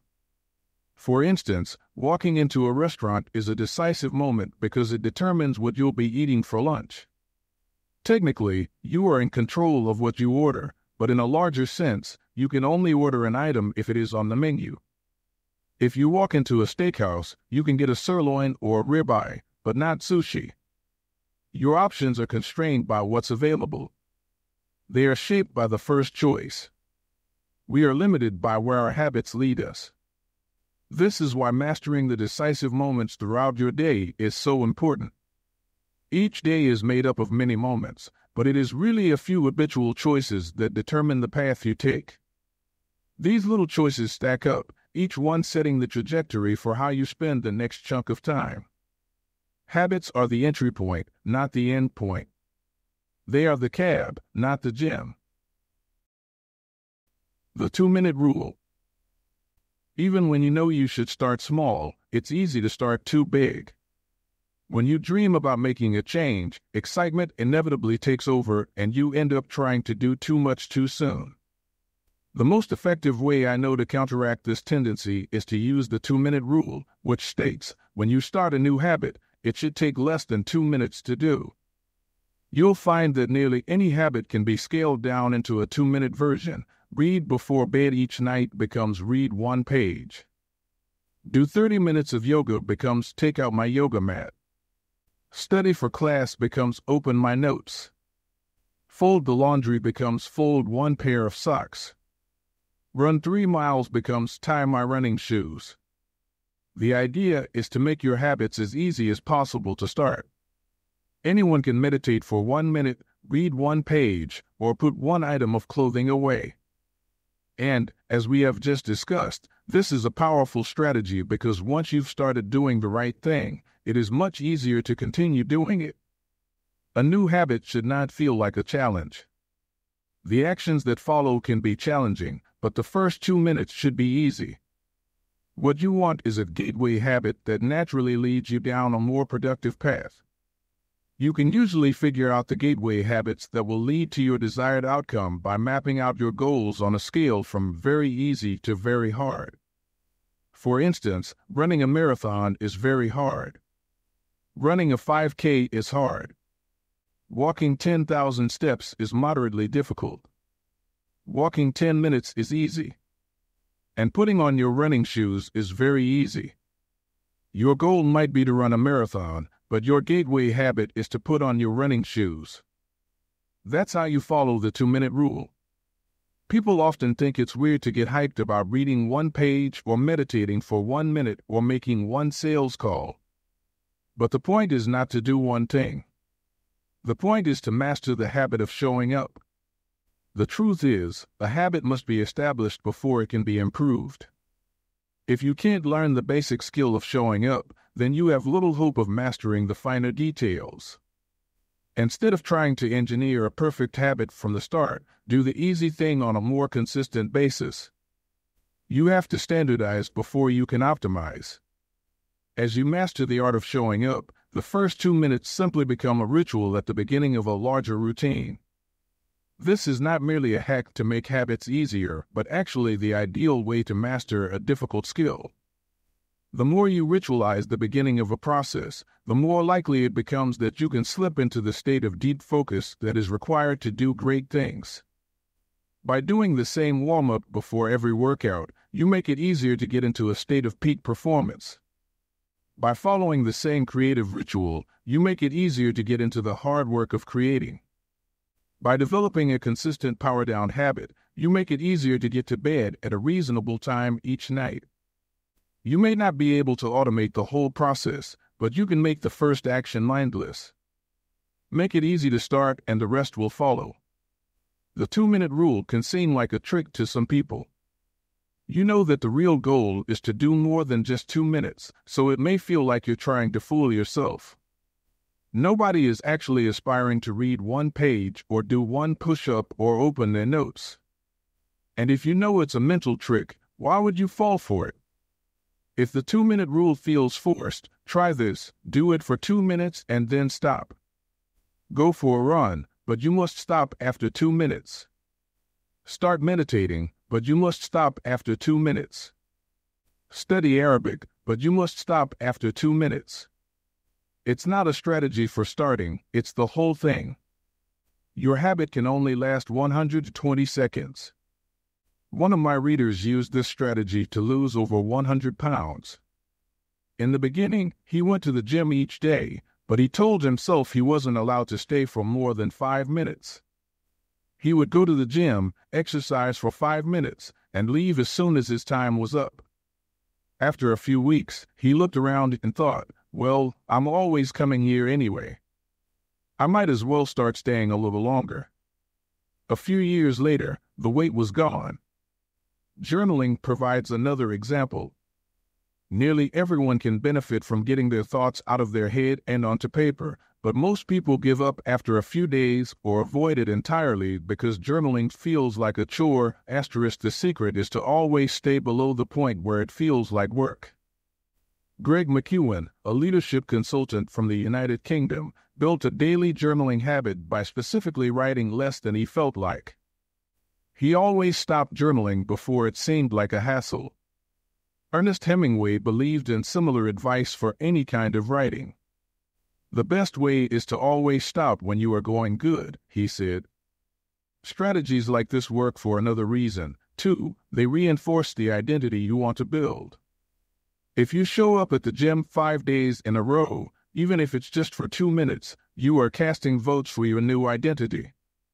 You're not worried about getting in shape. You're focused on becoming the type of person who doesn't miss workouts. You're taking the smallest action that confirms the type of person you want to be.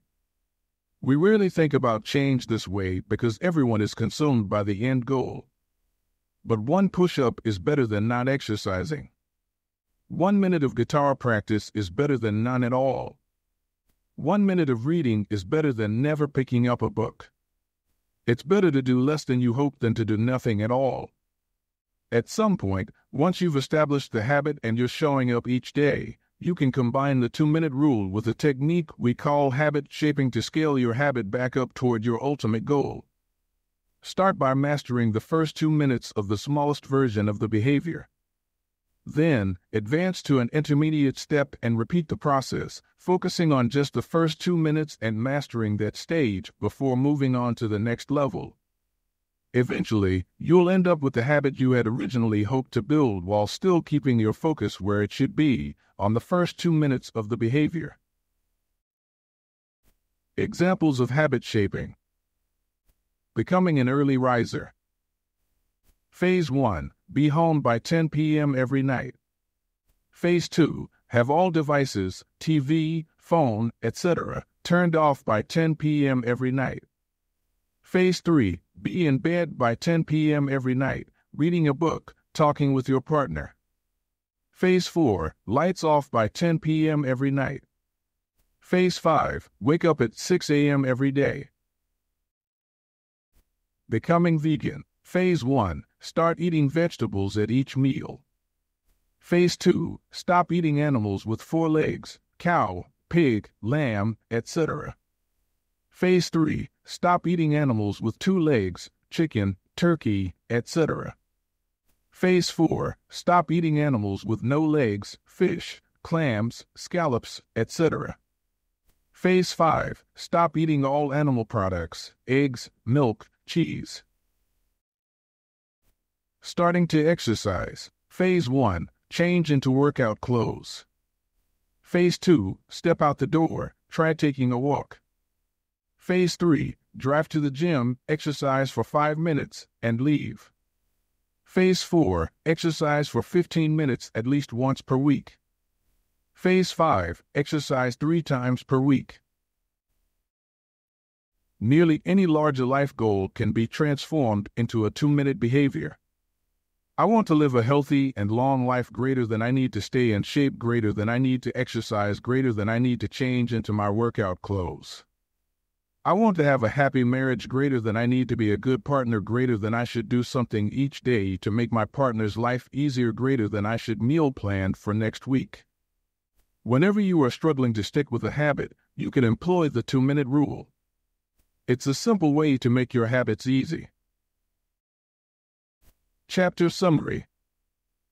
Habits can be completed in a few seconds, but continue to impact your behavior for minutes or hours afterward. Many habits occur at decisive moments, choices that are like a fork in the road, and either send you in the direction of a productive day or an unproductive one. The 2-minute rule states, when you start a new habit, it should take less than 2 minutes to do. The more you ritualize the beginning of a process, the more likely it becomes that you can slip into the state of deep focus that is required to do great things. Standardize before you optimize. You can't improve a habit that doesn't exist. Chapter 14. How to make good habits inevitable and bad habits impossible. In the summer of 1830, Victor Hugo was facing an impossible deadline. 12 months earlier, the French author had promised his publisher a new book. But instead of writing, he spent that year pursuing other projects, entertaining guests, and delaying his work. Frustrated, Hugo's publisher responded by setting a deadline less than 6 months away. The book had to be finished by February 1831. Hugo concocted a strange plan to beat his procrastination. He collected all of his clothes and asked an assistant to lock them away in a large chest. He was left with nothing to wear except a large shawl.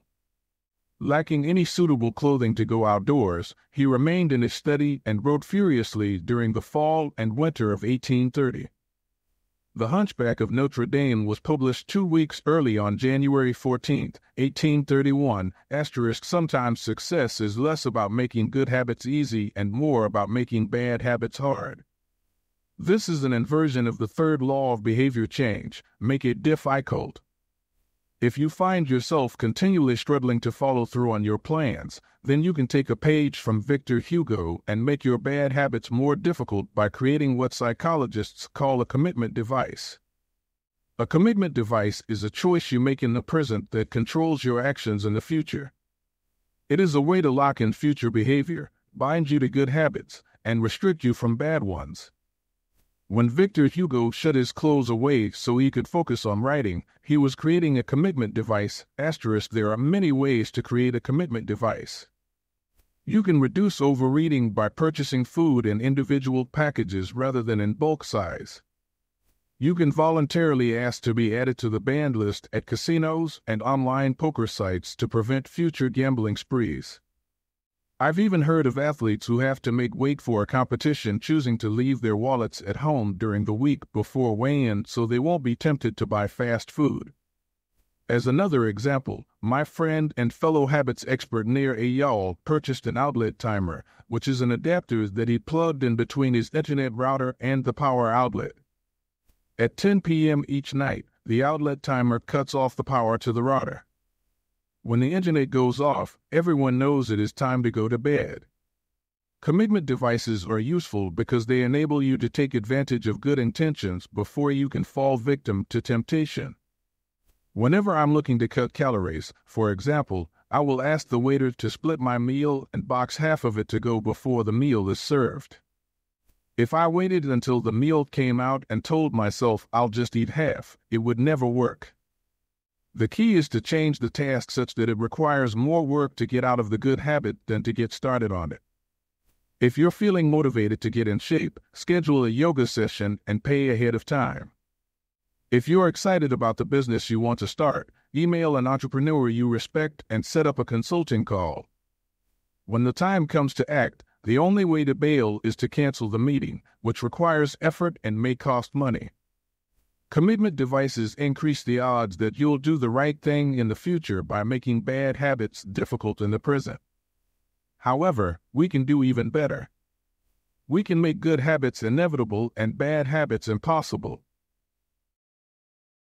How to automate a habit and never think about it again. John Henry Patterson was born in Dayton, Ohio, in 1844. He spent his childhood doing chores on the family farm and working shifts at his father's sawmill. After attending college at Dartmouth, Patterson returned to Ohio and opened a small supply store for coal miners. It seemed like a good opportunity. The store faced little competition and enjoyed a steady stream of customers, but still struggled to make money. That was when Patterson discovered his employees were stealing from him. In the mid-1800s, employee theft was a common problem. Receipts were kept in an open drawer and could easily be altered or discarded. There were no video cameras to review behavior and no software to track transactions. Unless you were willing to hover over your employees every minute of the day or to manage all transactions yourself, it was difficult to prevent theft. As Patterson mulled over his predicament, he came across an advertisement for a new invention called Ritty's Incorruptible Cashier. Designed by fellow Dayton resident James Ritty, it was the first cash register. The machine automatically locked the cash and receipts inside after each transaction. Patterson bought 2 for $50 each. Employee theft at his store vanished overnight. In the next 6 months, Patterson's business went from losing money to making $5,000 in profit, the equivalent of more than $100,000 today. Patterson was so impressed with the machine that he changed businesses.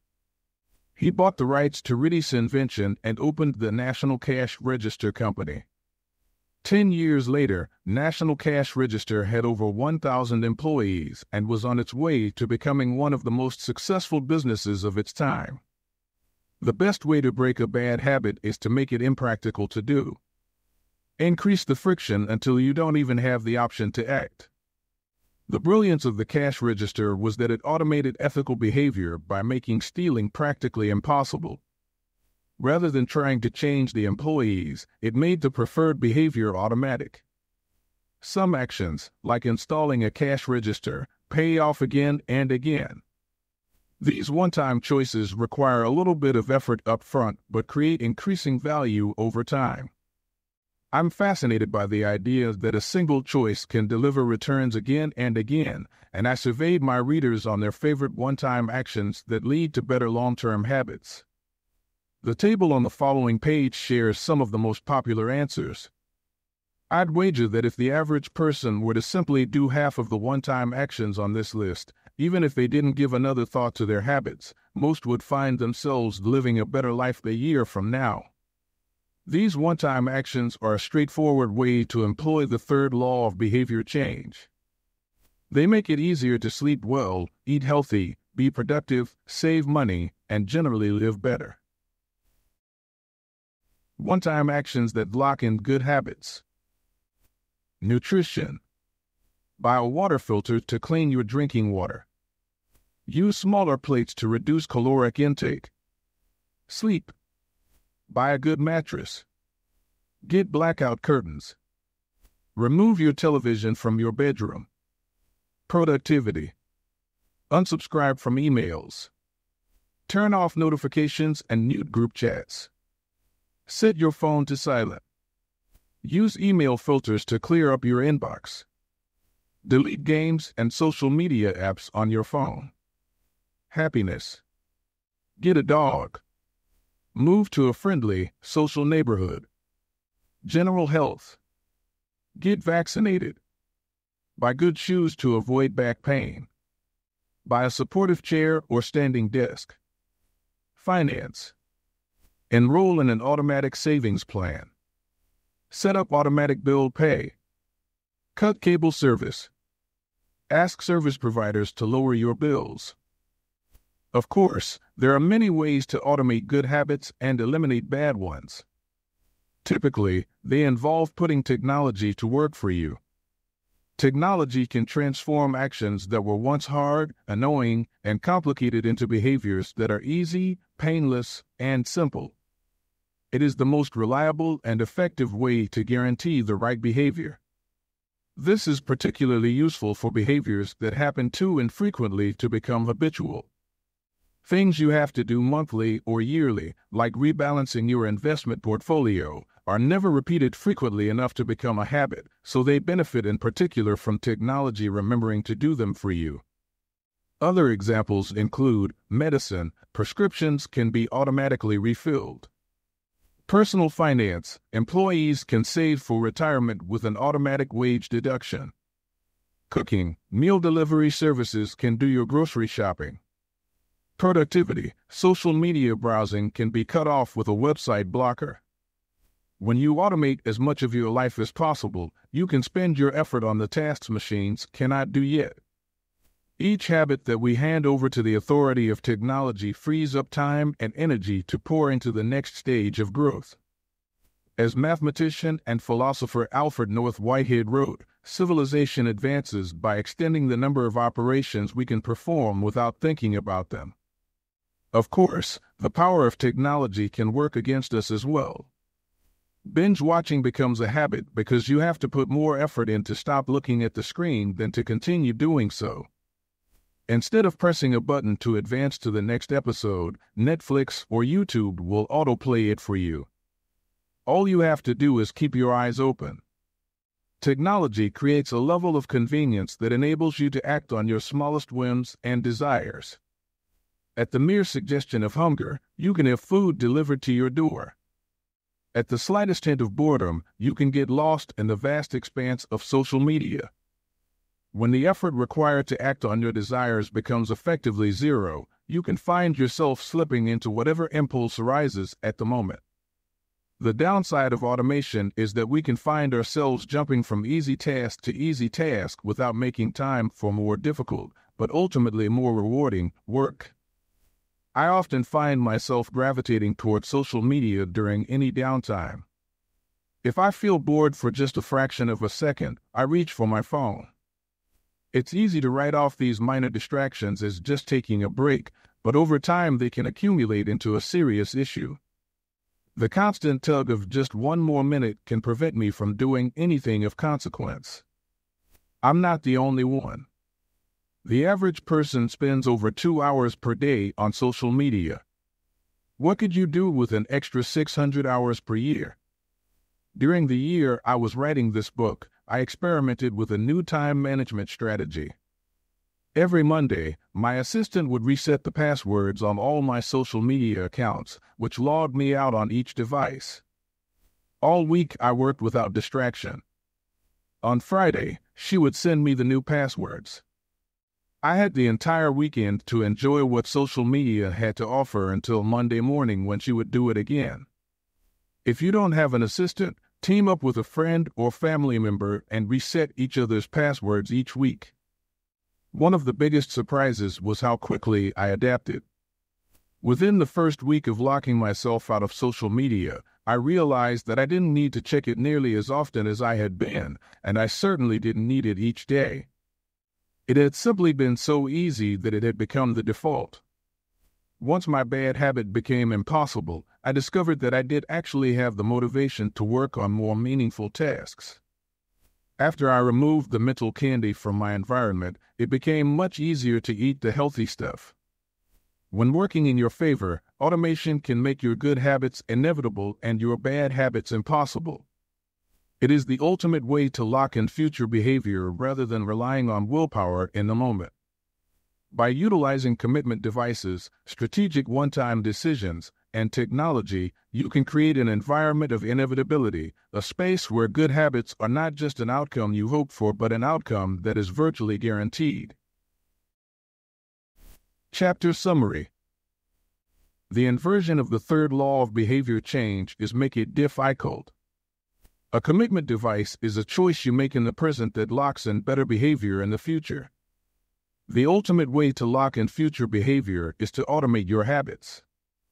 One-time choices, like buying a better mattress or enrolling in an automatic savings plan, are single actions that automate your future habits and deliver increasing returns over time. Using technology to automate your habits is the most reliable and effective way to guarantee the right behavior. The fourth law, make it satisfying. Chapter 15, the cardinal rule of behavior change. In the late 1990s, a public health worker named Stephen Luby left his hometown of Omaha, Nebraska, and bought a one-way ticket to Karachi, Pakistan. Karachi was one of the most populous cities in the world. By 1998, over 9 million people called it home. It was the economic center of Pakistan and a transportation hub, with some of the most active airports and seaports in the region.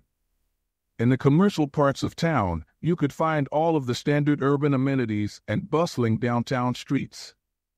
But Karachi was also one of the least livable cities in the world. Over 60% of Karachi's residents lived in squatter settlements and slums. These densely packed neighborhoods were filled with makeshift houses cobbled together from old boards, cinder blocks, and other discarded materials. There was no waste removal system, no electricity grid, no clean water supply. When dry, the streets were a combination of dust and trash. When wet, they became a muddy pit of sewage. Mosquito colonies thrived in pools of stagnant water, and children played among the garbage. The unsanitary conditions lead to widespread illness and disease.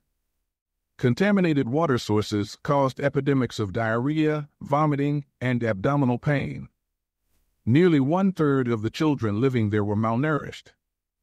With so many people crammed into such a small space, viruses and bacterial infections spread rapidly.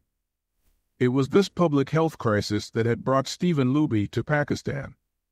Luby and his team realized that in an environment with poor sanitation, the simple habit of washing your hands could make a real difference in the health of the residents. But they soon discovered that many people were already aware that hand washing was important. And yet, despite this knowledge, many residents were washing their hands in a haphazard fashion. Some people would just run their hands under the water quickly. Others would only wash one hand. Many would simply forget to wash their hands before preparing food. Everyone said hand washing was important, but few people made a habit out of it. The problem wasn't knowledge. The problem was consistency. That was when Luby and his team partnered with Procter & Gamble to supply the neighborhood with Safeguard soap. Compared to your standard bar of soap, using Safeguard was a more enjoyable experience. In Pakistan, Safeguard was a premium soap, Luby told me. The study participants commonly mentioned how much they liked it.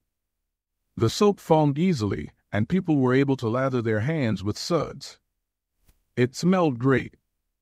Instantly, hand-washing became slightly more pleasurable. I see the goal of hand-washing promotion not as behavior change, but as habit adoption, Luby said. It is a lot easier for people to adopt a product that provides a strong positive sensory signal, for example the mint taste of toothpaste, than it is to adopt a habit that does not provide pleasurable sensory feedback, like flossing one's teeth. The marketing team at Procter & Gamble talked about trying to create a positive hand-washing experience. Within months, the researchers saw a rapid shift in the health of children in the neighborhood. The rate of diarrhea fell by 52%, pneumonia by 48%, and impetigo, a bacterial skin infection, by 35%. The long-term effects were even better. We went back to some of the households in Karachi 6 years after, Luby told me. Over 95% of households who had been given the soap for free and encouraged to wash their hands had a hand-washing station with soap and water available when our study team visited.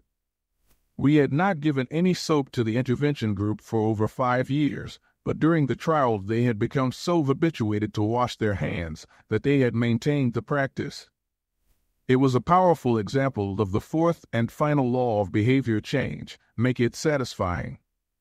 We are more likely to repeat a behavior when the experience is satisfying. This is entirely logical. Feelings of pleasure, even minor ones like washing your hands with soap that smells nice and lathers well, are signals that tell the brain, this feels good. Do this again next time. Pleasure teaches your brain that a behavior is worth remembering and repeating. Take the story of chewing gum. Chewing gum had been sold commercially throughout the 1800s, but it wasn't until Wrigley launched in 1891 that it became a worldwide habit. Early versions were made from relatively bland resins, chewy, but not tasty. Wrigley revolutionized the industry by adding flavors like spearmint and juicy fruit, which made the product flavorful and fun to use. Then they went a step further and began pushing chewing gum as a pathway to a clean mouth. Advertisements told readers to refresh your taste.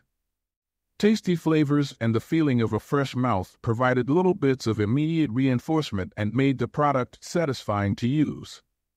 Consumption skyrocketed, and Wrigley became the largest chewing gum company in the world. Toothpaste had a similar trajectory. Manufacturers enjoyed great success when they added flavors like spearmint, peppermint, and cinnamon to their products. These flavors don't improve the effectiveness of toothpaste. They simply create a clean mouth feel and make the experience of brushing your teeth more pleasurable. My wife actually stopped using Sensodyne because she didn't like the aftertaste. She switched to a brand with a stronger mint flavor, which proved to be more satisfying. Conversely, if an experience is not satisfying, we have little reason to repeat it. In my research, I came across the story of a woman who had a narcissistic relative who drove her nuts. In an attempt to spend less time with this egomaniac, she acted as dull and as boring as possible whenever he was around. Within a few encounters, he started avoiding her because he found her so uninteresting. Stories like these are evidence of the cardinal rule of behavior change: what is rewarded is repeated. What is punished is avoided. You learn what to do in the future based on what you were rewarded for doing or punished for doing in the past. Positive emotions cultivate habits. Negative emotions destroy them. The first 3 laws of behavior change: make it obvious, make it attractive, and make it easy, increase the odds that a behavior will be performed this time. The 4th law of behavior change, make it satisfying, increases the odds that a behavior will be repeated next time. It completes the habit loop. But there is a trick. We are not looking for just any type of satisfaction. We are looking for immediate satisfaction. The mismatch between immediate and delayed rewards. Imagine you're an animal roaming the plains of Africa, a giraffe, or an elephant or a lion. On any given day, most of your decisions have an immediate impact. You are always thinking about what to eat or where to sleep or how to avoid a predator. You are constantly focused on the present or the very near future. You live in what scientists call an immediate return environment because your actions instantly deliver clear and immediate outcomes. Now switch back to your human self. In modern society, many of the choices you make today will not benefit you immediately. If you do a good job at work, you'll get a paycheck in a few weeks. If you exercise today, perhaps you won't be overweight next year. If you save money now, maybe you'll have enough for retirement decades from now. You live in what scientists call a delayed return environment because you can work for years before your actions deliver the intended payoff. The human brain did not evolve for life in a delayed return environment. The earliest remains of modern humans, known as Homo sapiens sapiens, are approximately 200,000 years old. These were the first humans to have a brain relatively similar to ours. In particular, the neocortex, the newest part of the brain and the region responsible for higher functions like language, was roughly the same size 200,000 years ago as today. You are walking around with the same hardware as your Paleolithic ancestors. It is only recently, during the last 500 years or so, that society has shifted to a predominantly delayed return environment. Compared to the age of the brain, modern society is brand new. In the last 100 years, we have seen the rise of the car, the airplane, the television, the personal computer, the internet, the smartphone, and Beyoncé. The world has changed much in recent years, but human nature has changed little. Similar to other animals on the African savanna, our ancestors spent their days responding to grave threats, securing the next meal, and taking shelter from a storm. It made sense to place a high value on instant gratification. The distant future was less of a concern. And after thousands of generations in an immediate return environment, our brains evolved to prefer quick payoffs to long-term ones. Behavioral economists refer to this tendency as time inconsistency. That is, the way your brain evaluates rewards is inconsistent across time. You value the present more than the future. Usually, this tendency serves us well. A reward that is certain right now is typically worth more than one that is merely possible in the future. But occasionally, our bias toward instant gratification causes problems. Why would someone smoke if they know it increases the risk of lung cancer? Why would someone overeat when they know it increases their risk of obesity? Why would someone have unsafe sex if they know it can result in sexually transmitted disease? Once you understand how the brain prioritizes rewards, the answers become clear. The consequences of bad habits are delayed while the rewards are immediate. Smoking might kill you in 10 years, but it reduces stress and eases your nicotine cravings now. Overeating is harmful in the long run but appetizing in the moment. Sex, safe or not, provides pleasure right away. Disease and infection won't show up for days or weeks, even years. Every habit produces multiple outcomes across time. Unfortunately, these outcomes are often misaligned. With our bad habits, the immediate outcome usually feels good, but the ultimate outcome feels bad. With good habits, it is the reverse. The immediate outcome is unenjoyable, but the ultimate outcome feels good. The French economist Frédéric Bastiat explained the problem clearly when he wrote, "It almost always happens that when the immediate consequence is favorable, the later consequences are disastrous, and vice versa." Often, the sweeter the first fruit of a habit, the more bitter are its later fruits. Put another way, the costs of your good habits are in the present. The costs of your bad habits are in the future. The brain's tendency to prioritize the present moment means you can't rely on good intentions. When you make a plan to lose weight, write a book, or learn a language, you are actually making plans for your future self.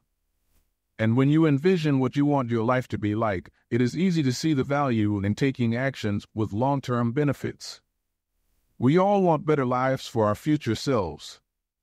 However, when the moment of decision arrives, instant gratification usually wins. You are no longer making a choice for future you, who dreams of being fitter or wealthier or happier. You are choosing for present you, who wants to be full, pampered, and entertained.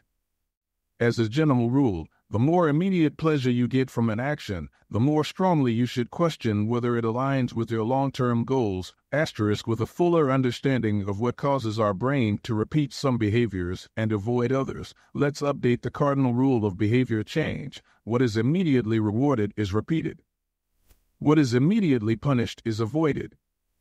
Our preference for instant gratification reveals an important truth about success. Because of how we are wired, most people will spend all day chasing quick hits of satisfaction. The road less traveled is the road of delayed gratification. If you're willing to wait for the rewards, you'll face less competition and often get a bigger payoff. As the saying goes, the last mile is always the least crowded. This is precisely what research has shown. People who are better at delaying gratification have higher SAT scores, lower levels of substance abuse, lower likelihood of obesity, better responses to stress, and superior social skills. We've all seen this play out in our own lives. If you delay watching television and get your homework done, you'll generally learn more and get better grades. If you don't buy desserts and chips at the store, you'll often eat healthier food when you get home.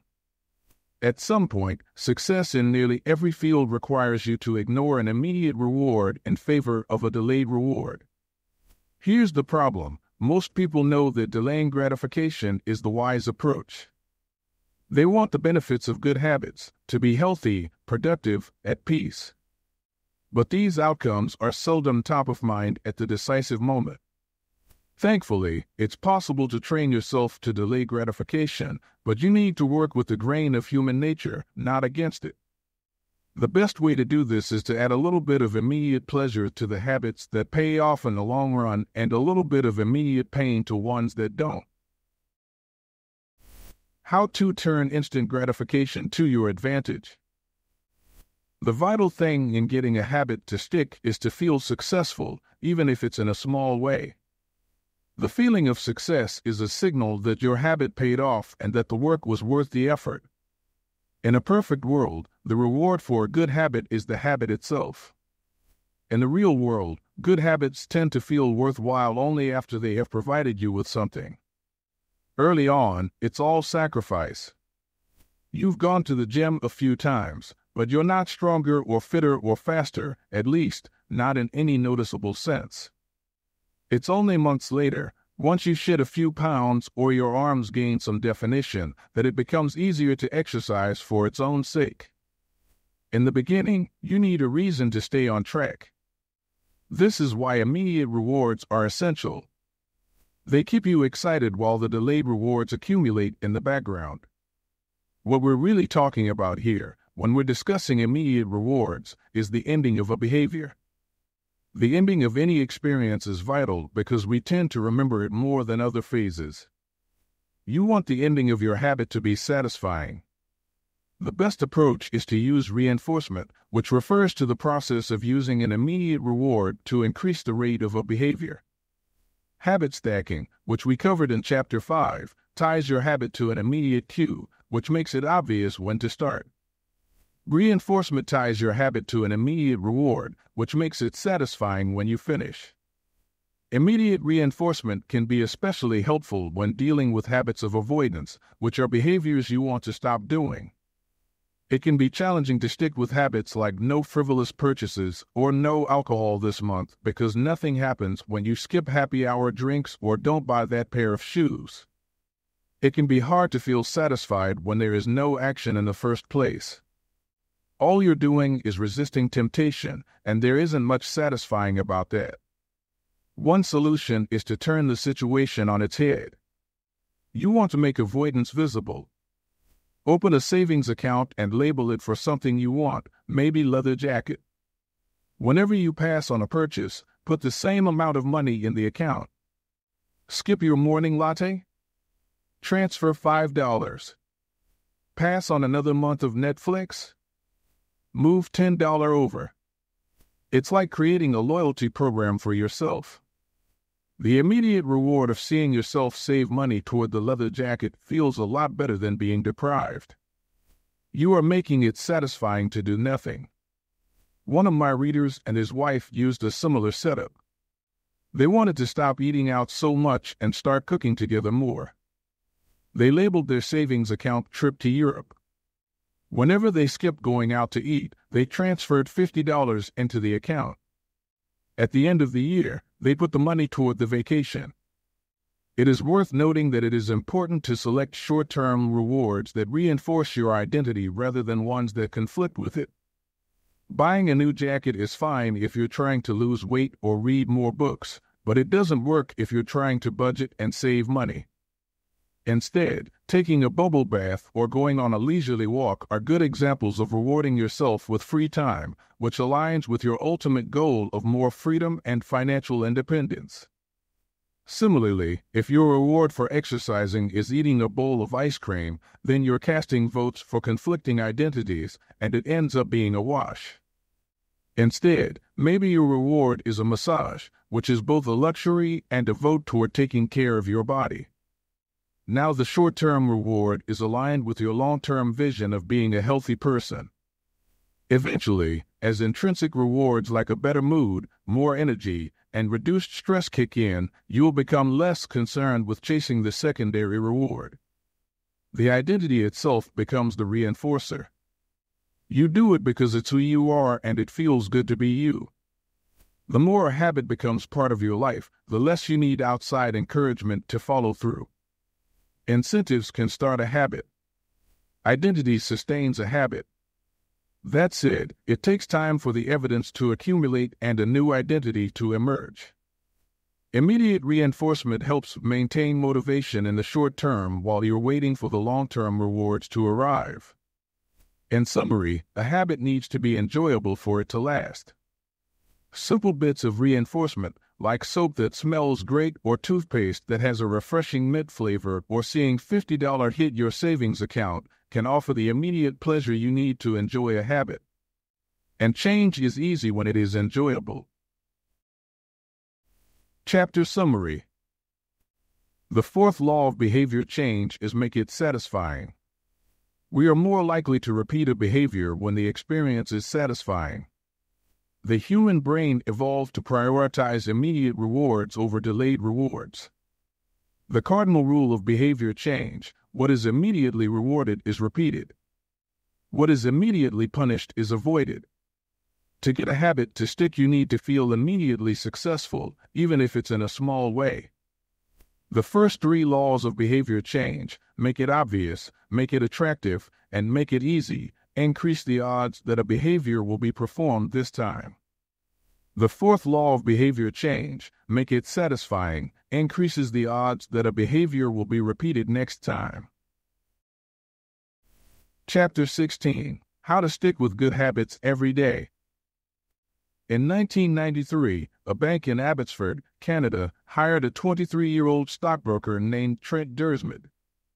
Abbotsford was a relatively small suburb, tucked away in the shadow of nearby Vancouver, where most of the big business deals were being made. Given the location and the fact that Derived was a rookie, nobody expected too much of him. But he made brisk progress thanks to a simple daily habit. Derived began each morning with 2 jars on his desk. One was filled with 120 paper clips. The other was empty. As soon as he settled in each day, he would make a sales call. Immediately after, he would move 1 paper clip from the full jar to the empty jar, and the process would begin again. Every morning I would start with 120 paper clips in 1 jar, and I would keep dialing the phone until I had moved them all to the second jar, he told me. Within 18 months, Derived was bringing in $5 million to the firm. By age 24, he was making $75,000 per year, the equivalent of $125,000 today. Not long after, he landed a 6-figure job with another company. I like to refer to this technique as the paperclip strategy, and, over the years, I've heard from readers who have employed it in a variety of ways. One woman shifted a hairpin from one container to another whenever she wrote a page of her book. Another man moved a marble from one bin to the next after each set of push-ups. Making progress is satisfying, and visual measures, like moving paper clips or hairpins or marbles, provide clear evidence of your progress. As a result, they reinforce your behavior and add a little bit of immediate satisfaction to any activity. Visual measurement comes in many forms: food journals, workout logs, loyalty punch cards, the progress bar on a software download, even the page numbers in a book. But perhaps the best way to measure your progress is with a habit tracker. How to keep your habits on track. A habit tracker is a simple way to measure whether you did a habit. The most basic format is to get a calendar and cross off each day you stick with your routine. For example, if you meditate on Monday, Wednesday, and Friday, each of those dates gets an X. As time rolls by, the calendar becomes a record of your habit streak. Countless people have tracked their habits, but perhaps the most famous was Benjamin Franklin. Beginning at age 20, Franklin carried a small booklet everywhere he went and used it to track 13 personal virtues. This list included goals like lose no time, be always employed in something useful, and avoid trifling conversation.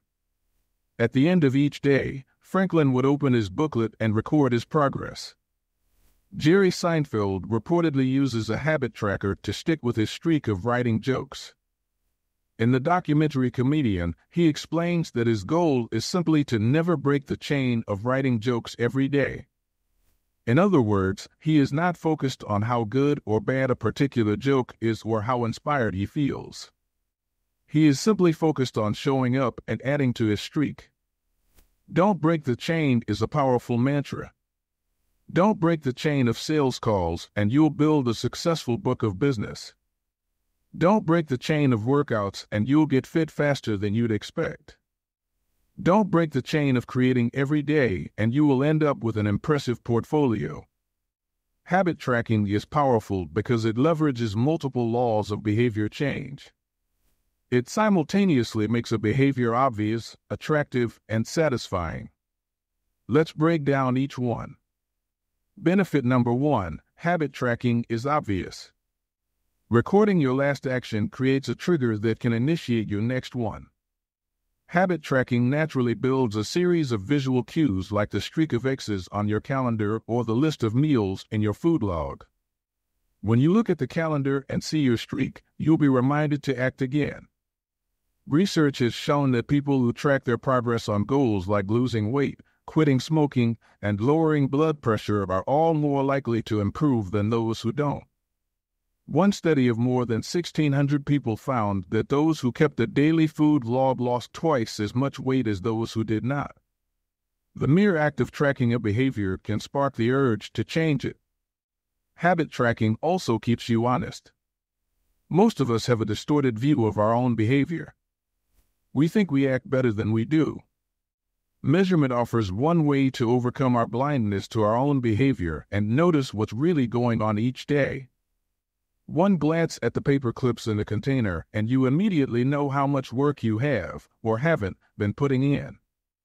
When the evidence is right in front of you, you are less likely to lie to yourself. Benefit number 2, habit tracking is attractive. The most effective form of motivation is progress. When we get a signal that we are moving forward, we become more motivated to continue down that path. In this way, habit tracking can have an addictive effect on motivation. Each small win feeds your desire. This can be particularly powerful on a bad day. When you're feeling down, it's easy to forget about all the progress you have already made. Habit tracking provides visual proof of your hard work, a subtle reminder of how far you've come. Plus, the empty square you see each morning can motivate you to get started because you don't want to lose your progress by breaking the streak. Benefit number 3, habit tracking is satisfying. This is the most crucial benefit of all. tracking can become its own form of reward. It is satisfying to cross an item off your to-do list, to complete an entry in your workout log, or to mark an X on the calendar. It feels good to watch your results grow, the size of your investment portfolio, the length of your book manuscript, and if it feels good, then you're more likely to endure. Habit tracking also helps keep your eye on the ball. You're focused on the process rather than the result. You're not fixated on getting six-pack abs. You're just trying to keep the streak alive and become the type of person who doesn't miss workouts. In summary, habit tracking, 1, creates a visual cue that can remind you to act. 2, is inherently motivating because you see the progress you are making and don't want to lose it. And 3, feels satisfying whenever you record another successful instance of your habit.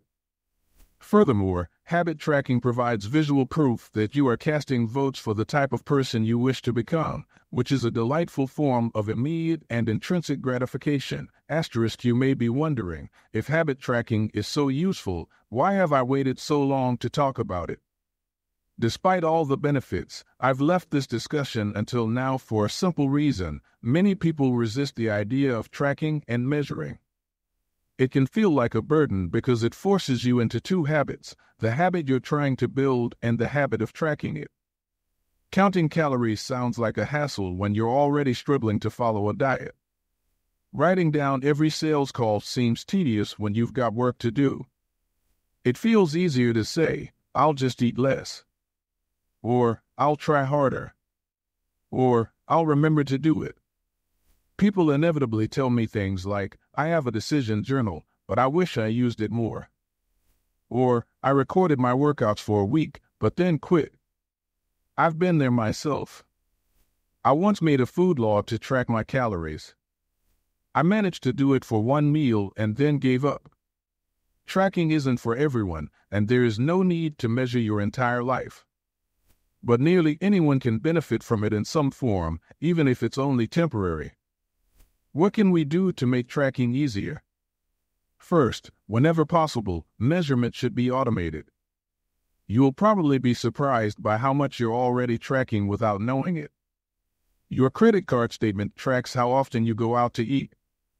Your Fitbit registers how many steps you take and how long you sleep. Your calendar records how many new places you travel to each year. Once you know where to get the data, add a note to your calendar to review it each week or each month, which is more practical than tracking it every day. Second, manual tracking should be limited to your most important habits. It is better to consistently track one habit than to sporadically track 10. Finally, record each measurement immediately after the habit occurs. The completion of the behavior is the cue to write it down. This approach allows you to combine the habit stacking method mentioned in Chapter 5 with habit tracking. The habit stacking plus habit tracking formula is, after current habit, I will track my habit. After I hang up the phone from a sales call, I will move one paper clip over. After I finish each set at the gym, I will record it in my workout journal. After I put my plate in the dishwasher, I will write down what I ate. These tactics can make tracking your habits easier. Even if you aren't the type of person who enjoys recording your behavior, I think you'll find a few weeks of measurements to be insightful. It's always interesting to see how you've actually been spending your time. That said, every habit streak ends at some point. And, more important than any single measurement, is having a good plan for when your habits slide off track. How to recover quickly when your habits break down. No matter how consistent you are with your habits, it is inevitable that life will interrupt you at some point. Perfection is not possible. Before long, an emergency will pop up, you get sick or you have to travel for work or your family needs a little more of your time. Whenever this happens to me, I try to remind myself of a simple rule: never miss twice. If I miss one day, I try to get back into it as quickly as possible. Missing one workout happens, but I'm not going to miss 2 in a row. Maybe I'll eat an entire pizza, but I'll follow it up with a healthy meal. I can't be perfect, but I can avoid a second lapse. As soon as one streak ends, I get started on the next one. The first mistake is never the one that ruins you. It is the spiral of repeated mistakes that follows. Missing once is an accident. Missing twice is the start of a new habit. This is a distinguishing feature between winners and losers. Anyone can have a bad performance, a bad workout, or a bad day at work. But when successful people fail, they rebound quickly. The breaking of a habit doesn't matter if the reclaiming of it is fast. I think this principle is so important that I'll stick to it even if I can't do a habit as well or as completely as I would like. Too often, we fall into an all-or-nothing cycle with our habits. The problem is not slipping up. The problem is thinking that if you can't do something perfectly, then you shouldn't do it at all. You don't realize how valuable it is to just show up on your bad or busy days. Lost days hurt you more than successful days help you. If you start with $100, then a 50% gain will take you to $150. But you only need a 33% loss to take you back to $100. In other words, avoiding a 33% loss is just as valuable as achieving a 50% gain. As Charlie Munger says, the first rule of compounding: never interrupt it unnecessarily. This is why the bad workouts are often the most important ones. Sluggish days and bad workouts maintain the compound gains you accrued from previous good days. Simply doing something, 10 squats, 5 sprints, a push-up, anything really, is huge. Don't put up a zero. Don't let losses eat into your compounding. Furthermore, it's not always about what happens during the workout. It's about being the type of person who doesn't miss workouts. It's easy to train when you feel good, but it's crucial to show up when you don't feel like it, even if you do less than you hope. Going to the gym for 5 minutes may not improve your performance, but it reaffirms your identity. The all-or-nothing cycle of behavior change is just one pitfall that can derail your habits. Another potential danger, especially if you are using a habit tracker, is measuring the wrong thing. Knowing when and when not to track a habit. Say you're running a restaurant and you want to know if your chef is doing a good job. One way to measure success is to track how many customers pay for a meal each day. If more customers come in, the food must be good. If fewer customers come in, something must be wrong. However, this one measurement, daily revenue, only gives a limited picture of what's really going on. Just because someone pays for a meal doesn't mean they enjoy the meal. Even dissatisfied customers are unlikely to dine and dash. In fact, if you're only measuring revenue, the food might be getting worse, but you're making up for it with marketing or discounts or some other method. Instead, it may be more effective to track how many customers finish their meal or perhaps the percentage of customers who leave a generous tip. The dark side of tracking a particular behavior is that we become driven by the number rather than the purpose behind it. If your success is measured by quarterly earnings, you will optimize sales, revenue, and accounting for quarterly earnings. If your success is measured by a lower number on the scale, you will optimize for a lower number on the scale, even if that means embracing crash diets, juice cleanses, and fat loss pills. The human mind wants to win whatever game is being played. This pitfall is evident in many areas of life. We focus on working long hours instead of getting meaningful work done. We care more about getting 10,000 steps than we do about being healthy. We teach for standardized tests instead of emphasizing learning, curiosity, and critical thinking. In short, we optimize for what we measure. When we choose the wrong measurement, we get the wrong behavior. This is sometimes referred to as Goodhart's Law. Named after the economist Charles Goodhart, the principle states, when a measure becomes a target, it ceases to be a good measure. Measurement is only useful when it guides you and adds context to a larger picture, not when it consumes you. Each number is simply one piece of feedback in the overall system. In our data-driven world, We tend to overvalue numbers and undervalue anything ephemeral, soft, and difficult to quantify. We mistakenly think the factors we can measure are the only factors that exist. But just because you can measure something doesn't mean it's the most important thing. And just because you can't measure something doesn't mean it's not important at all.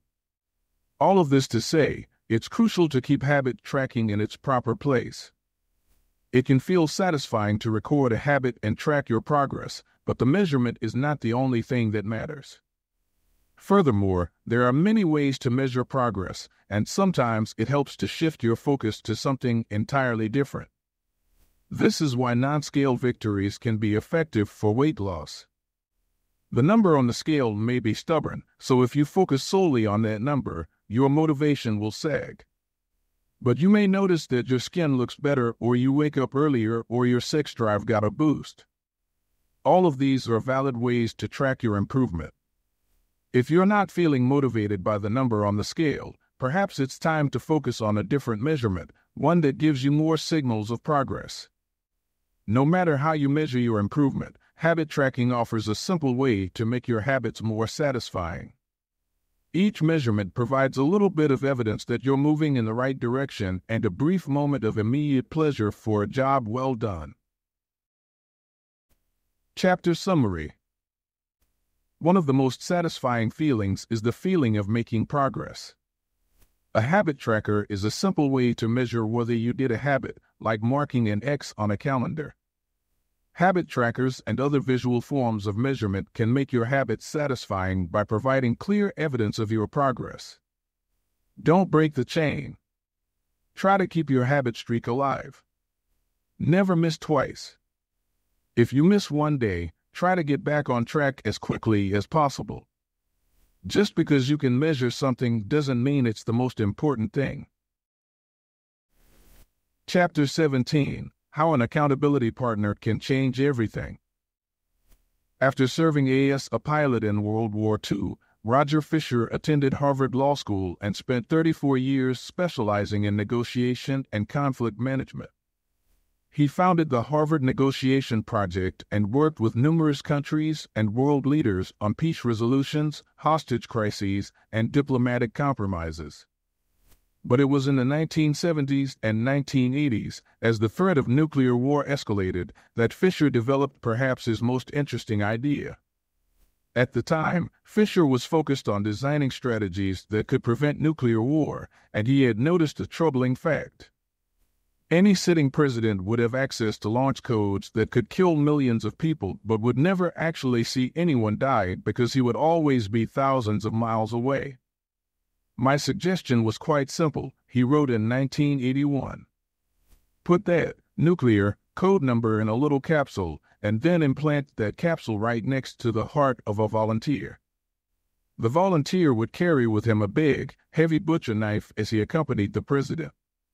If ever the president wanted to fire nuclear weapons, the only way he could do so would be for him first, with his own hands, to kill one human being. The president says, "George, I'm sorry, but tens of millions must die." He has to look at someone and realize what death is, what an innocent death is. Blood on the White House carpet. It's reality brought home. When I suggested this to friends in the Pentagon, they said, "My God, that's terrible." Having to kill someone would distort the president's judgment. He might never push the button. Throughout our discussion of the fourth law of behavior change, we have covered the importance of making good habits immediately satisfying. Fisher's proposal is an inversion of the fourth law, make it immediately unsatisfying.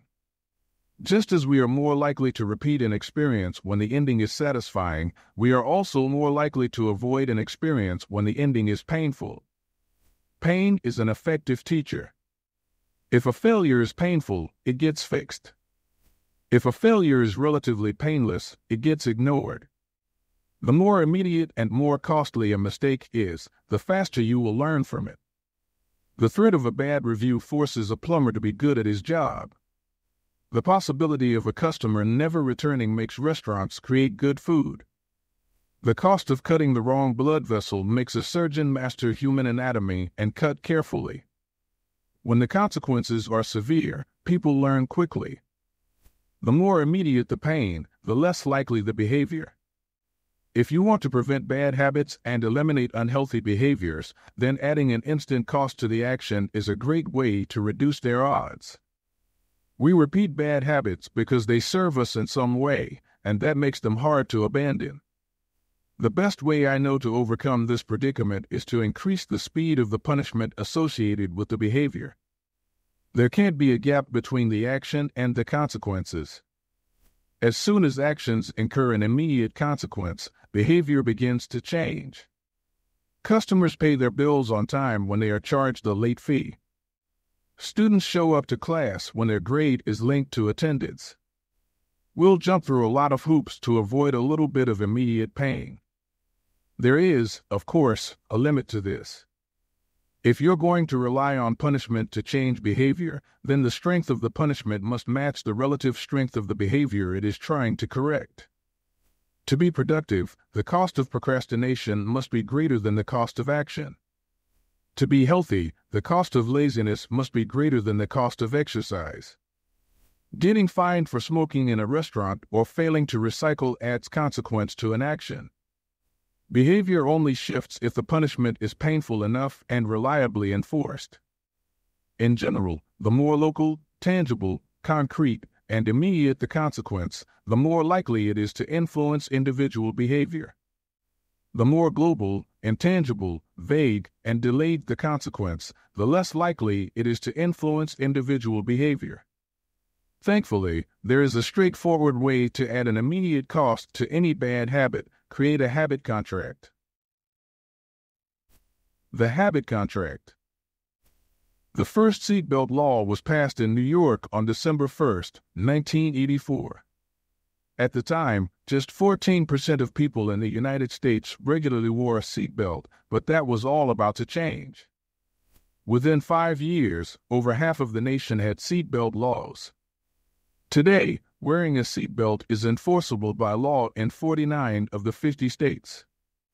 And it's not just the legislation, the number of people wearing seatbelts has changed dramatically as well. In 2016, over 88% of Americans buckled up each time they got in a car. In just over 30 years, there was a complete reversal in the habits of millions of people.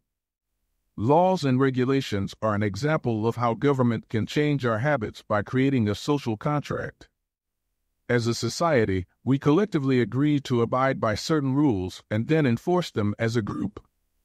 Whenever a new piece of legislation impacts behavior, seatbelt laws, banning smoking inside restaurants, mandatory recycling, it is an example of a social contract shaping our habits.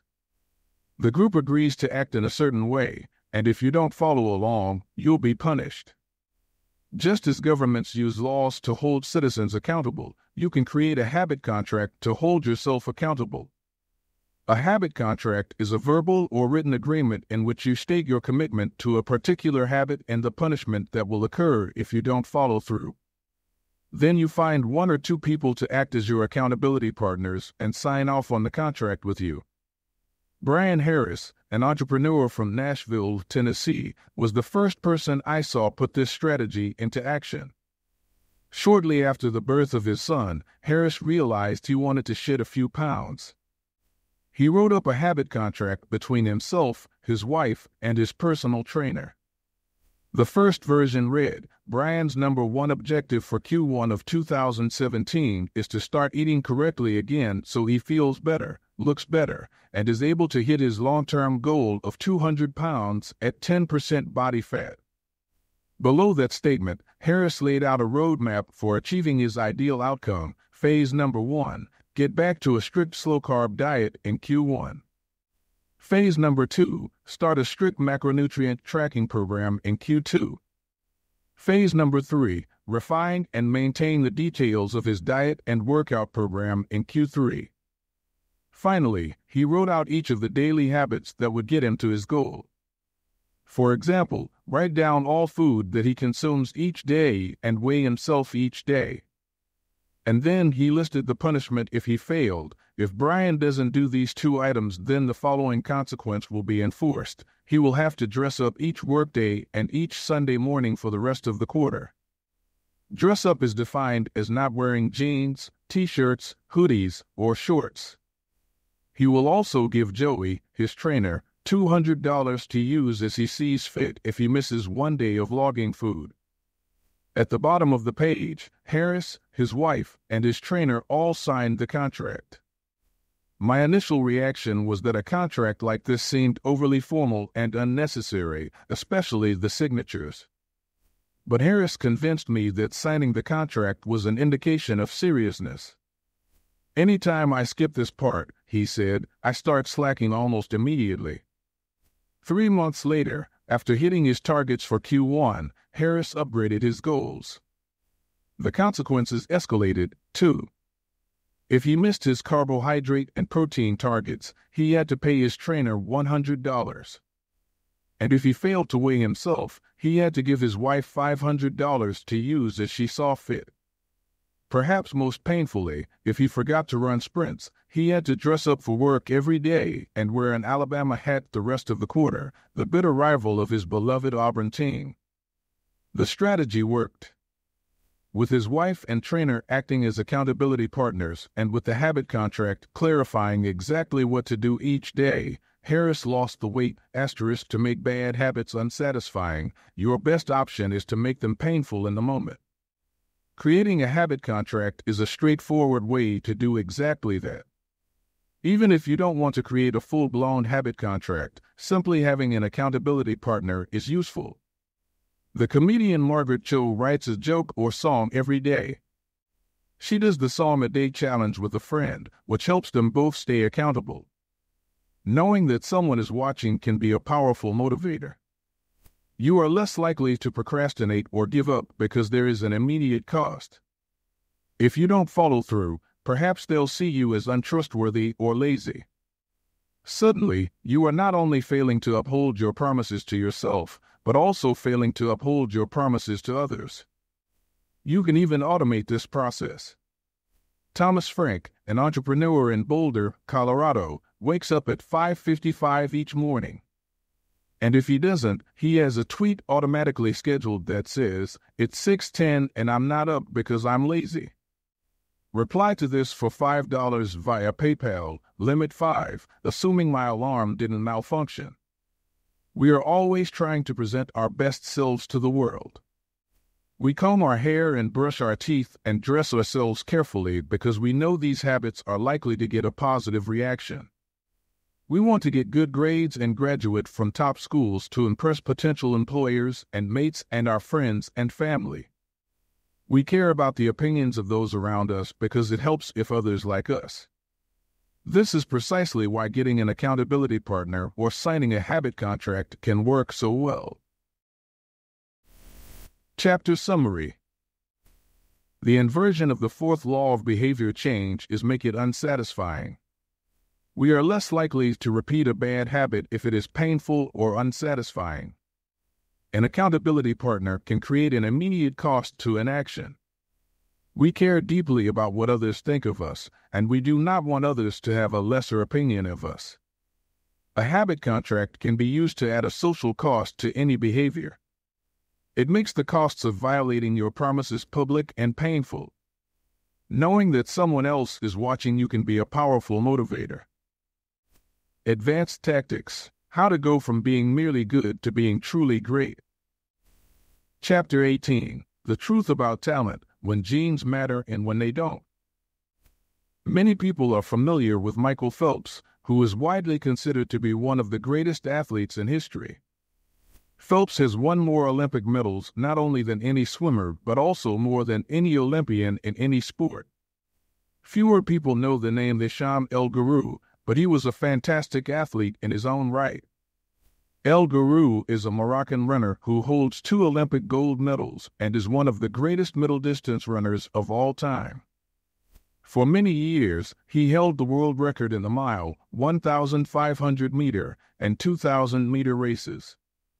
At the Olympic Games in Athens, Greece, in 2004, he won gold in the 1,500-meter and 5,000-meter races.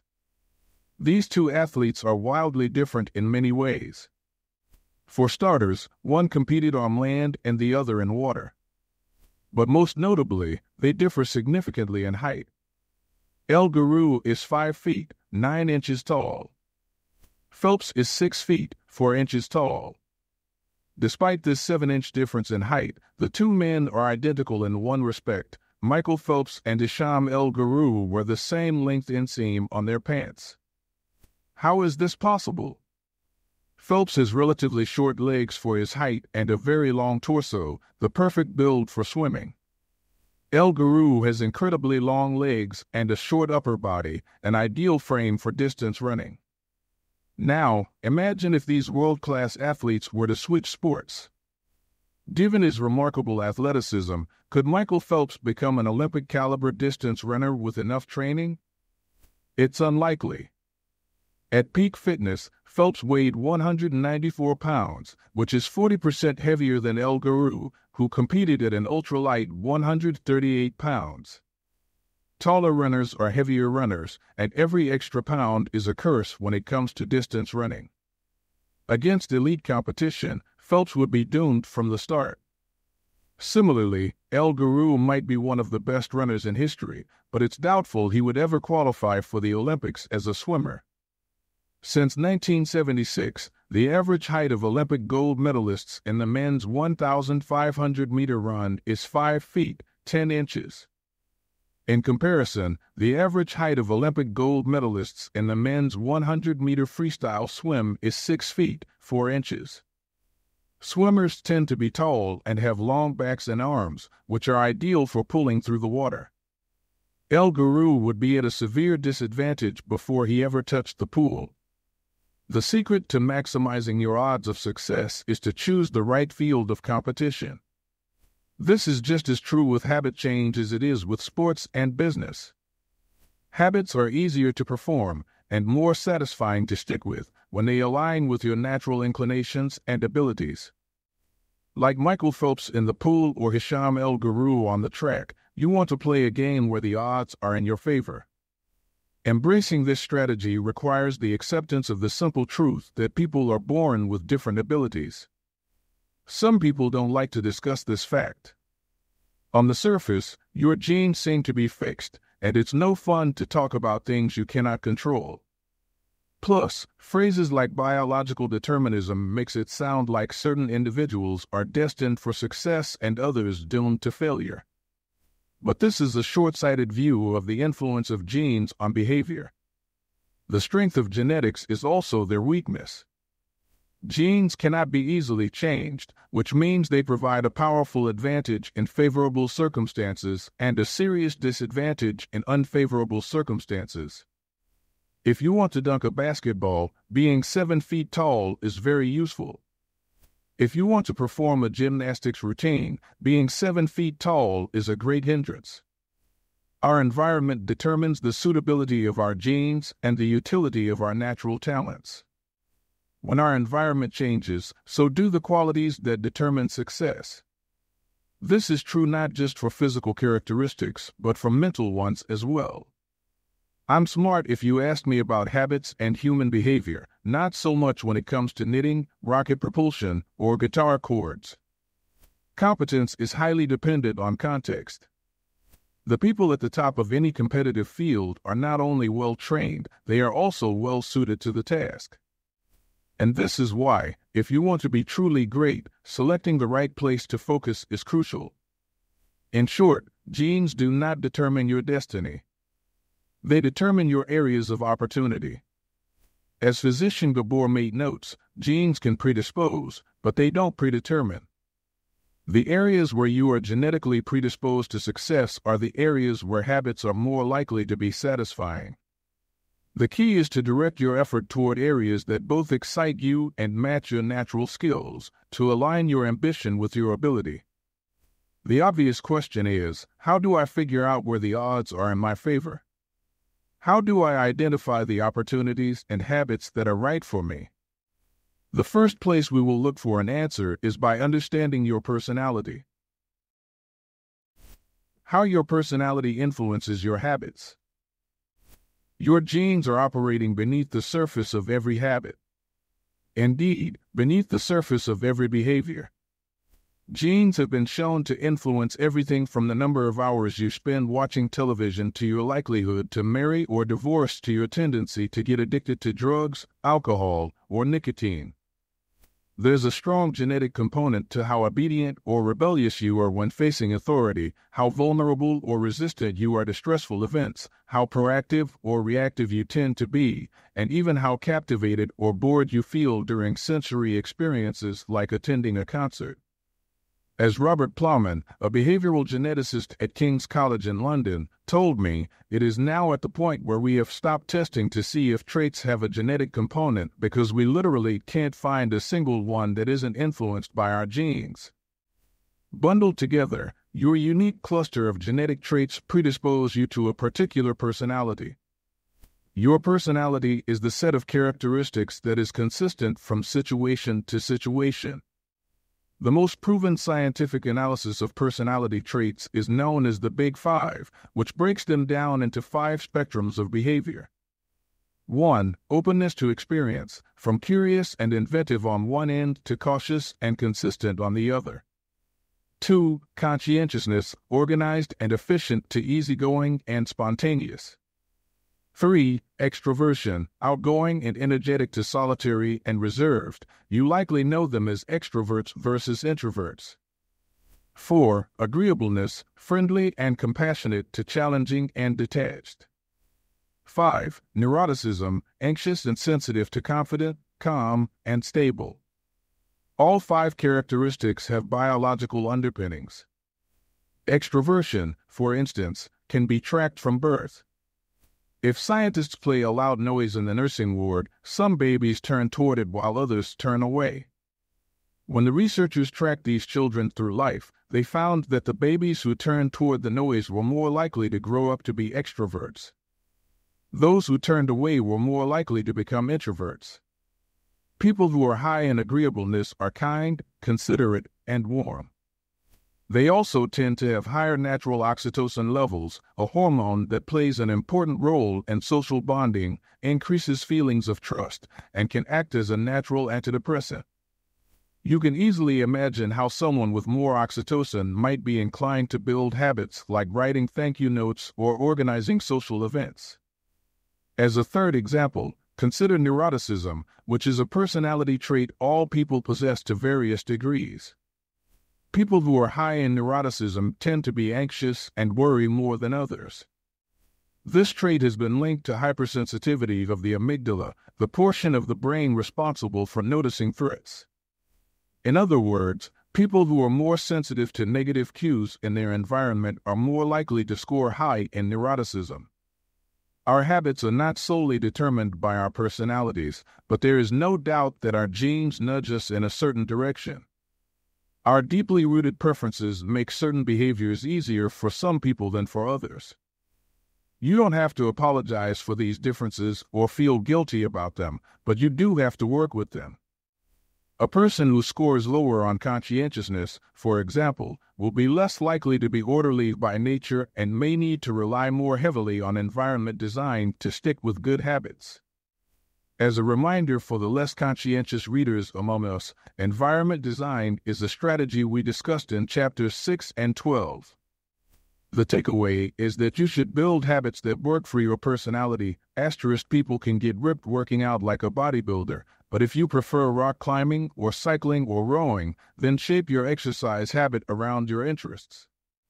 If your friend follows a low-carb diet, but you find that low-fat works for you, then more power to you. If you want to read more, don't be embarrassed if you prefer steamy romance novels over nonfiction. Read whatever fascinates you. You don't have to build the habits everyone tells you to build. Choose the habit that best suits you, not the one that is most popular.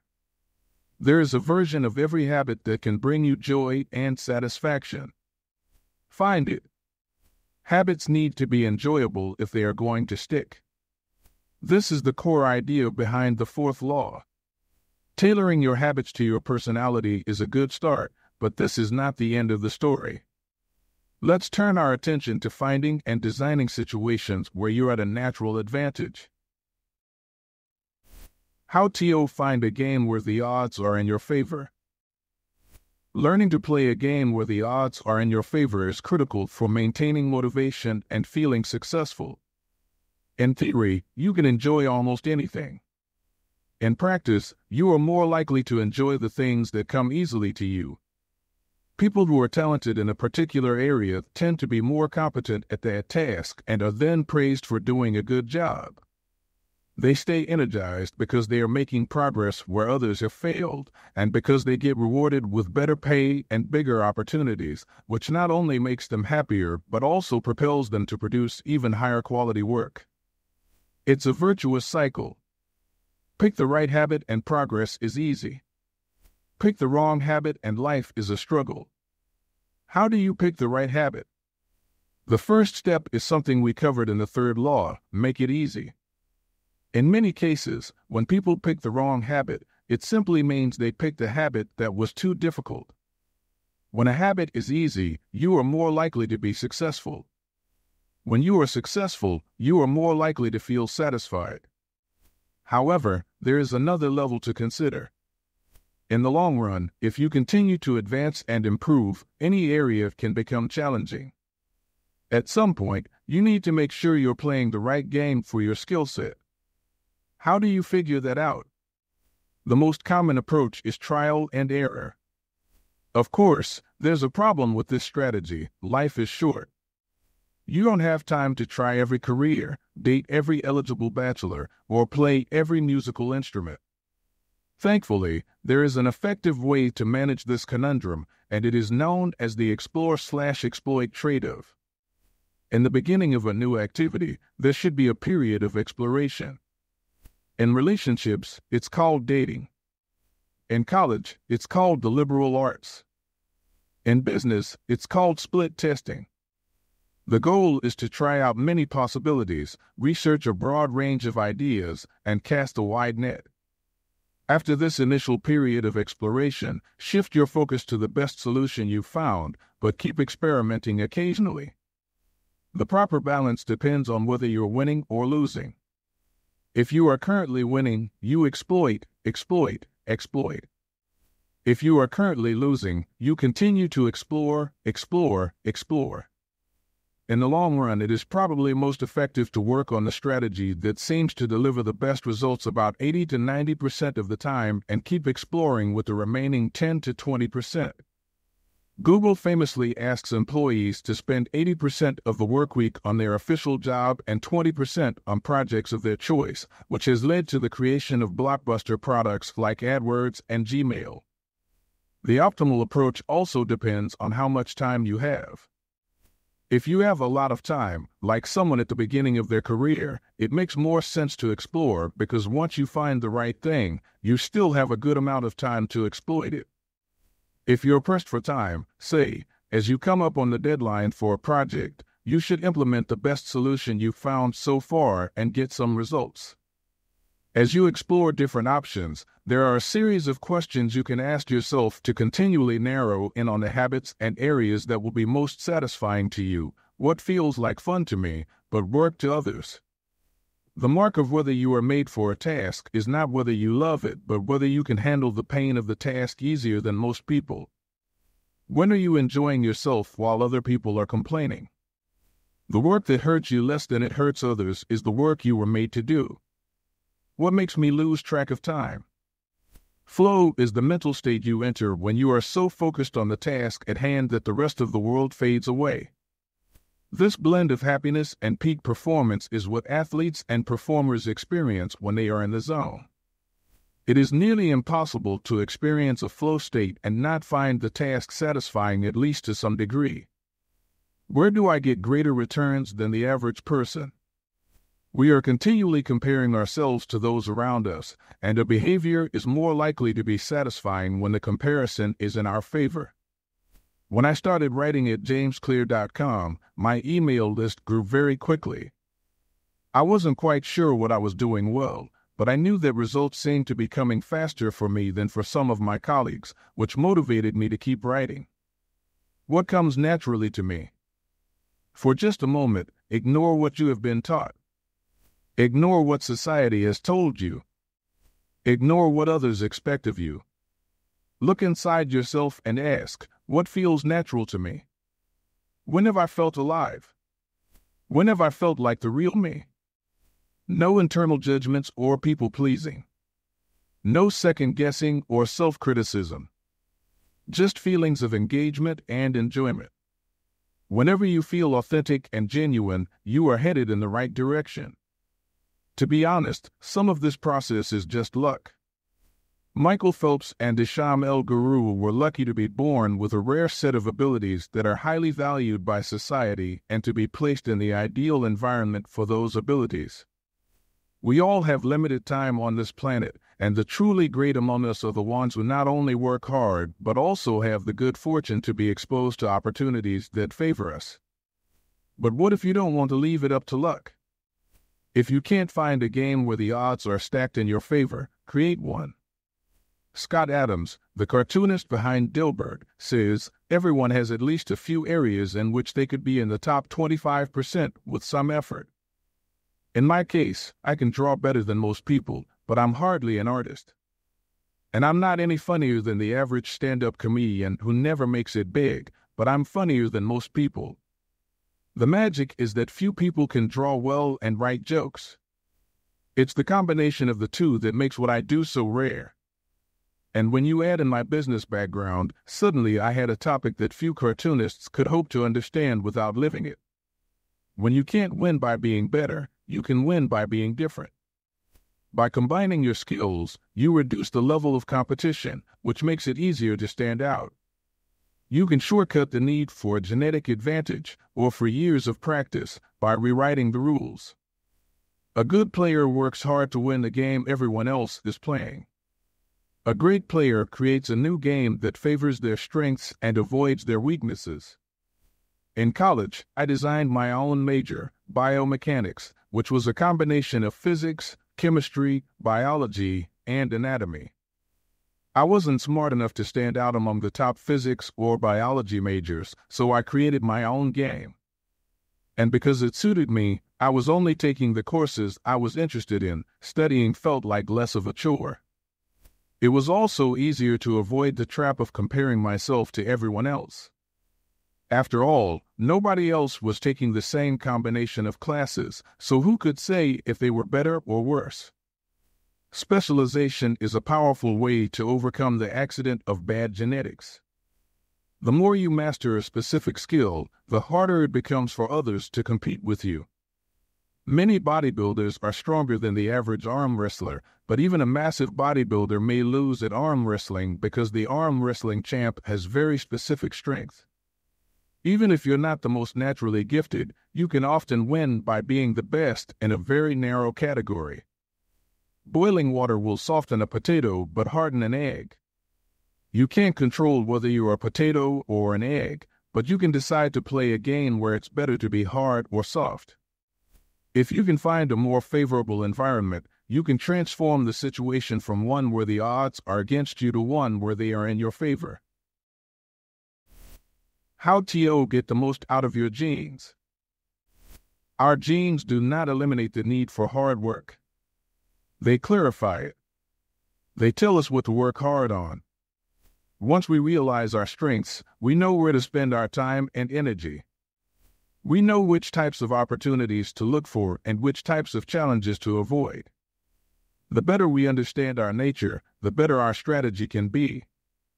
Biological differences matter. Even so, it's more productive to focus on whether you are fulfilling your own potential than comparing yourself to someone else. The fact that you have a natural limit to any specific ability has nothing to do with whether you are reaching the ceiling of your capabilities. People get so caught up in the fact that they have limits that they rarely exert the effort required to get close to them. Furthermore, genes can't make you successful if you're not doing the work. Yes, it's possible that the ripped trainer at the gym has better genes, but if you haven't put in the same reps, it's impossible to say if you have been dealt a better or worse genetic hand. Until you work as hard as those you admire, don't explain away their success as luck.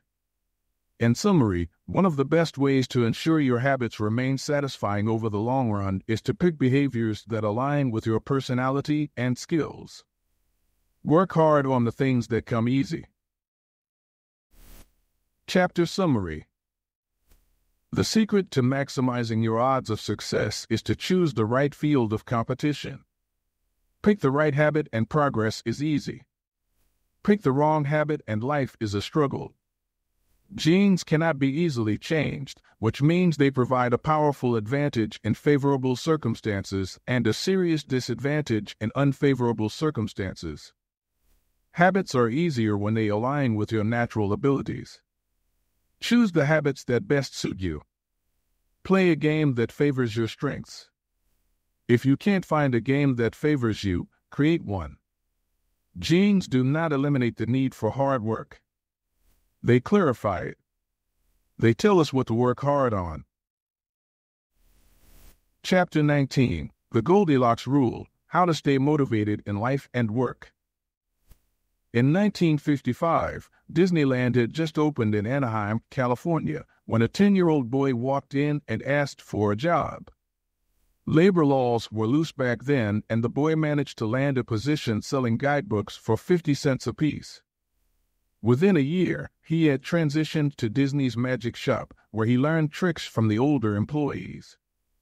He experimented with jokes and tried out simple routines on visitors. Soon he discovered that what he loved was not performing magic, but performing in general. He set his sights on becoming a comedian. Beginning in his teenage years, he started performing in little clubs around Los Angeles. The crowds were small and his act was short. He was rarely on stage for more than 5 minutes. Most of the people in the crowd were too busy drinking or talking with friends to pay attention. One night, he literally delivered his stand-up routine to an empty club. It wasn't glamorous work, but there was no doubt he was getting better. His first routines would only last 1 or 2 minutes. By high school, his material had expanded to include a 5-minute act and, a few years later, a 10-minute show. At 19, he was performing weekly for 20 minutes at a time. He had to read 3 poems during the show just to make the routine long enough, but his skills continued to progress. He spent another decade experimenting, adjusting, and practicing. He took a job as a television writer, and, gradually, he was able to land his own appearances on talk shows. By the mid-1970s, he had worked his way into being a regular guest on The Tonight Show and Saturday Night Live. Finally, after nearly 15 years of work, the young man rose to fame. He toured 60 cities in 63 days. Then 72 cities in 80 days. Then 85 cities in 90 days. He had 18,695 people attend one show in Ohio. Another 45,000 tickets were sold for his 3-day show in New York. He catapulted to the top of his genre and became one of the most successful comedians of his time. His name is Steve Martin. Martin's story offers a fascinating perspective on what it takes to stick with habits for the long run. Comedy is not for the timid. It is hard to imagine a situation that would strike fear into the hearts of more people than performing alone on stage and failing to get a single laugh. And yet Steve Martin faced this fear every week for 18 years. In his words, 10 years spent learning, 4 years spent refining, and 4 years as a wild success. Why is it that some people, like Martin, stick with their habits, whether practicing jokes or drawing cartoons or playing guitar, while most of us struggle to stay motivated? How do we design habits that pull us in rather than ones that fade away? Scientists have been studying this question for many years. While there is still much to learn, one of the most consistent findings is that the way to maintain motivation and achieve peak levels of desire is to work on tasks of just manageable difficulty. The human brain loves a challenge, but only if it is within an optimal zone of difficulty. If you love tennis and try to play a serious match against a 4-year-old, you will quickly become bored. It's too easy. You'll win every point. In contrast, if you play a professional tennis player like Roger Federer or Serena Williams, you will quickly lose motivation because the match is too difficult. Now consider playing tennis against someone who is your equal. As the game progresses, you win a few points and you lose a few. You have a good chance of winning, but only if you really try. Your focus narrows, distractions fade away, and you find yourself fully invested in the task at hand. This is a challenge of just manageable difficulty, and it is a prime example of the Goldilocks rule. The Goldilocks rule states that humans experience peak motivation when working on tasks that are right on the edge of their current abilities. Not too hard. Not too easy. Just right. The Goldilocks rule. Martin's comedy career is an excellent example of the Goldilocks rule in practice. Each year, he expanded his comedy routine, but only by a minute or two. He was always adding new material, but he also kept a few jokes that were guaranteed to get laughs. There were just enough victories to keep him motivated and just enough mistakes to keep him working hard. When you're starting a new habit, it's important to keep the behavior as easy as possible so you can stick with it even when conditions aren't perfect. This is an idea we covered in detail while discussing the third law of behavior change. Once a habit has been established, however, it's important to continue to advance in small ways. These little improvements and new challenges keep you engaged. And if you hit the Goldilocks zone just right, you can achieve a flow state. A flow state is the experience of being in the zone and fully immersed in an activity. Scientists have tried to quantify this feeling. They found that to achieve a state of flow, a task must be roughly 4% beyond your current ability. In real life, it's typically not feasible to quantify the difficulty of an action in this way, but the core idea of the Goldilocks rule remains: working on challenges of just manageable difficulty, something on the perimeter of your ability, seems crucial for maintaining motivation. Improvement requires a delicate balance.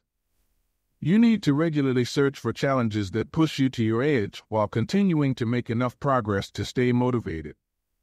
Behaviors need to remain novel in order for them to stay attractive and satisfying. Without variety, we get bored. And boredom is perhaps the greatest villain on the quest for self-improvement. How to stay focused when you get bored working on your goals.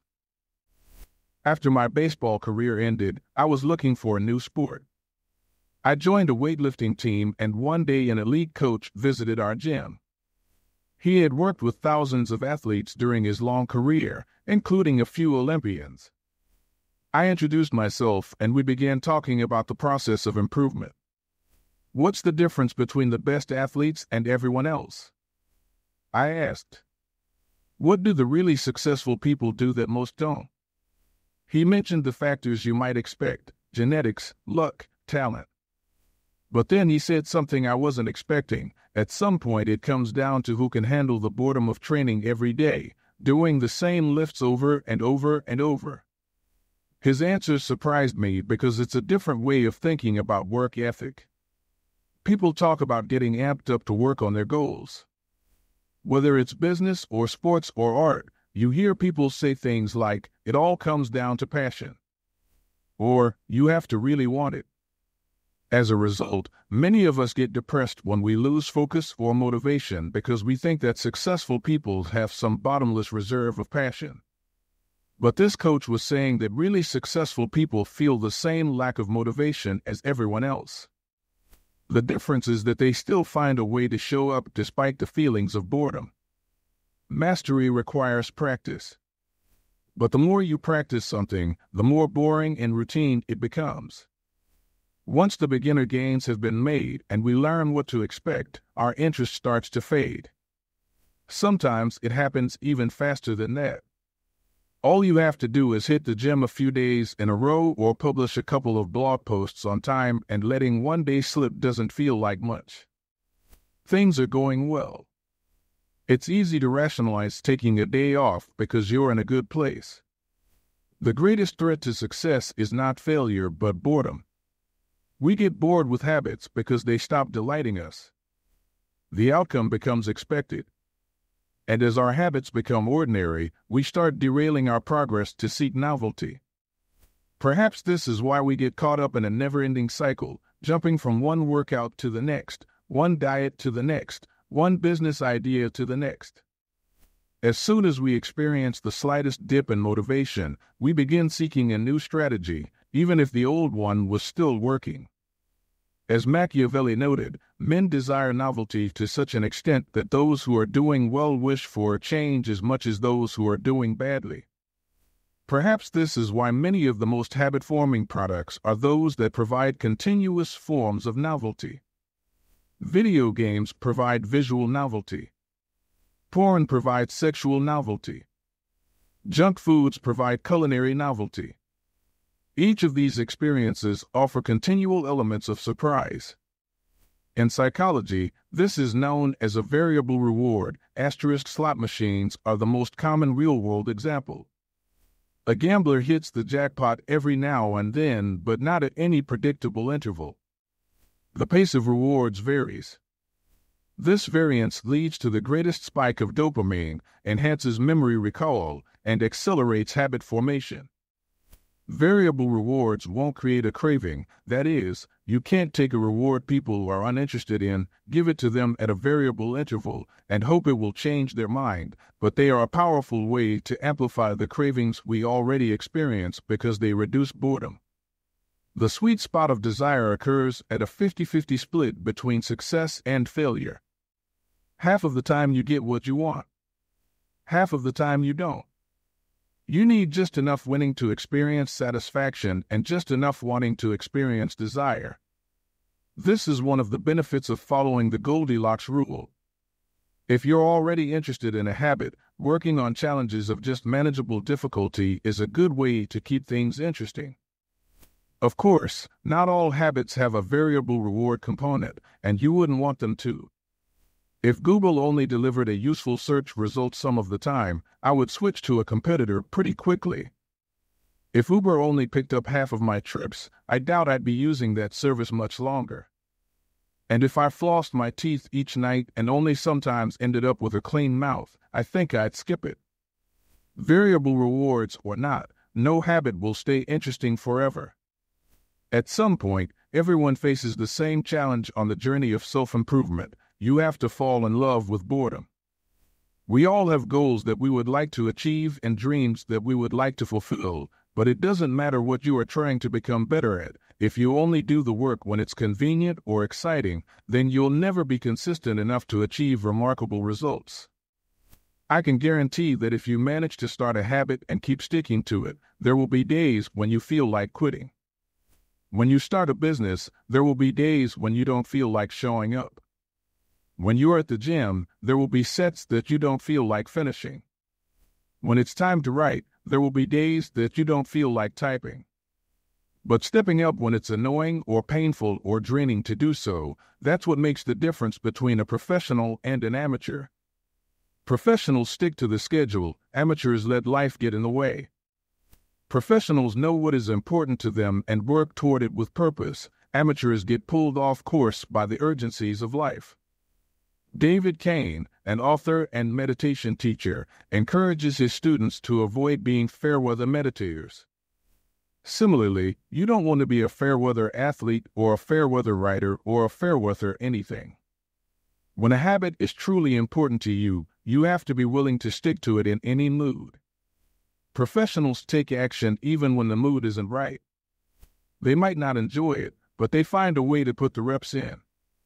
There have been a lot of sets that I haven't felt like finishing, but I've never regretted doing the workout. There have been a lot of articles I haven't felt like writing, but I've never regretted publishing on schedule. There have been a lot of days I've felt like relaxing, but I've never regretted showing up and working on something that was important to me. The only way to become excellent is to be endlessly fascinated by doing the same thing over and over. You have to fall in love with boredom. Chapter Summary. The Goldilocks rule states that humans experience peak motivation when working on tasks that are right on the edge of their current abilities. The greatest threat to success is not failure but boredom. As habits become routine, they become less interesting and less satisfying. We get bored. Anyone can work hard when they feel motivated. It's the ability to keep going when work isn't exciting that makes the difference. Professionals stick to the schedule, amateurs let life get in the way. Chapter 20. The downside of creating good habit. Habits create the foundation for mastery. In chess, it is only after the basic movements of the pieces have become automatic that a player can focus on the next level of the game. Each chunk of information that is memorized opens up the mental space for more effortful thinking. This is true for any endeavor. When you know the simple movements so well that you can perform them without thinking, you are free to pay attention to more advanced details. In this way, habits are the backbone of any pursuit of excellence. However, the benefits of habits come at a cost. At first, each repetition develops fluency, speed, and skill. But then, as a habit becomes automatic, you become less sensitive to feedback. You fall into mindless repetition. It becomes easier to let mistakes slide. When you can do it good enough on autopilot, you stop thinking about how to do it better. The upside of habits is that we can do things without thinking. The downside of habits is that you get used to doing things a certain way and stop paying attention to little errors. You assume you're getting better because you're gaining experience. In reality, you are merely reinforcing your current habits, not improving them. In fact, some research has shown that once a skill has been mastered, there is usually a slight decline in performance over time. Usually, this minor dip in performance is no cause for worry. You don't need a system to continuously improve how well you brush your teeth or tie your shoes or make your morning cup of tea. With habits like these, good enough is usually good enough. The less energy you spend on trivial choices, the more you can spend it on what really matters. However, when you want to maximize your potential and achieve elite levels of performance, you need a more nuanced approach. You can't repeat the same things blindly and expect to become exceptional. Habits are necessary, but not sufficient for mastery. What you need is a combination of automatic habits and deliberate practice. Habits plus deliberate practice equals mastery. To become great, certain skills do need to become automatic. Basketball players need to be able to dribble without thinking before they can move on to mastering layups with their non-dominant hand. Surgeons need to repeat the first incision so many times that they could do it with their eyes closed, so that they can focus on the hundreds of variables that arise during surgery. But after one habit has been mastered, you have to return to the effortful part of the work and begin building the next habit. Mastery is the process of narrowing your focus to a tiny element of success, repeating it until you have internalized the skill, and then using this new habit as the foundation to advance to the next frontier of your development. Old tasks become easier the second time around, but it doesn't get easier overall because now you're pouring your energy into the next challenge. Each habit unlocks the next level of performance. It's an endless cycle. Mastering one habit. Although habits are powerful, what you need is a way to remain conscious of your performance over time so you can continue to refine and improve. It is precisely at the moment when you begin to feel like you have mastered a skill, right when things are starting to feel automatic and you are becoming comfortable, that you must avoid slipping into the trap of complacency. The solution?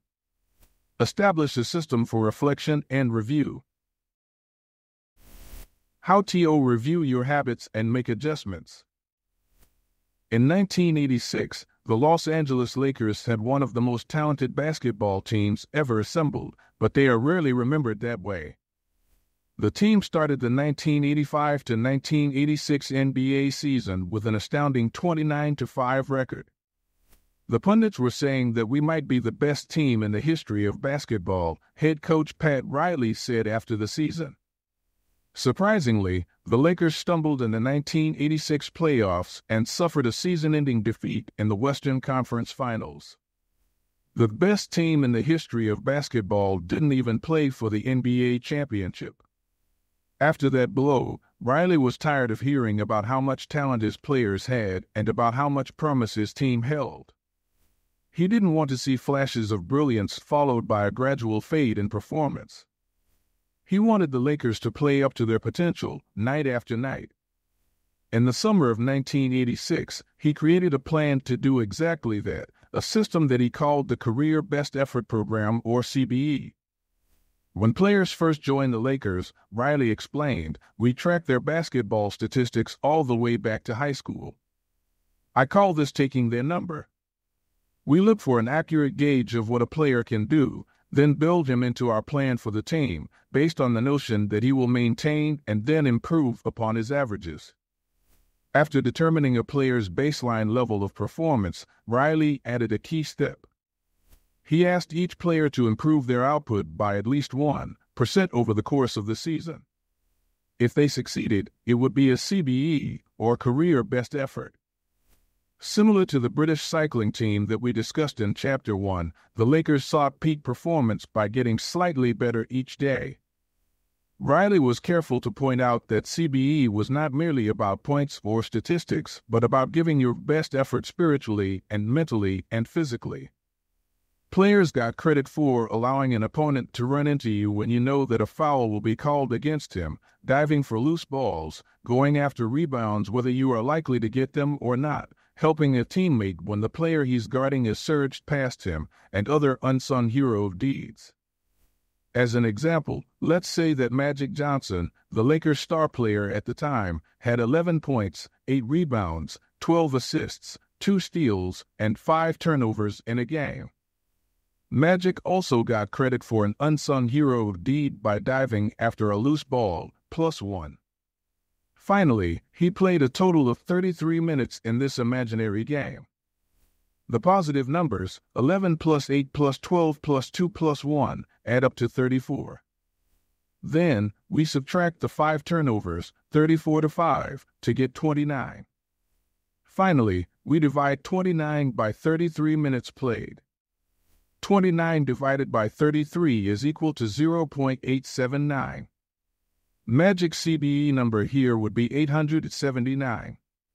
This number was calculated for all of a player's games, and it was the average CBE that a player was asked to improve by 1% over the season.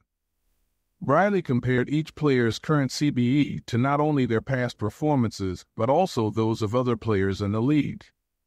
As Riley put it, we rank team members alongside league opponents who play the same position and have similar role definitions.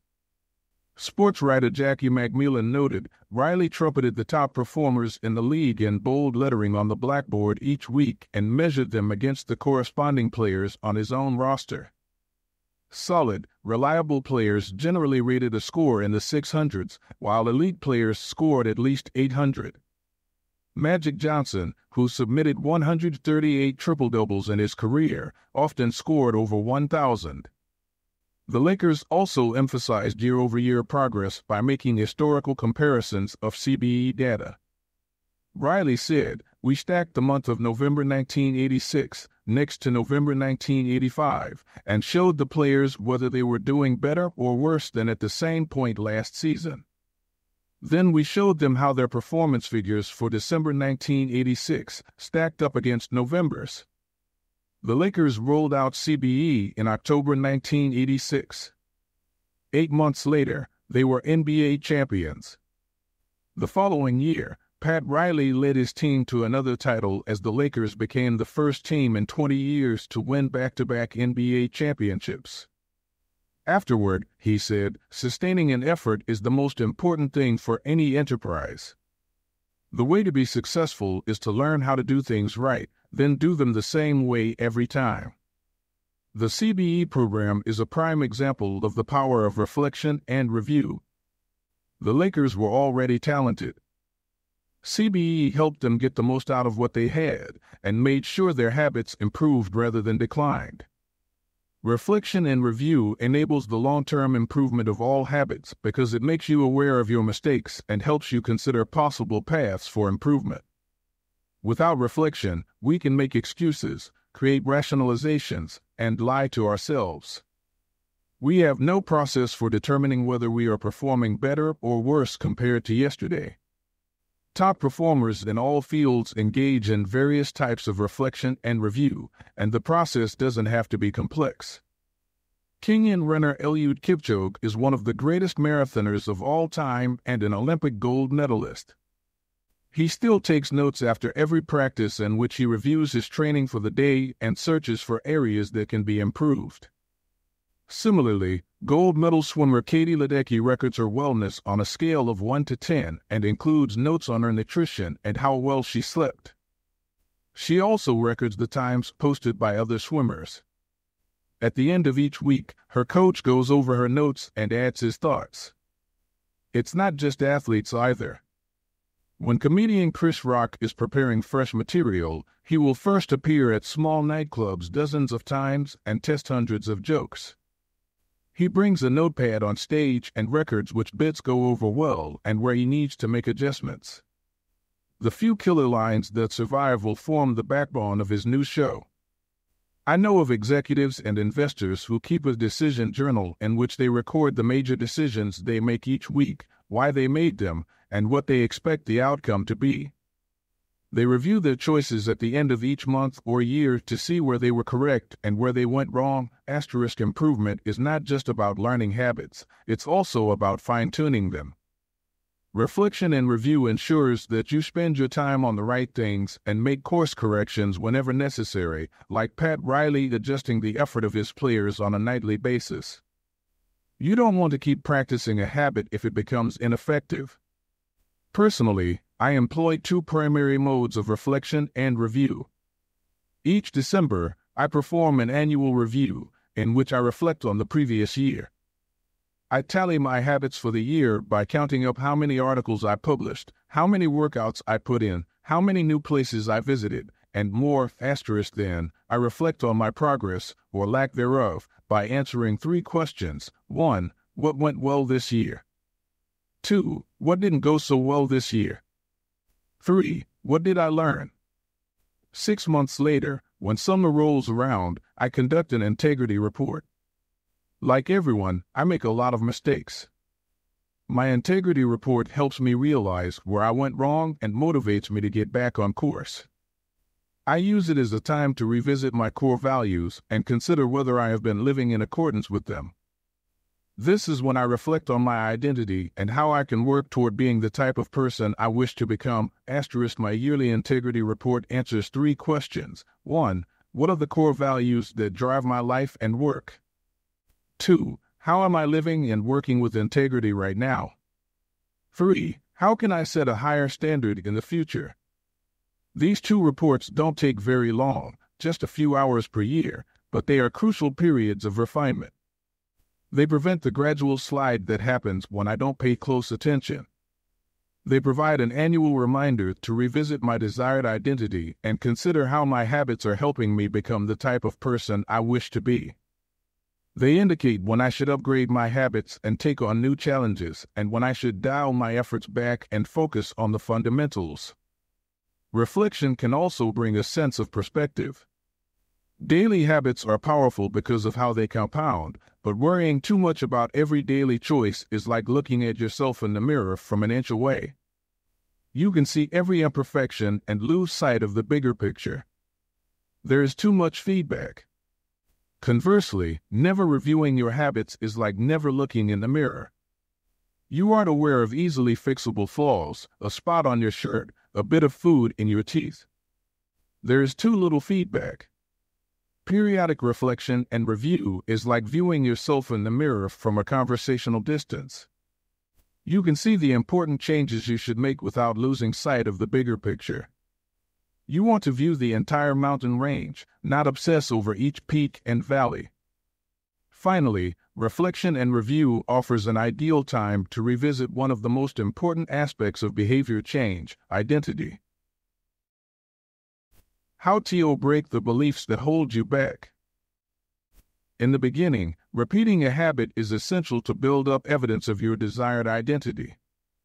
As you latch onto that new identity, however, those same beliefs can hold you back from the next level of growth. When working against you, your identity creates a kind of pride that encourages you to deny your weak spots and prevents you from truly growing. This is one of the greatest downsides of building habits.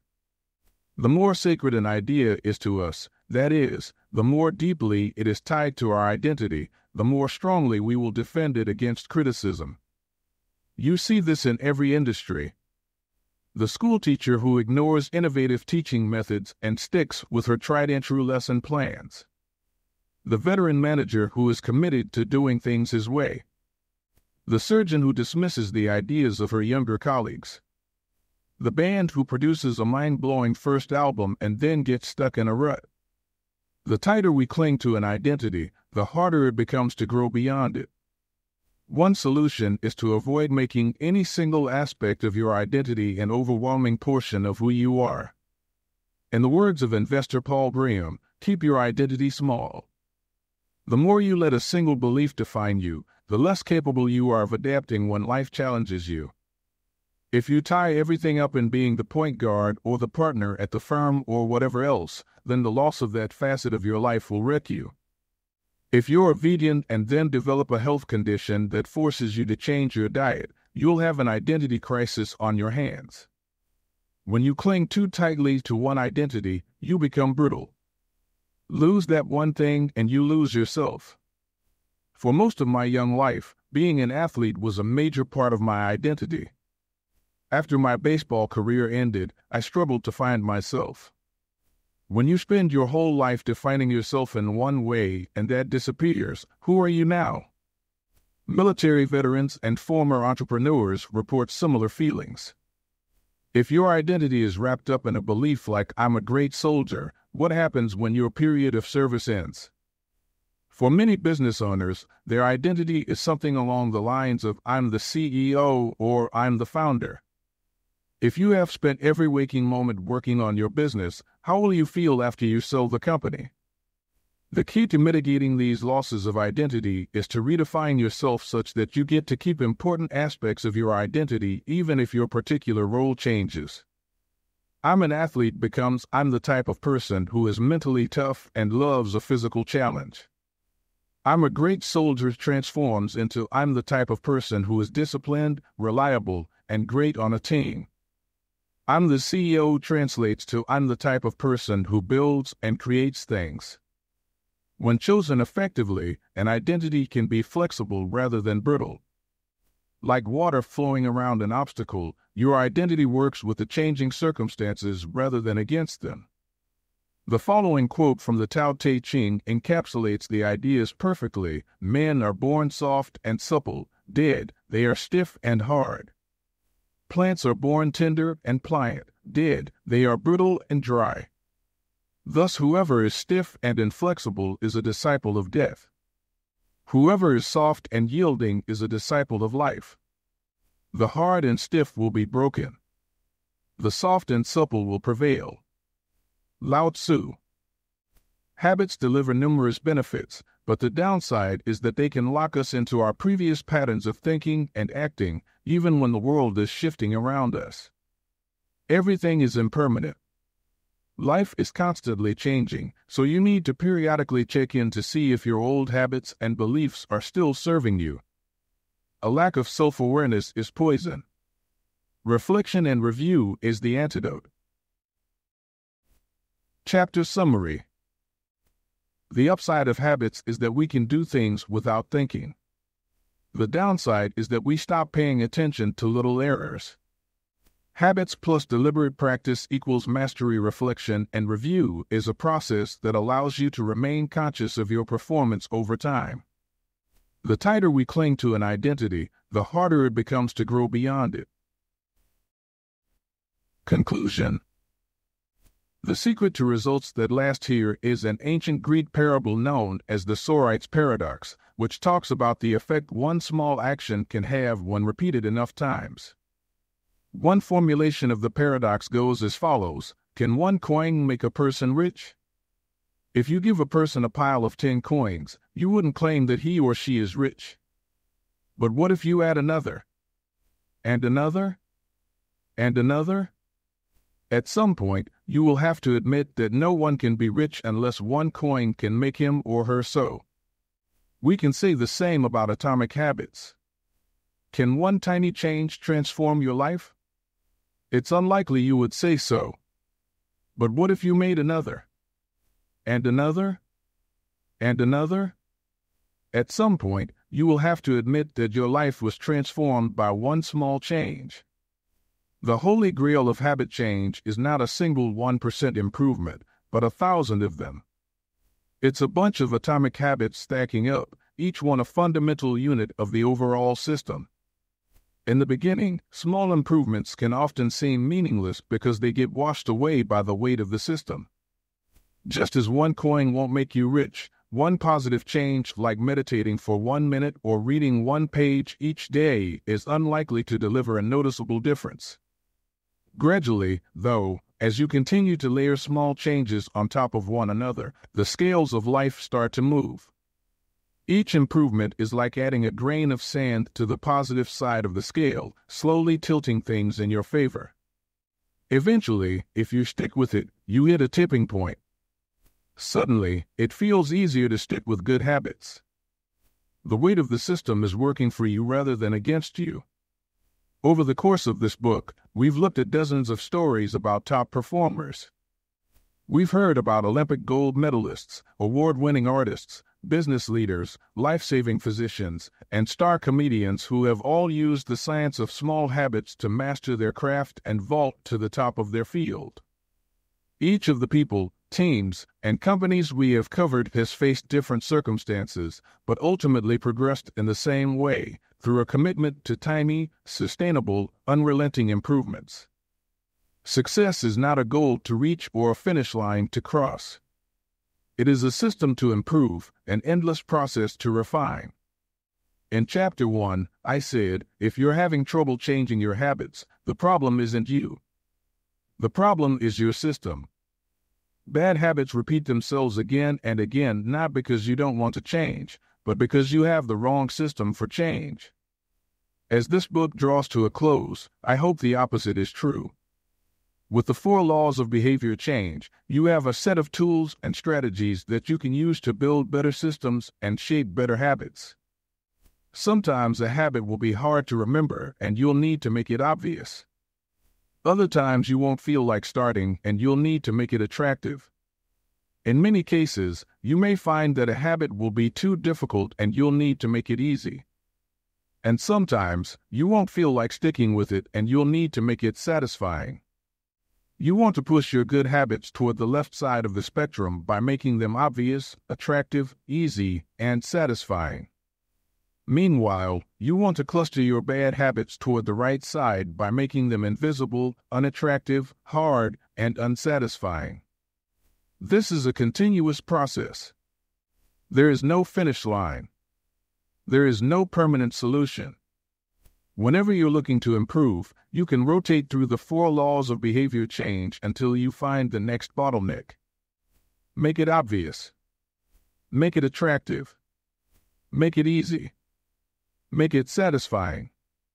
Round and round. Always looking for the next way to get 1% better. The secret to getting results that last is to never stop making improvements. It's remarkable what you can build if you just don't stop. It's remarkable the business you can build if you don't stop working. It's remarkable the body you can build if you don't stop training. It's remarkable the knowledge you can build if you don't stop learning. It's remarkable the fortune you can build if you don't stop saving. It's remarkable the friendships you can build if you don't stop caring. Small habits don't add up. They compound. That's the power of atomic habits. Tiny changes. Remarkable results. Appendix. What should you read next? Thank you so much for taking the time to read this book. It has been a pleasure sharing my work with you. If you are looking for something to read next, allow me to offer a suggestion. If you enjoyed Atomic Habits, then you may like my other writing as well. My latest articles are sent out in my free weekly newsletter. Subscribers are also the first to hear about my newest books and projects. Finally, in addition to my own work, each year I send out a reading list of my favorite books from other authors on a wide range of subjects. You can sign up at jamesclear.com/newsletter. Little Lessons from the Four Laws. In this book, I have introduced a 4-step model for human behavior: cue, craving, response, reward. This framework not only teaches us how to create new habits, but also reveals some interesting insights about human behavior. In this section, I have compiled some lessons and a few bits of common sense that are confirmed by the model. The purpose of these examples is to clarify just how useful and wide-ranging this framework is when describing human behavior. Once you understand the model, you'll see examples of it everywhere. Awareness comes before desire. A craving is created when you assign meaning to a cue. Your brain constructs an emotion or feeling to describe your current situation, and that means a craving can only occur after you have noticed an opportunity. Happiness is simply the absence of desire. When you observe a cue, but do not desire to change your state, you are content with the current situation. Happiness is not about the achievement of pleasure, which is joy or satisfaction, but about the lack of desire. It arrives when you have no urge to feel differently. Happiness is the state you enter when you no longer want to change your state. However, happiness is fleeting because a new desire always comes along. As Budris says, happiness is the space between one desire being fulfilled and a new desire forming. Likewise, suffering is the space between craving a change in state and getting it. It is the idea of pleasures that we chase. We seek the image of pleasures that we generate in our minds. At the time of action, we do not know what it will be like to attain that image, or even if it will satisfy us. The feeling of satisfaction only comes afterward. This is what the Austrian neurologist Viktor Frankl meant when he said that happiness cannot be pursued, it must ensue. Desire is pursued. Pleasure ensues from action. Peace occurs when you don't turn your observations into problems. The first step in any behavior is observation. You notice a cue, a bit of information, an event. If you do not desire to act on what you observe, then you are at peace. Craving is about wanting to fix everything.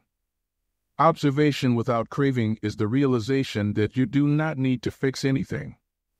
Your desires are not running rampant. You do not crave a change in state. Your mind does not generate a problem for you to solve.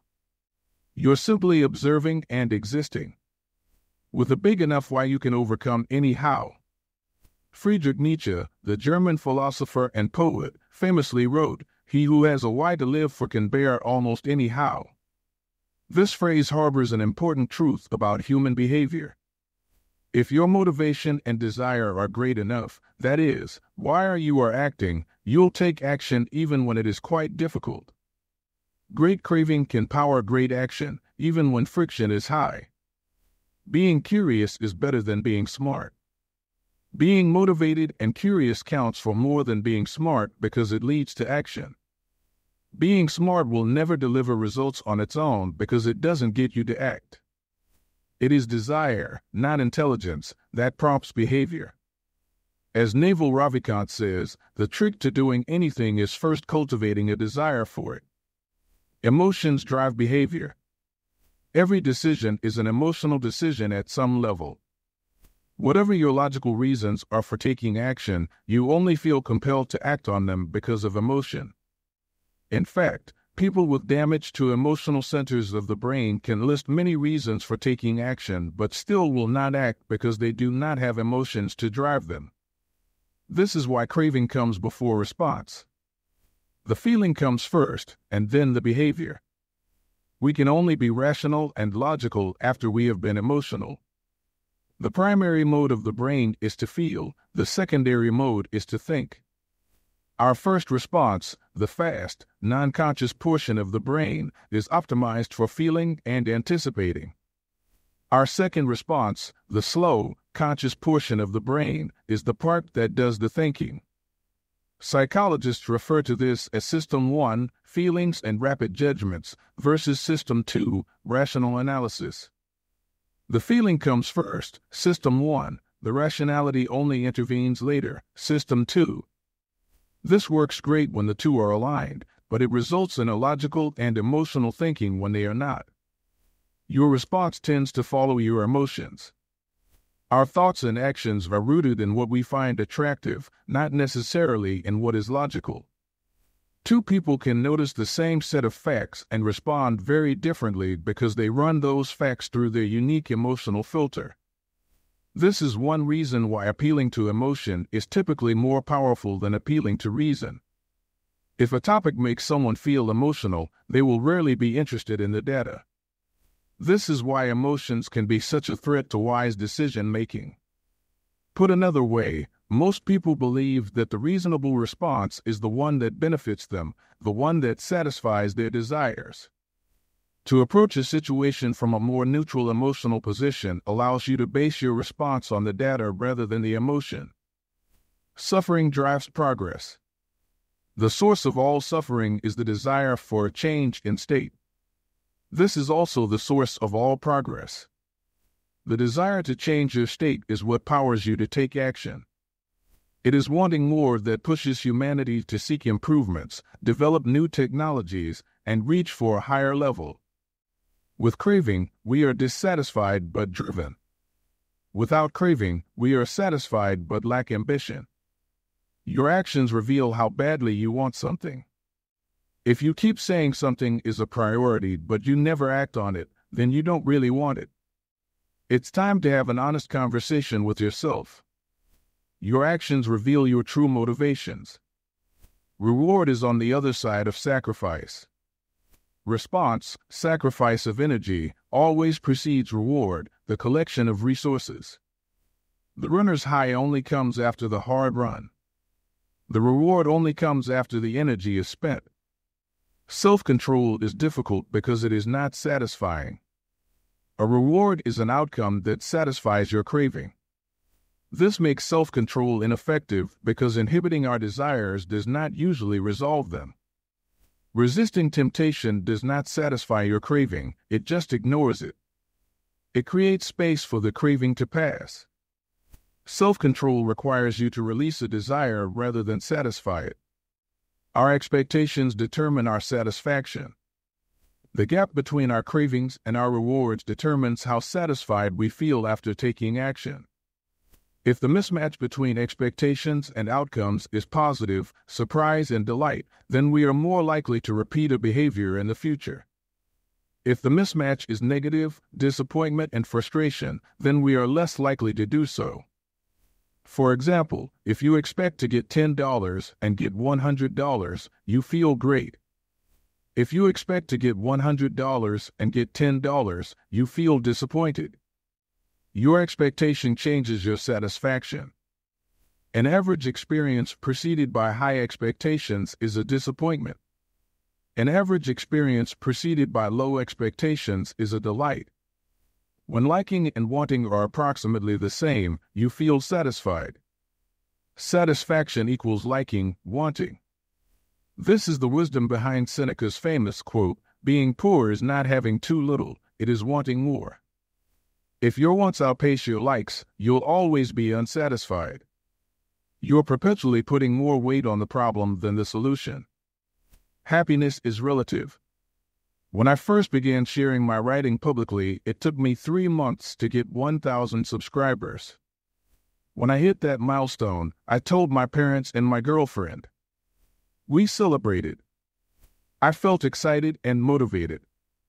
A few years later, I realized that 1,000 people were signing up each day. And yet I didn't even think to tell anyone. It felt normal. I was getting results 90 times faster than before, but experiencing little pleasure over it. It wasn't until a few days later that I realized how absurd it was that I wasn't celebrating something that would have seemed like a pipe dream just a few years before. The pain of failure correlates to the height of expectation. When desire is high, it hurts to not like the outcome. Failing to attain something you want hurts more than failing to attain something you didn't think much about in the first place. This is why people say, "I don't want to get my hopes up." Feelings come both before and after the behavior. Before acting, there is a feeling that motivates you to act, the craving. After acting, there is a feeling that teaches you to repeat the action in the future, the reward. Cue greater than craving, feeling, greater than response, greater than reward, feeling. How we feel influences how we act, and how we act influences how we feel. Desire initiates. Pleasure sustains. Wanting and liking are the two drivers of behavior. If it's not desirable, you have no reason to do it. Desire and craving are what initiate a behavior. But if it's not enjoyable, you have no reason to repeat it. Pleasure and satisfaction are what sustain a behavior. Feeling motivated gets you to act. Feeling successful gets you to repeat. Hope declines with experience and is replaced by acceptance. The first time an opportunity arises, there is hope of what could be. Your expectation, cravings, is based solely on promise. The second time around, your expectation is grounded in reality. You begin to understand how the process works, and your hope is gradually traded for a more accurate prediction and acceptance of the likely outcome. This is one reason why we continually grasp for the latest get-rich-quick or weight loss scheme. New plans offer hope because we don't have any experiences to ground our expectations. New strategies seem more appealing than old ones because they can have unbounded hope. As Aristotle noted, youth is easily deceived because it is quick to hope. Perhaps this can be revised to youth is easily deceived because it only hopes. There is no experience to root the expectation in. In the beginning, hope is all you have. Acknowledgements. I have relied heavily on others during the creation of this book. Before anyone else, I must thank my wife, Christy, who has been indispensable throughout this process. She has played every role a person can play in the writing of a book: spouse, friend, fan, critic, editor, researcher, therapist. It is no exaggeration to say this book would not be the same without her. It might not exist at all. Like everything in our life, we did it together. Second, I am grateful to my family, not only for their support and encouragement on this book, but also for believing in me no matter what project I happen to be working on. I have benefited from many years of support from my parents, grandparents, and siblings. In particular, I want my mom and dad to know that I love them. It is a special feeling to know that your parents are your greatest fans. Third, to my assistant, Lindsay Nichols. At this point, her job defies description as she has been asked to do nearly everything one could imagine for a small business. Thankfully, her skills and talents are more powerful than my questionable management style. Some sections of this book are as much hers as they are mine. I am deeply grateful for her help. As for the content and writing of the book, I have a long list of people to thank. To start, there are a few people from whom I have learned so much that it would be a crime to not mention them by name. Leo Babauta, Charles Duhigg, Nir Eyal, and B.J. Fogg have each influenced my thoughts on habits in meaningful ways. Their work and ideas can be found sprinkled throughout this text. If you enjoyed this book, I'd encourage you to read their writing as well. At various stages of writing, I benefited from the guidance of many fine editors. Thanks to Peter Gazzardi for walking me through the early stages of the writing process and for a kick in the pants when I really needed it. I am indebted to Blake Atwood and Robin Dillabo for transforming my ugly and insanely long first drafts into a tight, readable manuscript. And I am thankful to Anne Barngrover for her ability to add a little class and poetic style to my writing. I'd like to thank the many people who read early versions of the manuscript, including Bruce Ammons, Darcy Ansell, Tim Ballard, Vishal Bardwaj, Charlotte Blank, Jerome Burt, Sim Campbell, Alabama Carlos, Nikki Case, Julie Chang, Jason Collins, Deborah Croy, Roger Dooley, Tiago Forte, Matt Gartland, Andrew Girer, Randy Jiffin, John Gigante, Adam Gilbert, Stephen Guyanet, Jeremy Hendon, Jane Horvath, Joachim Jansen, Josh Kaufman, and Kavanaugh, Chris Klaus, Zeke Lopez, Katie Macon, Sid Madsen, Kira McGrath, Amy Mitchell, Anna Moise, Stacy Morris, Tara Nicole Nelson, Taylor Pearson, Max Shank, Trey Shelton, Jason Shen, Jacob Zangelitis, and Ari Zelmano. The book benefited greatly from your feedback. To the team at Avery and Penguin Random House who made this book a reality, thank you. I owe a debt of special thanks to my publisher, Megan Newman, for her endless patience as I continually pushed back deadlines. She gave me the space I needed to create a book I was proud of and championed my ideas at every step. To Nina, for her ability to transform my writing while still retaining my original message. To Lindsay, Farron, Casey, and the rest of the PRH team for spreading the message of this book to more people than I could ever reach on my own. To Pete Garceau for designing a beautiful cover for this book. And to my agent, Lisa DeMona, for her guidance and insight at every step of the publishing process. To the many friends and family members who asked how's the book going and offered a word of encouragement when I inevitably replied slowly, thank you. Every author faces a few dark moments when writing a book, and one kind word can be enough to get you to show up again the next day. I am sure there are people I have forgotten, but I keep an updated list of anyone who has influenced my thinking in meaningful ways at jamesclear.com/thanks. And finally, to you. Life is short and you have shared some of your precious time with me by reading this book. Thank you.